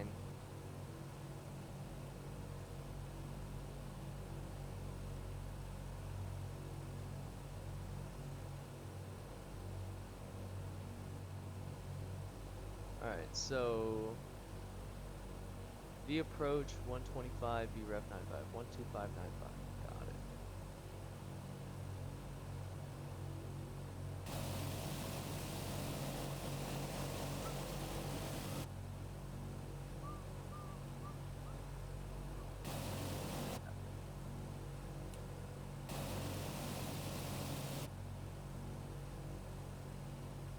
It's a miracle that I have not been copyright claimed. Okay.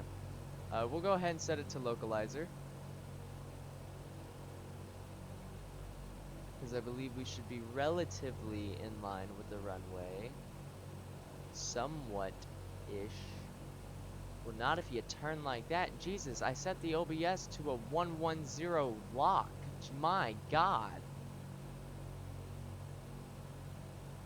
This is set to 010. Sorry, no. It's set to like 100 degrees, okay? So why in God's name is it doing that?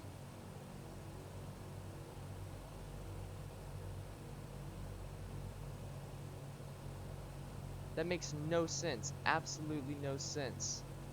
Unless the VOR is not actually on the airport and it's like away from the airport. In which case, then that makes sense. But what is the point? Like, there's no way it's that big of a distance away from the airport. Unless whoever decided to do it is insane. Jesus.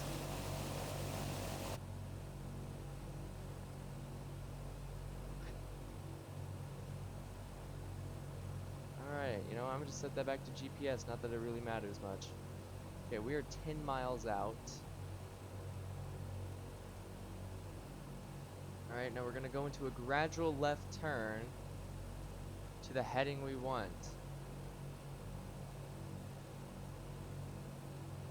Until I can see the runway, which is gonna be difficult with this haze.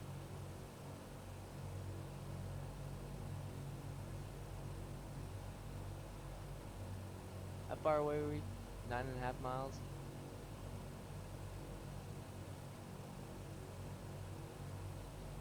Alright, this will hold us for now.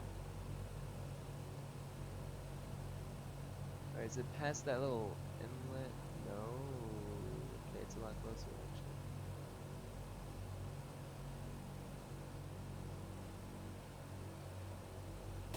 But I'm not supposed to see it. Answer? I can't.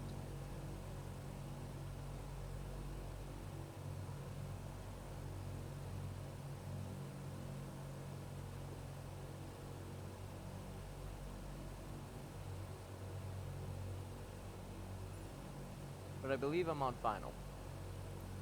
I'm gonna go ahead and announce Charlie Yankee Victor Quebec traffic Buffalo 86 on is final. on final runway 10 to land. But I cannot see at all. Why does that sun have to be right there? And why did this haze have to set in right when I come into land?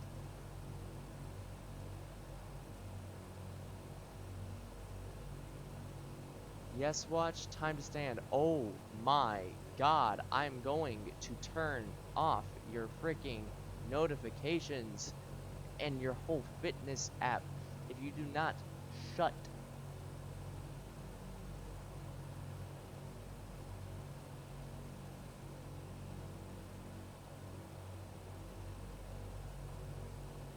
Is this the runway or airport in general? I cannot see or tell. That's the runway. Okay, okay. Oh, sweet Jesus. Engine 1, you still good? Sorry about that, Engine 1. Alright, we're just gonna disconnect. I cannot see. Yeah, okay, that's the runway over there. Alright. Let's put that gear down, yeah?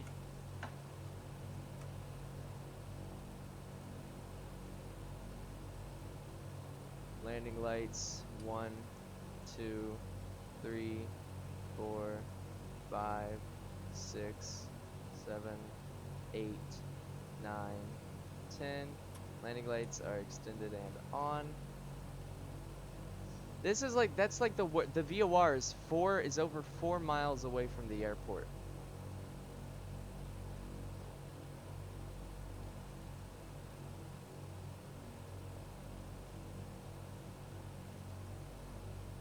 Like, that's a really bad idea if you're doing VOR flying. Like, if you don't have great visibility. Because, like, yeah, okay, if you're flying VFR, it'll get you in your general direction. You'll be able to find it from there. But, like, that's such a horrible idea. If you're, like, if you don't have good visibility. Now, granted, if you don't have good visibility, you probably shouldn't even be trying to land here anyways, but still.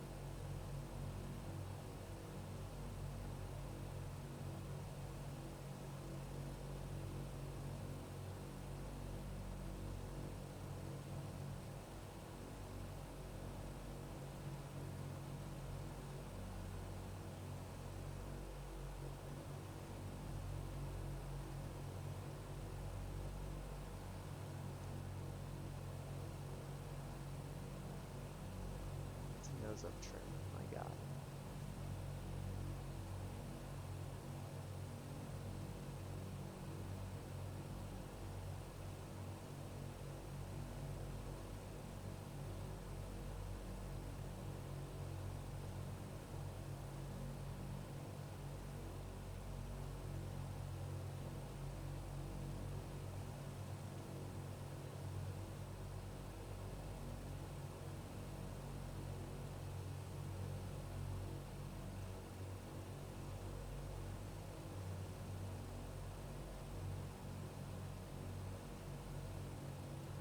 Okay.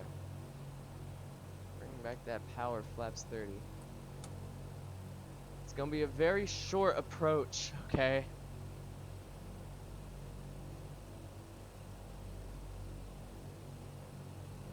Flaps 40. I cannot see.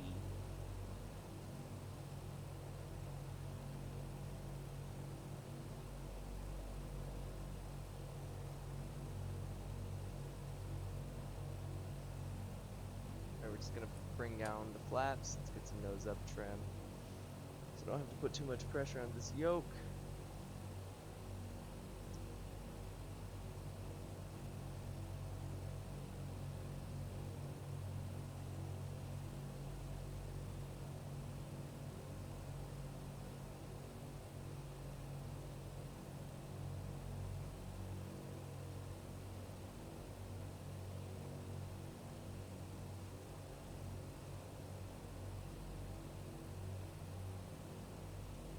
I know what I'm doing, I swear.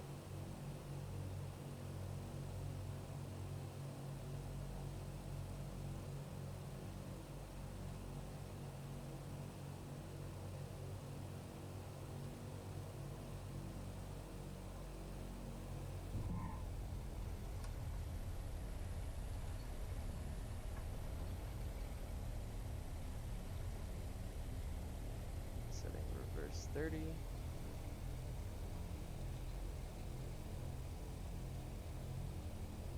Okay.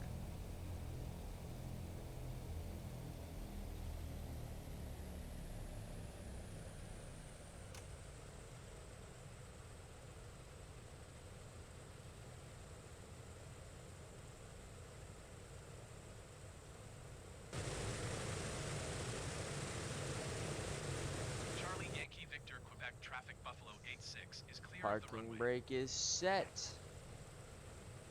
Alright. After landing checklist, cow flaps. Our open flaps are up, propellers full forward, pitot heater off, vinyl warming is off, pressurization is checked, landing lights 1, 2, 3, 4, 5, 6, 7, 8, 9, 10. Off and retracted. Cooling turbine is off. Parking brake released. Let's taxi over to like here.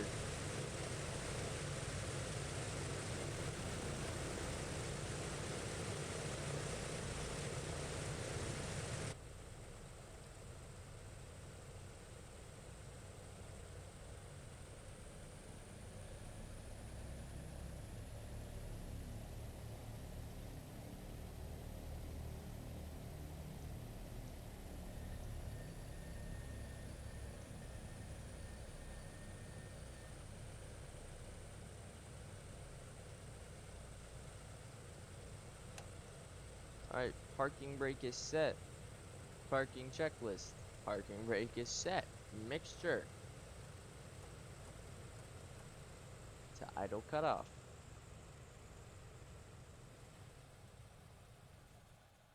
Ignition. Off. Inverters. Off. Generators. Off. And gust lock. Engaged. Let's get those off. Let's get that steady. Get that off. Let's bring y'all back to that.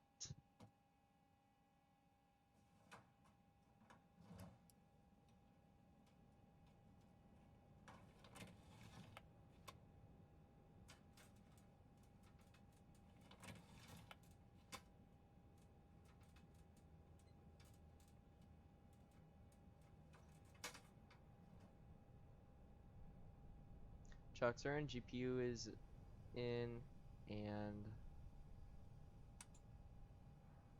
is that? Alright.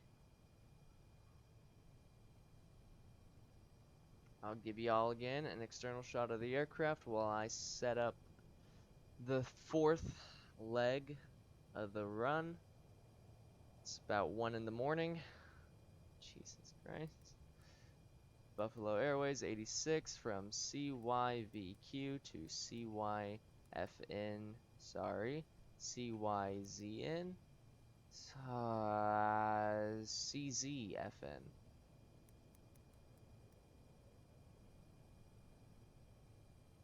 DC-6. Passengers 0. Freight is currently... I swear to God, okay. Thought my watch was telling me to stand. 9,300 minus 4,675. 4,625. So round that down to 4.6.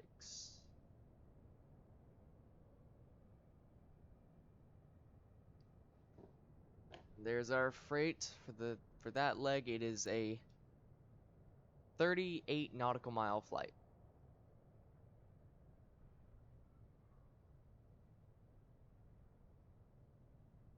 And there are no VORs for Tulita. And we're going to be cruising at 4,000.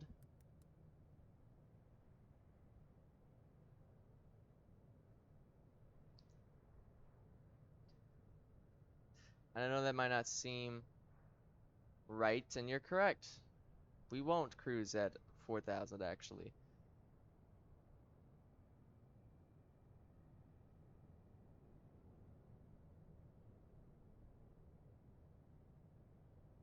We'll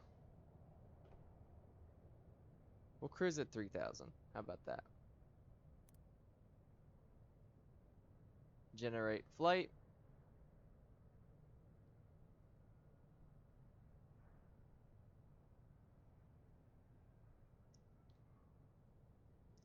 Alright, so fuel 3,449. We have more than enough. Alright.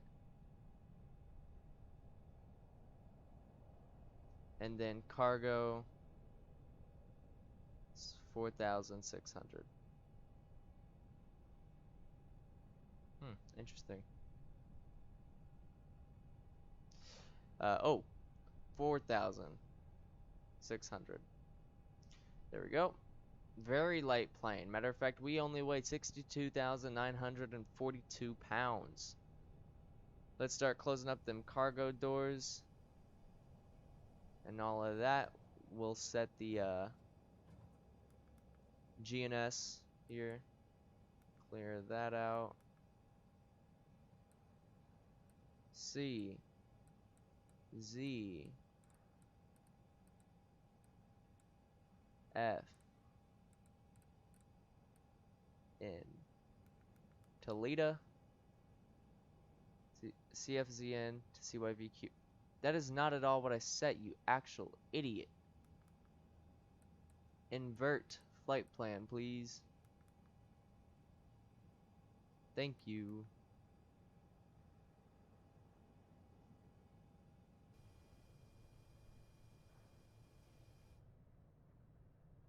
You can even see the handles of the doors getting rotated. That is cool. Alright.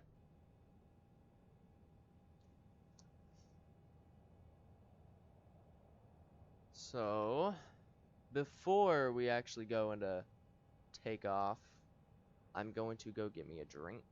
Because mine is, not only is it warm, but it's almost out. So I'm going to just chug it real quick.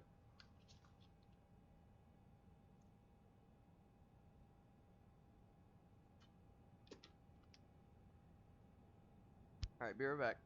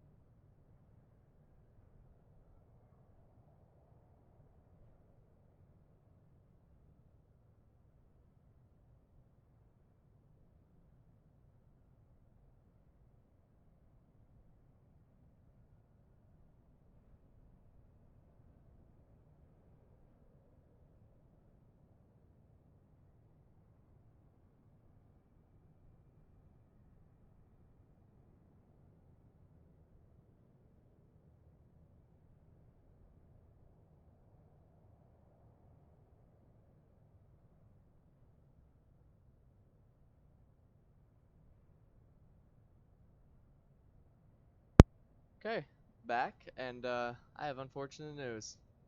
My Dr. Pepper has been stolen.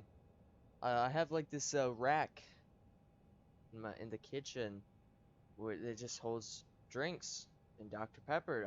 There was like 2 cases on it, 2 6-packs of Dr. Pepper on that rack. When I went to go and get a drink, a Dr. Pepper out of the fridge, there was only one left.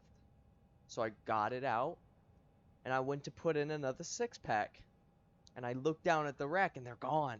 They're gone. They're just gone. They're not in the fridge. They're not anywhere else. They're just gone. Someone stole my Dr. Pepper. Who does that? Who steals Dr. Pepper?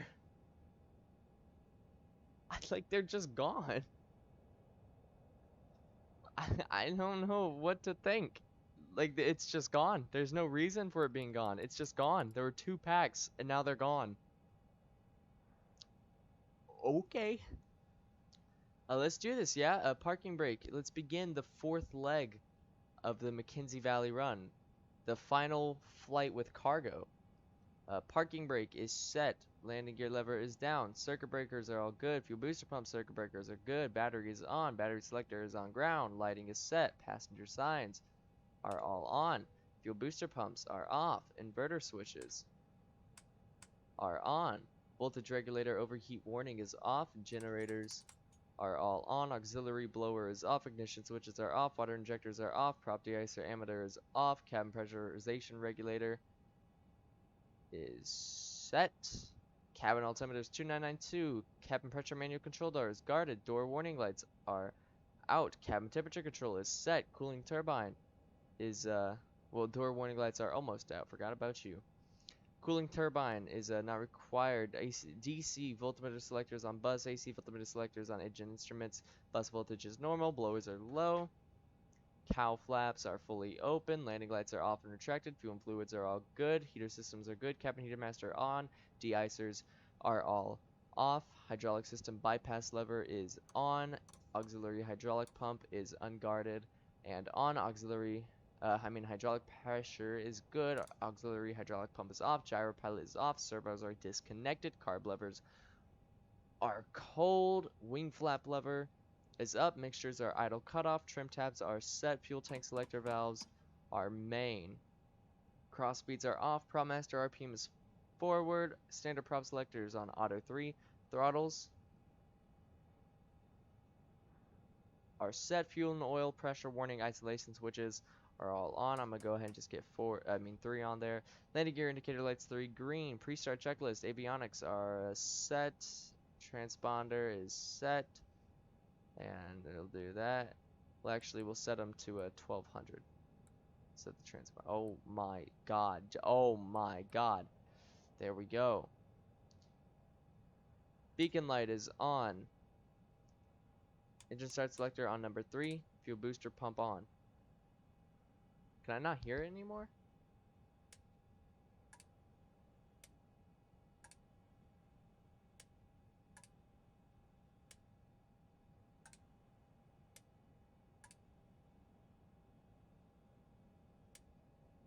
No, I can. I can still hear it. Alright, fuel booster pump is on. Fuel pressure is good, starting engine 3. 3, 6, 9, 12.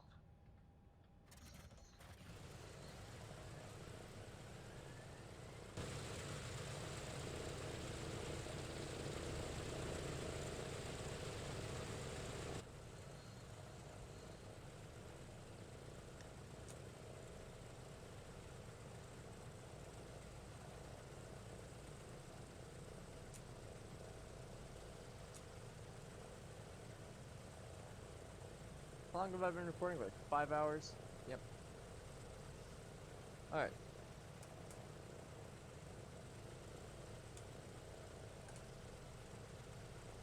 Fuel pressure is good, starting number 4. 3, 6, 9, 12.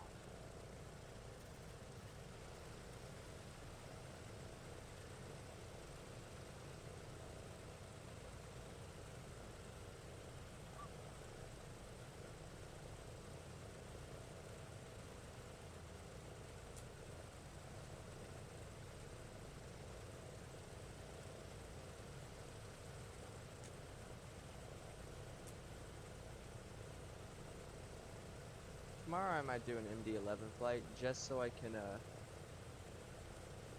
just so, both so I can just get that video out. And also so I can just fly the MD-11. It's been a while.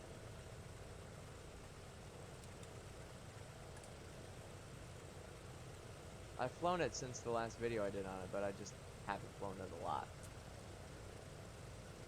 3, 6, 9, 12.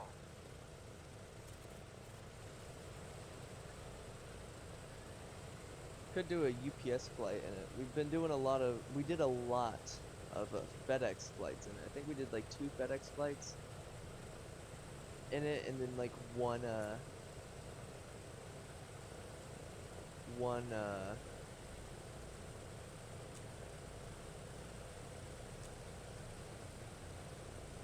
Lufthansa cargo flight. Actually, we may have done a UPS flight. I don't know.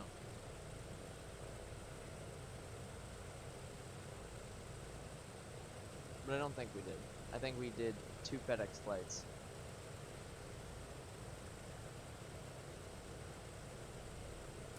Alright.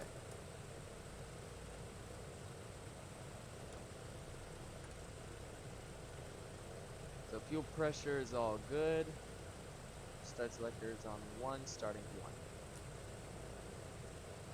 3, 6, 9, 12.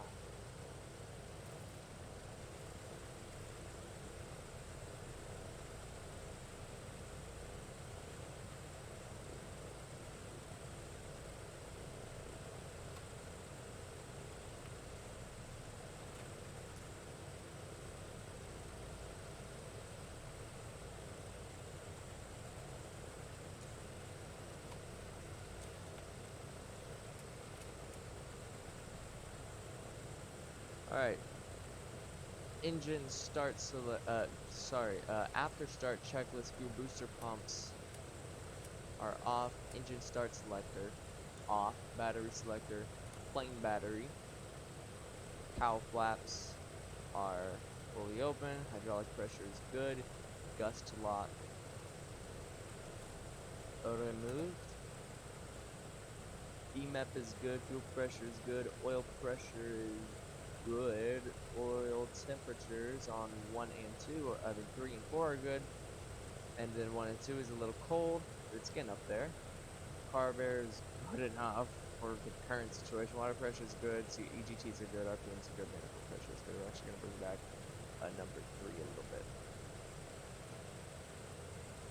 Alright, and flight controls, full left, full right, neutral, full down, full up, neutral, rudder left, rudder right, neutral. When I brought my yoke to the left, my watch came on.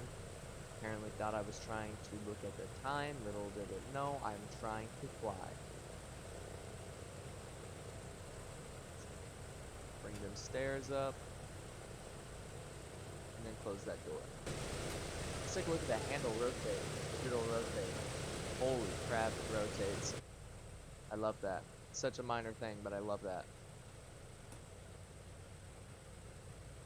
Alright, I really love it when dev teams go the extra mile to add in very minor things that the majority of people don't care about. Like, even in the Rotate MD-11, like, you can open up the windows in that. I'm a stickler for being able to, like, open up windows and stuff and interact with the cockpit in minor ways. Like, being able to open the windows and, you know, move the armrests and all that. Fold the frickin' jump seat there. It's all, I love it. But, like, in the MD-11, I never open up the windows. I never do. But the fact that I can, you know, I never use it. It's a feature I and the majority of people who fly it never use. But the fact that we can just means something.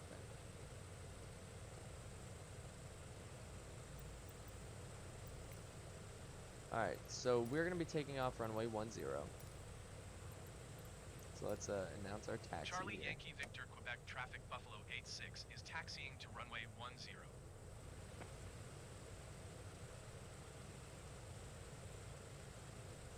The unfortunate thing about us taking off from runway 10 is the fact that it's the farthest, meaning we have to taxi, you know, a lot longer than what I would have liked. I know we cannot taxi down there to the runway. We have to taxi along the runway itself.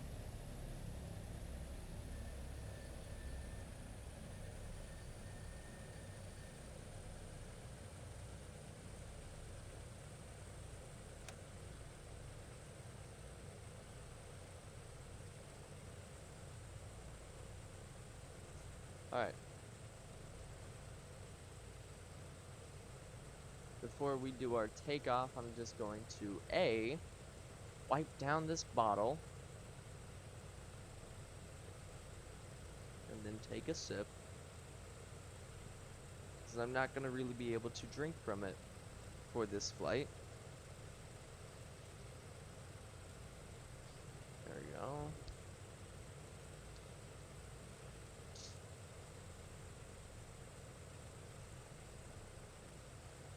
The bottle apparently had, I don't know, it was overpressurized something. I don't know, there was like Dr. Pepper in the lid, and then I opened it, and then whatever was in the lid just kind of pooped out all over my hand. That fun even got out of the armrest, my chair, and my shorts. Great.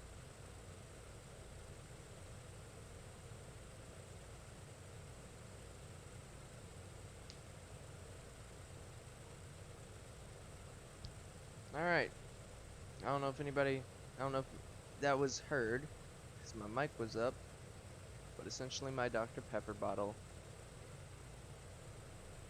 had a mini explosion. But the reason why I'm not going to be able to drink from it for this flight is because I'm going to be flying this flight manually. It's too short of a flight really to make the gyro pilot worth it. So yeah, we're going to be flying manually. But to actually fly manually, we have to first get in the air. So, before takeoff checklist, windows are locked, AC controls are set, cooling turbine is normal, pressurization is set, blowers are low, cow flaps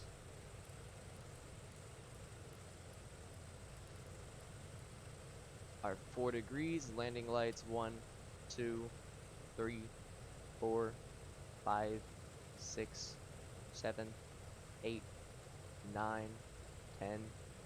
Extended and on. Pico heater is on. Auto feather is on. Inverters are opposite. Fuel booster pumps are not required. Windshield heat is not going to be required. Anti-ice is not required. Propellers are full forward. Mixture is auto rich and locked. Flaps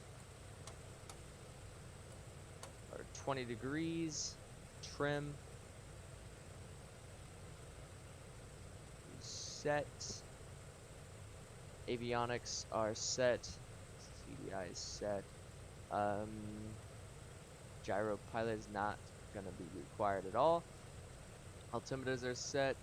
Takeoff conditions V183, V295. We're going to be doing a dry takeoff, 2700 RPM, 53 inches. METO power is 2600 RPM, 45 inches.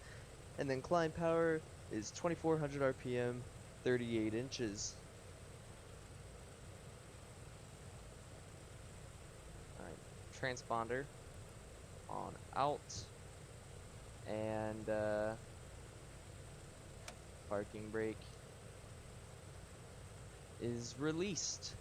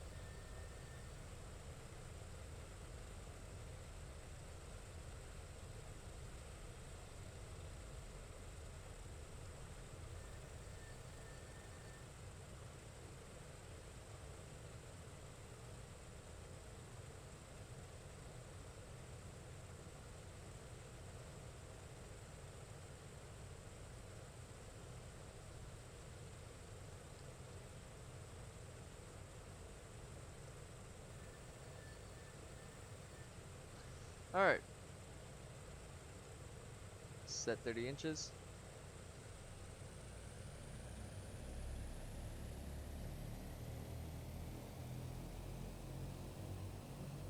Inches is set and stable, setting takeoff power.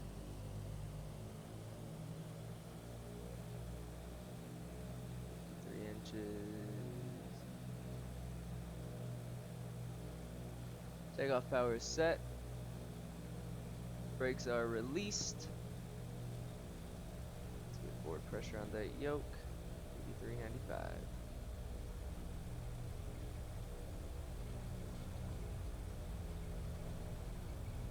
V1. Rotate. Or V2, I guess. Positive rate of climb. Gears coming up.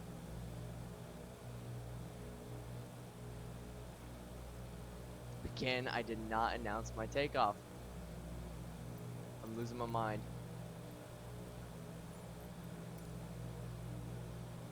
Alright, let's just get a nose down trim, a lot of it. Give me flaps 15.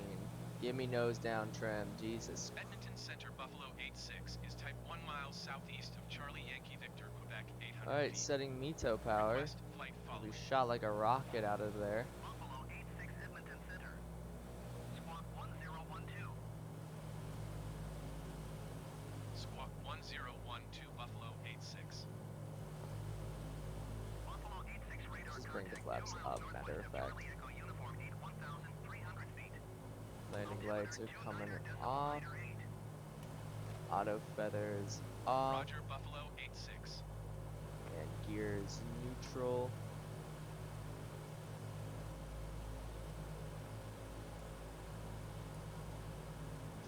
Alright. Setting climb power.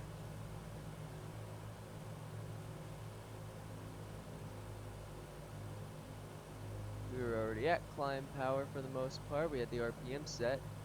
Accidentally set it to 2400 when I set the METO power instead of the 2600 like I should have. Can this trim just trim properly? I trim up a little bit nose down and it'll start plummeting. And then if I do it just a tiny bit up, it would just, you know, 5, 10, 20 degrees. Thank you, trim. You're still not set. Did I get it? Alright, there we go. We shot over our cruise. Thank God. And the thing is, because we are so close,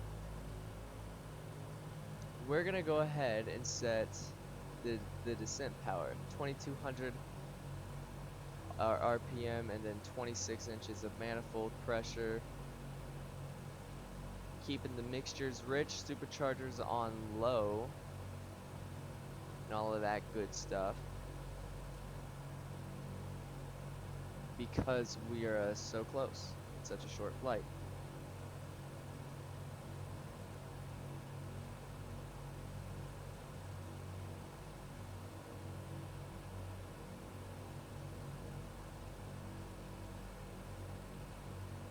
I literally gave it the tiniest bit of nose down trim, the tiniest I could ever possibly move my trim wheel, and it just shot down.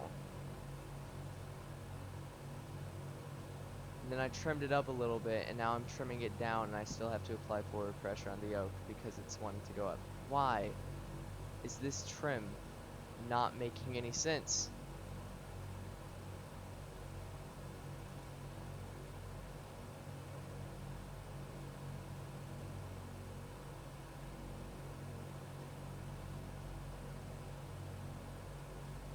God, Jesus, finally, my God. I've never had so much difficulty trimming an aircraft.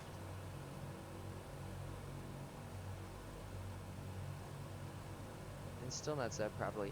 How much you want to bet that when I give this tiniest bit of nose down trim, it's just going to start plummeting? Boop. Why should I be surprised? I'm about to set the gyro pilot just so I don't have to deal with this absolute BS. And then I trim it up even less than I trimmed it down, and now I'm about to mute my mic and yell, oh my God, can you just not? Why is it doing this? I don't think this is a DC-6 thing. I think this is a Microsoft Flight Sim thing, and it's stupid trim settings, like when you're using it, because the trim wheel is just a button, essentially. Like if you rotate the trim wheel on a Honeycomb Bravo, it's essentially just triggering a button. It's just you trigger that button a lot. The way Microsoft Flight Sim does their trim is if you are pressing said button for a repeated amount of time, it'll then just start slamming, like it'll start going very fast. But the issue with that is when you have a trim wheel like this, is you can be trying to very carefully set a trim, and then Microsoft Flight Sim is like, hey, you've been, you know, holding this button for a while, you know, I'm gonna just do you a favor, and suddenly you're going like, you know, 2 degrees, 2.5 degrees, 30 degrees.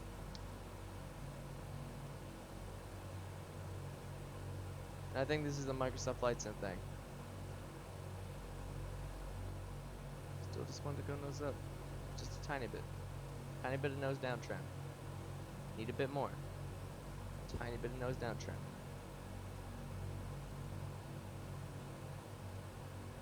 I'm actually getting annoyed greatly at this trim. When I move this trim wheel, how much does it move? Alright. That needle is not moving at all. So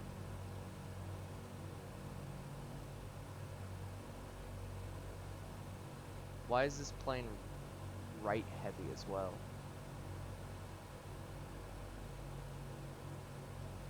Yes, I'm annoyed. How could you tell? I mean, I'm gonna lose my mind over this trim not making any sort of sense at all.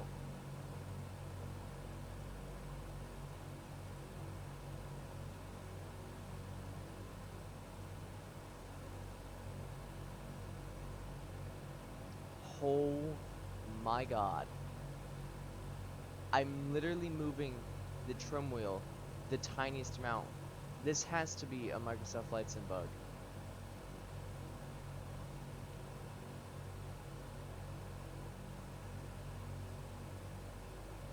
I moved the trim the tiniest amount, and apparently it matters so much that it causes this plane to climb or descend hundreds of feet per minute.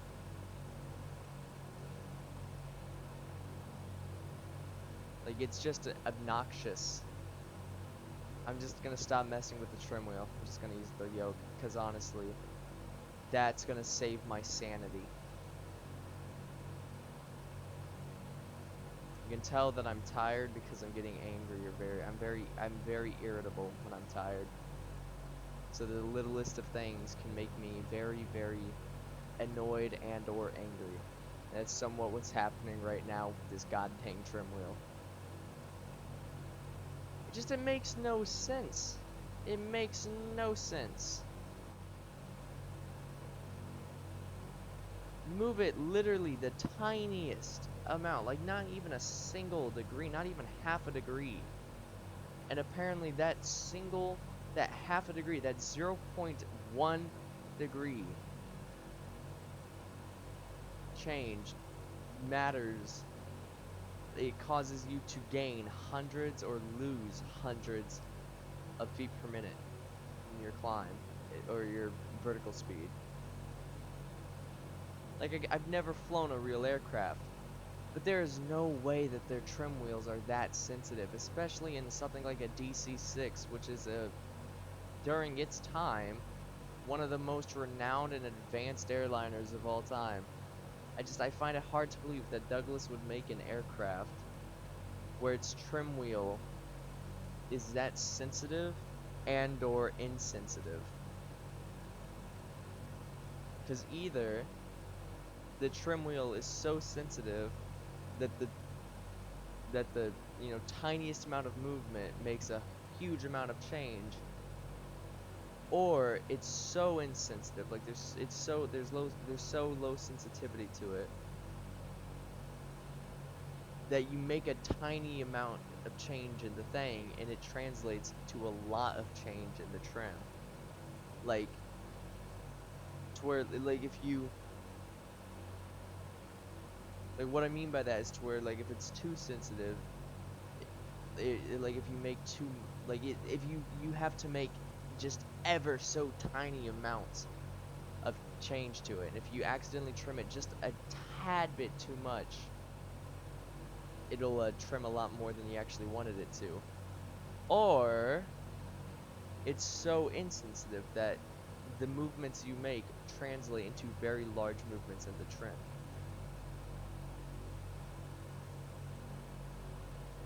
It's like if you're in your car and you turn your steering wheel, even if you make like the tiniest amount of movement in the steering wheel, and it turns a lot more than you expect it to, either your turning of the wheel is causing the wheels to move a lot more than what they should, and there's just not a lot of rotation in the wheel, or the wheel is so sensitive that the tiniest amount of movement matters a lot. If it makes any sense at all, what I'm saying, and it probably don't. Anyways, we should be descending. Matter of fact, we should have been descending a while ago.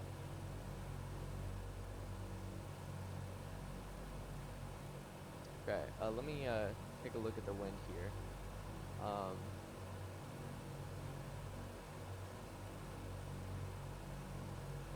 There's not really anything we can do with this wind.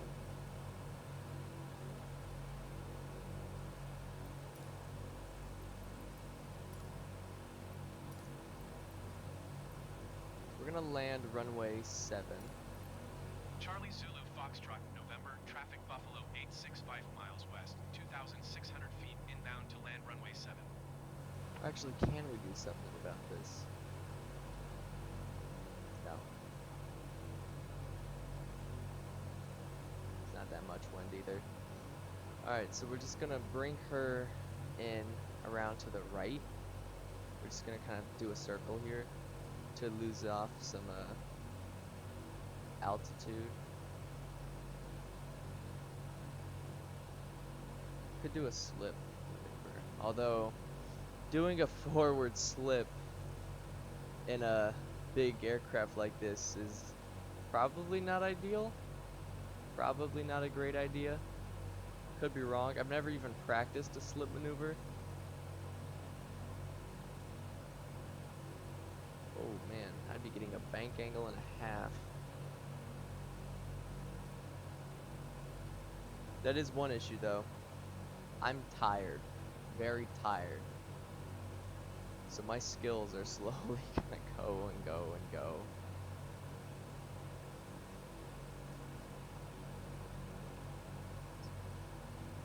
Yeah, that gives me a tail. Or is it not relative to the aircraft? Make no sense. Are you not relative at all? Or are you? Okay, so that would be showing that I have a tailwind.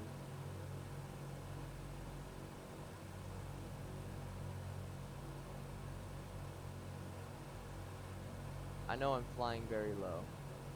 A lot lower than I initially thought I was.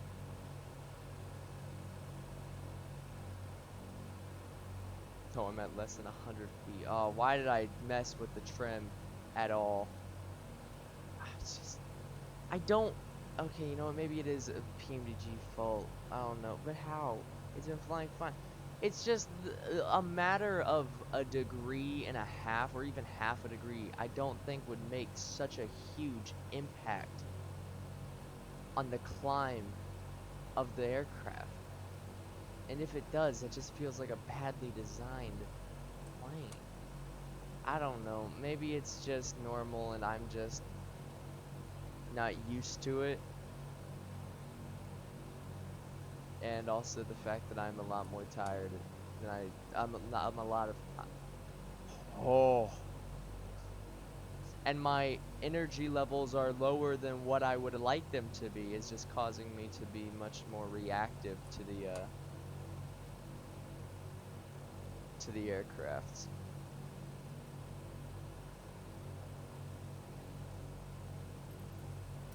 Charlie Zulu Foxtrot November, traffic Buffalo Okay, maybe it's 86 not is relative on to the final aircraft. So runway we have 7 a to we have a land. headwind.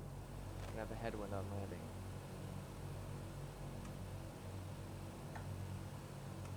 Put that gear down for the love of God. 125.95 is our landing speeds.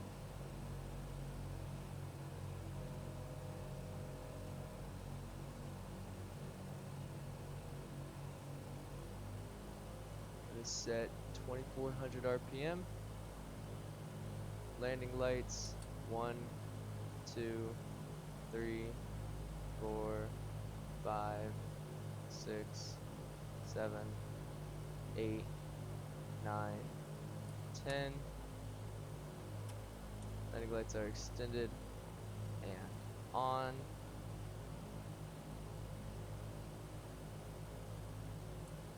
We're just gonna dump the flaps. I want to lose speed.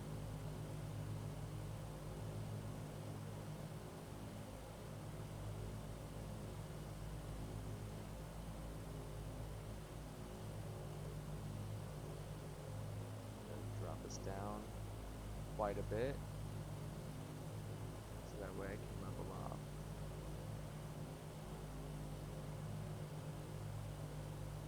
Alright, there we go. And then we'll pull back and let off and let us just lose our speed here.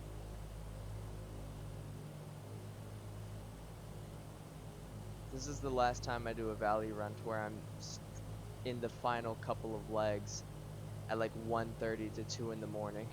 I'm too tired, man. I'm gonna continue it. Like, I'm gonna land in Yellowknife. I am gonna do the, you know, flight home, but I ain't doing it this late again.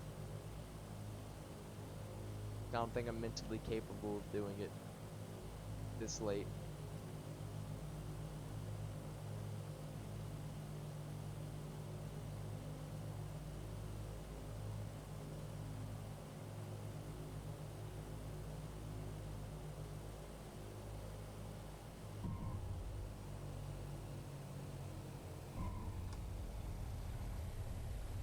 Verse 30.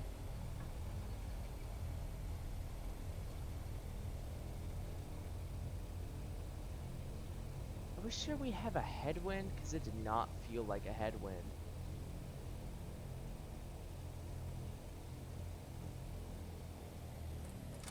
Bring them props up, put that propeller full forward.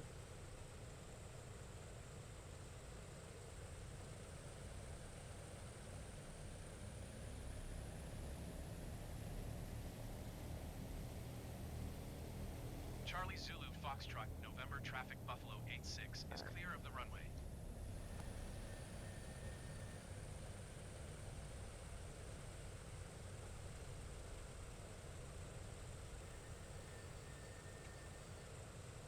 Alright. Parking brake is set. Let's try and get 1,000 RPMs there. Let's that over.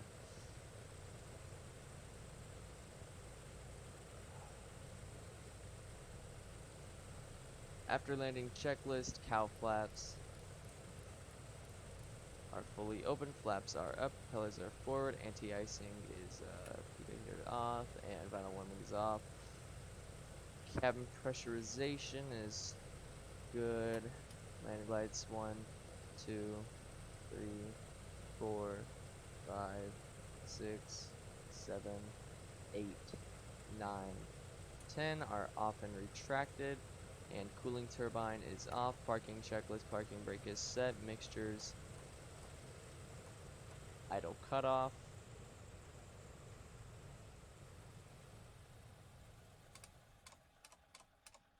Ignition off. Inverters are off. Generators are off. Gust lock engage. Fuel tank selector valves off. Beacon lights off. Seatbelt signs off.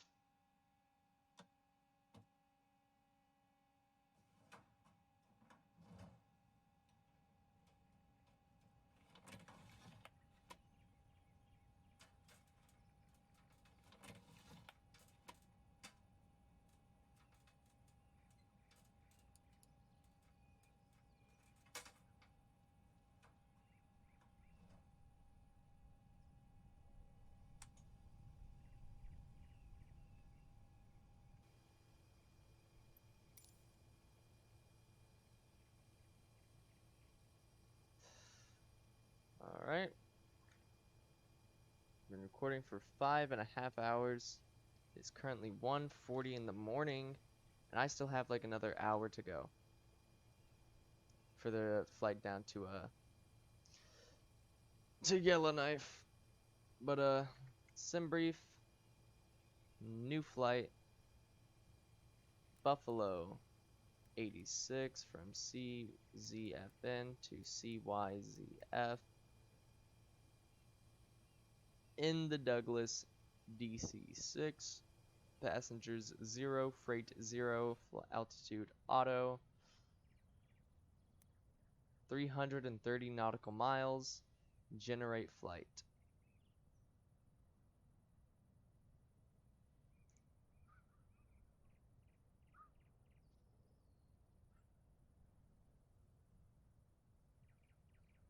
Alright, so 7,515 pounds of fuel. 7,500. This is like the first time in ever that I've been able to set my block fuel the exact number that SimBrief says, because you can never control the ones. You can only control the hundreds, the thousands, and the tenths, but you can't control the ones. This has never happened, but I'm gonna ruin it. Ooh, I'm gonna ruin it by giving us 400 pounds of fuel more. We're just gonna get rid of our cargo, and that's that. Let's close up the cargo doors.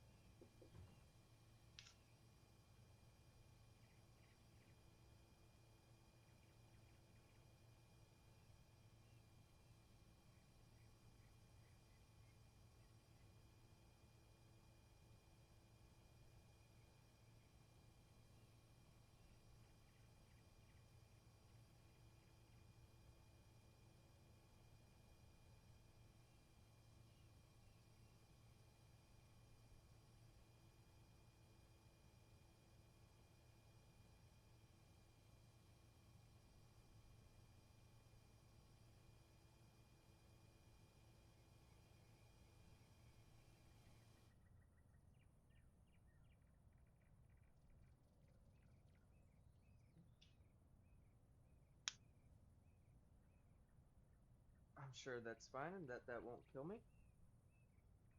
And I'm going to be very disappointed if it does. Okay.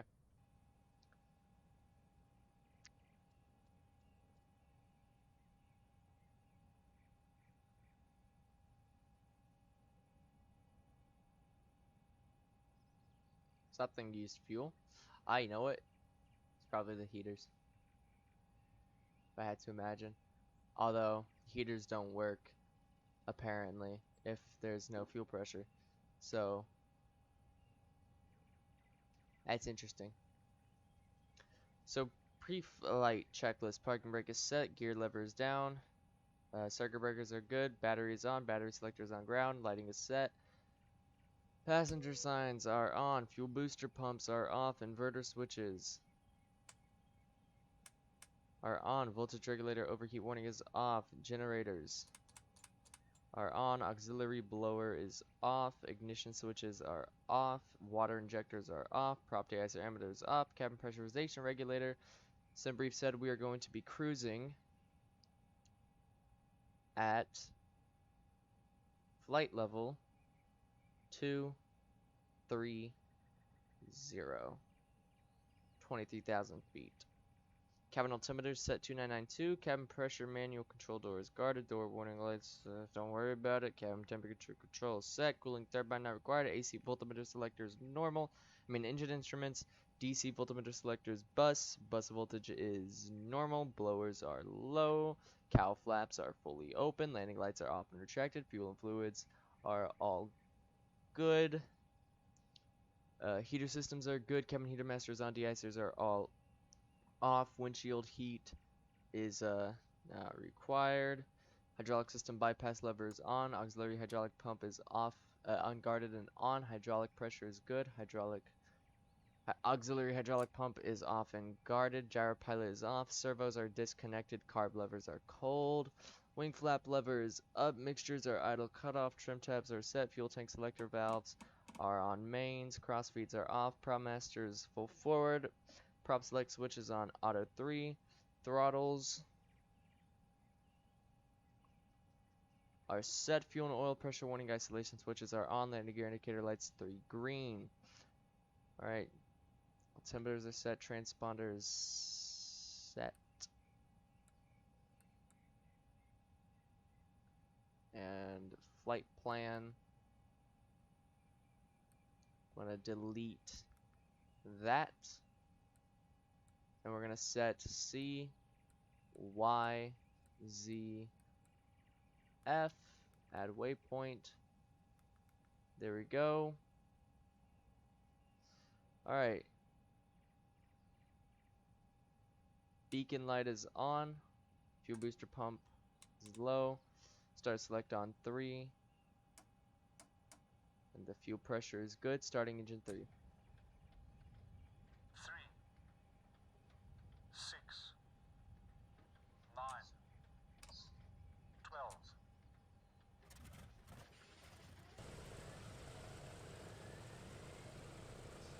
I was not looking at the mixture. I was looking at the gyro pilot box. But it's nice to know that I can wait a little bit longer after hitting that boost switch for the engine for me to actually have to hit the mixtures. So that's good to know. Good to know. It's not as a time it's not as I don't know, I don't need to do this quick as I thought I did. Fuel pressure is good, starting 4. This time I'll actually look at the mixtures. 6, 5, 12.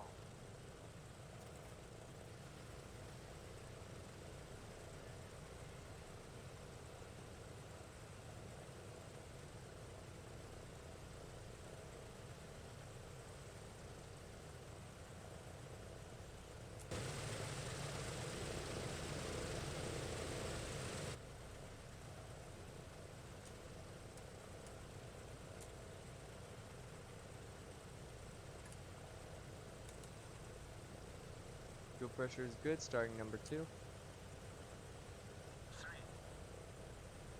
6, 5, 12.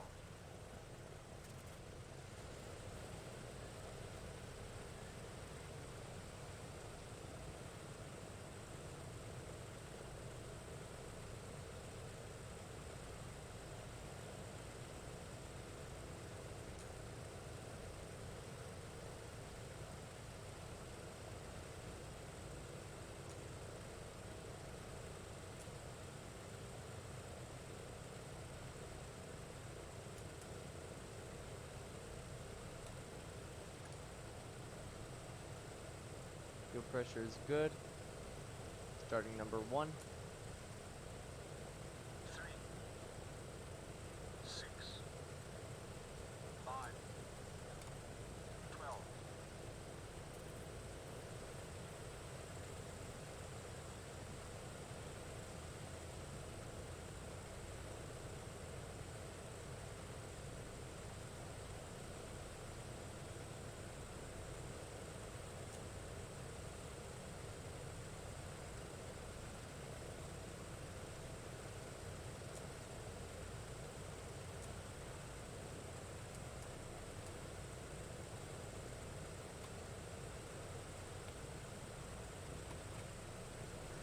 Alright, after start checklist. Fuel booster pumps are off, engine start selector is off, battery selector is plain battery, hydraulic pressure is good, valve flaps are full, gust lock is disengaged, engine instruments, well, they're fine, flight controls, full left, full right, neutral, full down, full up, neutral, rudder left, rudder right, neutral. My watch gave me a stand notification. The second I get this gyro pilot on, I'm turning it off. I'm done with it. I am done. The average human body does not need to stand 7 hours a day to be healthy. Trust me.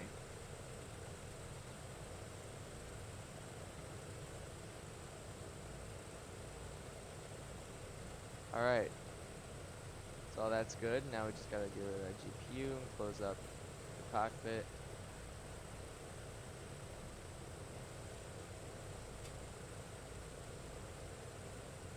Stairs are up. Close the door.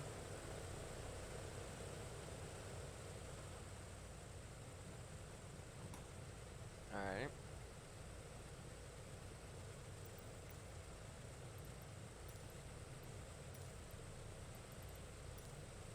Charlie Zulu Foxtrot, November traffic Buffalo 86 is taxiing to runway 7.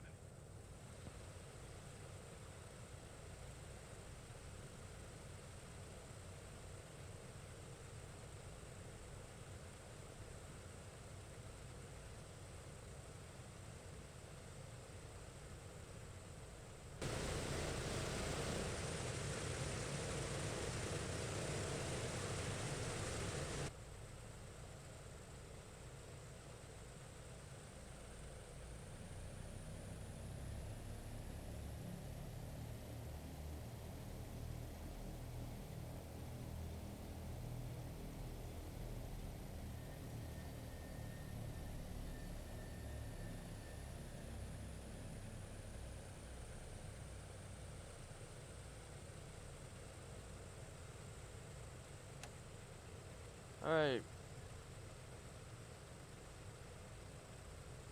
Before takeoff checklist, windows are locked, AC controls are set, cooling turbine is nope, normal. Cabin pressurization is set, blowers are low. Cow flaps are 4 degrees. Landing lights 1, 2, 3, 4, 5, 6, 7, 8, 9, 10. Extended and on. Pitot heater is on. Auto feather is on. Inverters are opposite. Fuel booster pumps not required. Windshield heat not required. Anti-ice not required. Propellers are full forward. Mixtures are auto rich and locked. Flaps are coming to 20 degrees. Trim is neutral. Avionics are set. CDI set. Gyro pilot, we're gonna keep it off for now. Altimeters are set. Takeoff conditions. We already know what I'm gonna say. V1 83, V2 95. Takeoff power, you're gonna be doing dry takeoff, so 2700 RPM, 53 inches. METO power, 2600 RPM, 45 inches. Climb power, 2400 RPM, 38 inches. Transponder on out. Let's go ahead. Parking brake released. Let's taxi out onto the runway. We'll taxi down the runway, turn around, and then take off. Flaps are 20 degrees, and you know what? Because that gauge is close enough, we're gonna go ahead and set the vinyl warming. Let's get 20 inches of manifold pressure here just to get us moving.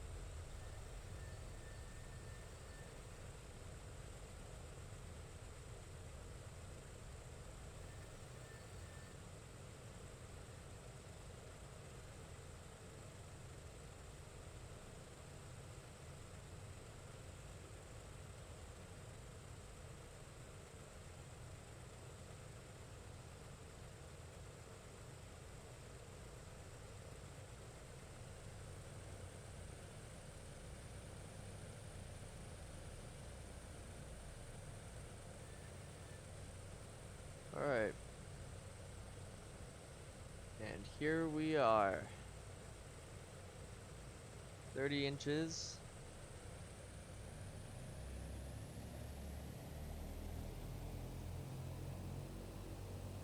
Stabilized, setting takeoff power.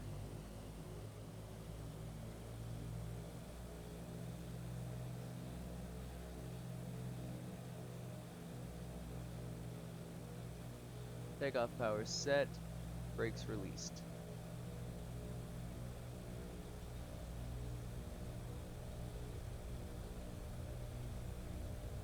Airspeed is alive.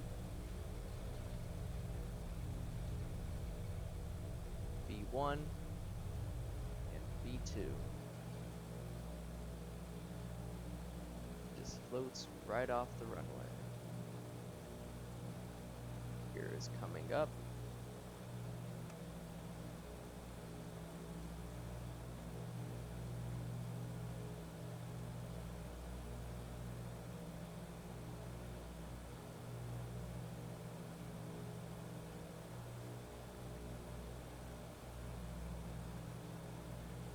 Setting METO power. Edmonton Center Buffalo 86 is type 1 miles east of Charlie Zulu Foxtrot, November 1,000 feet. Request flight Flaps following. 15. Buffalo 86 Edmonton Center. Squawk Flaps 2527. 10. Squawk 2527 Buffalo 86. Buffalo 86 Flaps radar up. contact 2 miles Setting east of climb Charlie power. Zulu Foxtrot, November 1,600 feet. Altimeter 30.01. Roger Buffalo 86. I'm gonna go ahead and set that gyro pilot on. I'm too tired to fly this thing manually. As seen with our flight to Tulita. To the right. Auto feather is coming off. Nothing feathered, so that's good. Gear to neutral. Climb power is set. Landing lights 1, 2, 3, 4, 5, 6, 7, 8, 9, 10. Off and retracted. So flaps are up. Gyro pilot is set. Gears neutral. Ah, crap. Wrong. Nope. Bring that back. Bring that back.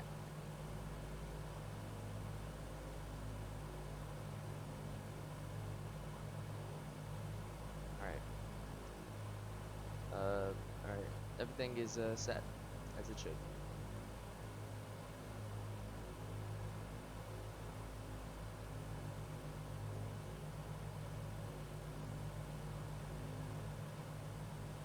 Actually, we'll keep that on. But we are going to change that to 113.9, which is the Yellowknife VOR. Go ahead and set that to localizer.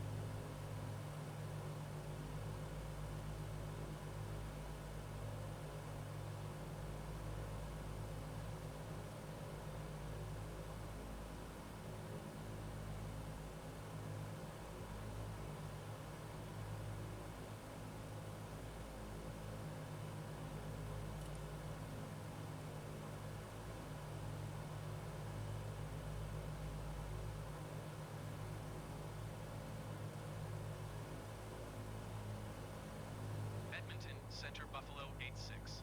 Jeez. Request clearance to transition Charlie airspace. Buffalo 86 Edmonton Center. Cleared through the Charlie airspace. Cleared through Charlie airspace Buffalo 86.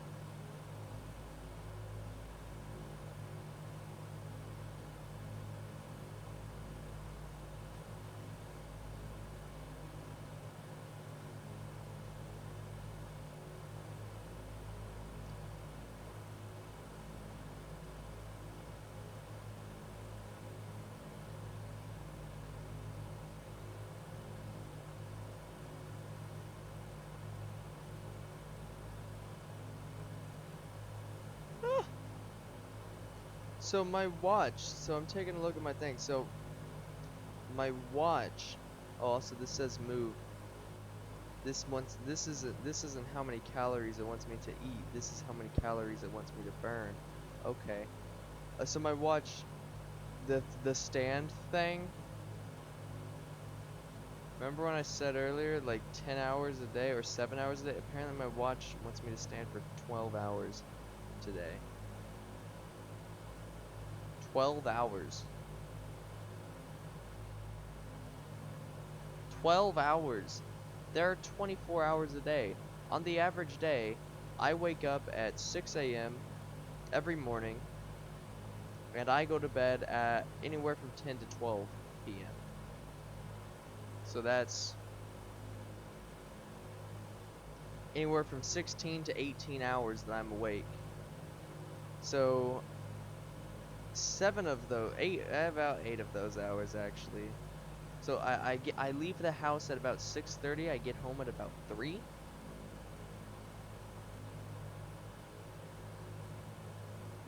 I'm at school for that time. You know, I get about 5 minutes in between classes. I'll probably stand, like on average, on the average day of school, I probably stand, including walking, I'm probably up for about, 25, 30 minutes for the entire 7 to 8 hours I'm at school. So by the time I get home, I only got about 7 to 9 hours. And when I get home, I just want to relax, whether it be playing games or whatever. Essentially, if you're telling me that I should stand on a daily 12 hours a day, I think you're a psychopath is what I'm thinking. Now, how do I actually turn off notifications for that? Where's my settings on here? I also need to really get that charger plugged in somewhere.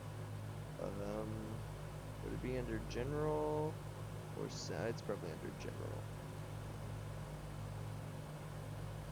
Workout.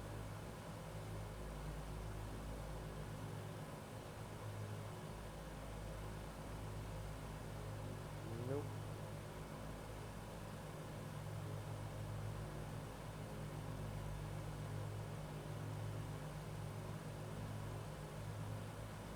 Sounds and haptics?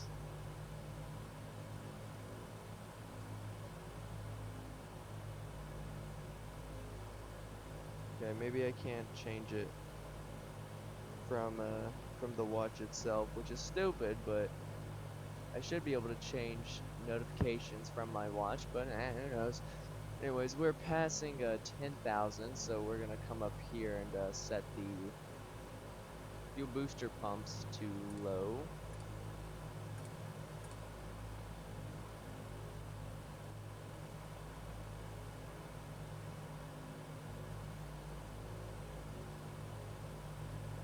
Although I say that, I said, you know, I should be able to change it. You know, why can't I change it from my watch? I said that like I don't have my phone.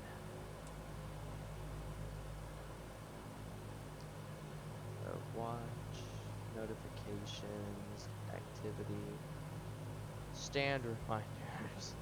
Receive a reminder to stand if you've been sitting for the first 50 minutes of an hour. Yeah, you see, what's really funny about that is if I ever start flying for airlines, which is what I plan to do, and if I'm sitting, like I plan to start flying specifically the MD-11, which is destined to be a long-range freighter. Can you imagine being on like a 10 or 11 hour flight, and like 11 times through the flight, your watch just keeps buzzing, hey yo, stand. It's like, I'm 38,000 feet above the ground. No, I'm comfortable sitting.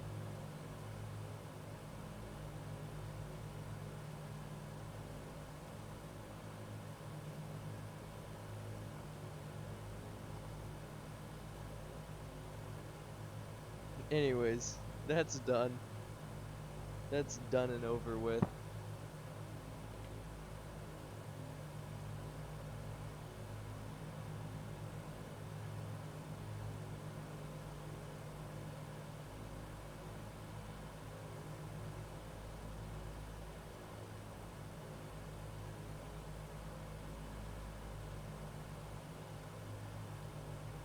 Also, I believe in earlier videos, whenever I would do the inverter thing, I would always set number 2, the first officer instruments, to standby, I believe. And the reason why is just because it somewhat made sense, you know? And it was also the only one I didn't have to change. I mean, it was the only one I had to change. However, you know, looking at the checklists and all of that, it specifies captain, instruments, and radio inverters. Which, like, I don't really know what the radio inverters are, but essentially what you're supposed to do is set the number 1 in the engine instruments to standby and keep number 2 on, like on where it is. And the reason for that is because for some weird reason, I don't really know why, the gyro pilot actually operates off of the first officer's instruments. And hold on. Let's bring back engines 1 and 4. Set them to high.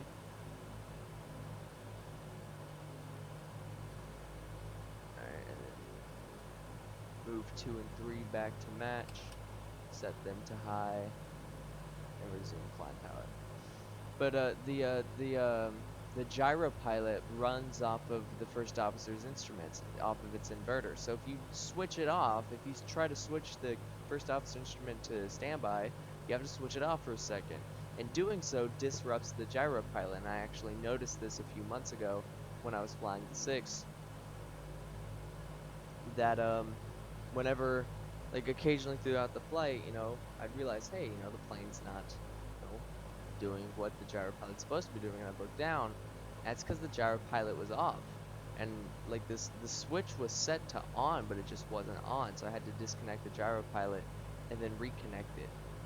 And I learned that that's because when you switch the number 2 inverter to standby, it sets it to off for a split second, which of course it causes the gyro pilot to cut out. So I tested it by switching the captain and engine instrument to standby instead. So far, I have not had a single issue with them. And that's very curious because for a long time, I'd been doing that for a long time and it never caused me any problems. So it makes me wonder if an update may have, you know, done some stuff. I don't know.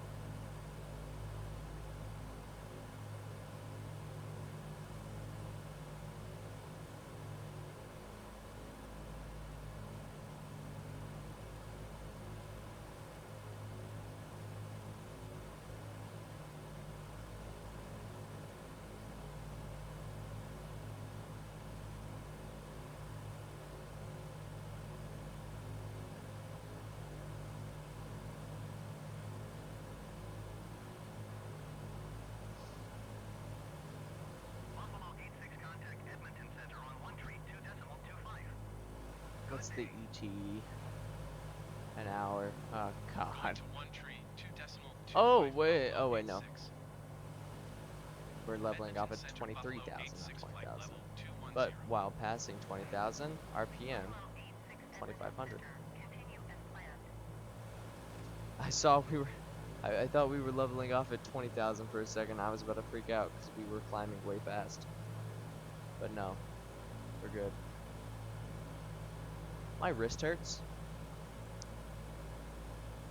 Oddly enough, it's the right where my watch is. Holy crap, how tight have I had my watch?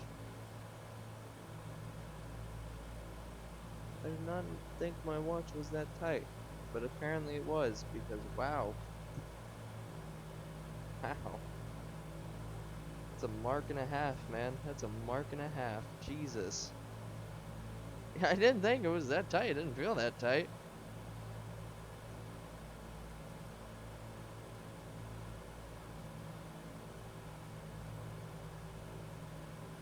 Interesting. Alright. So we are past 22,000.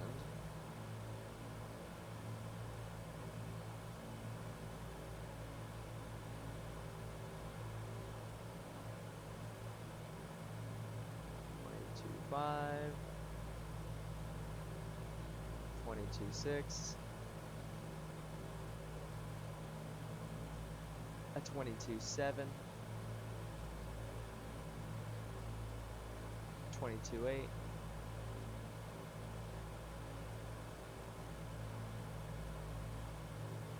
22.9,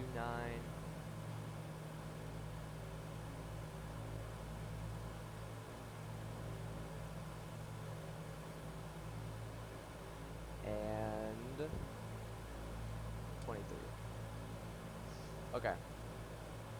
So now we're gonna set the mixtures to auto lean and lock. We're gonna bring back the BMAP. Superchargers are already set.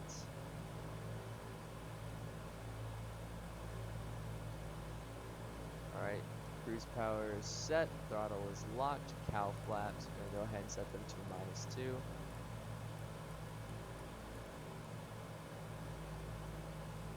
So cruise power set, make sure auto lean and lock, cow flaps closed, CHTs. Might have to actually set it even lower. Fuel booster pumps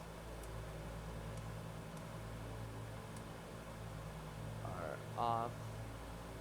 Seatbelt signs are off. Agility control set. Anti-ice not required. Inverters the same. Hydraulic system bypass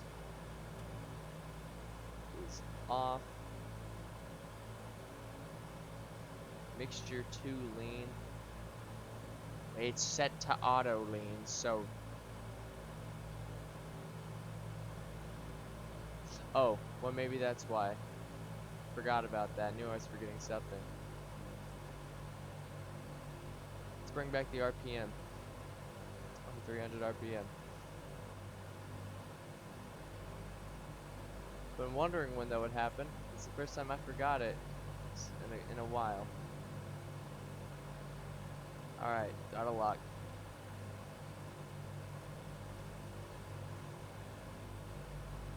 So cruise power is now set. And my ET is probably short. Oh, it's still 57 minutes. Not much shorter. That was interesting. Did y'all see that? Oh, there's some more of it. Interesting.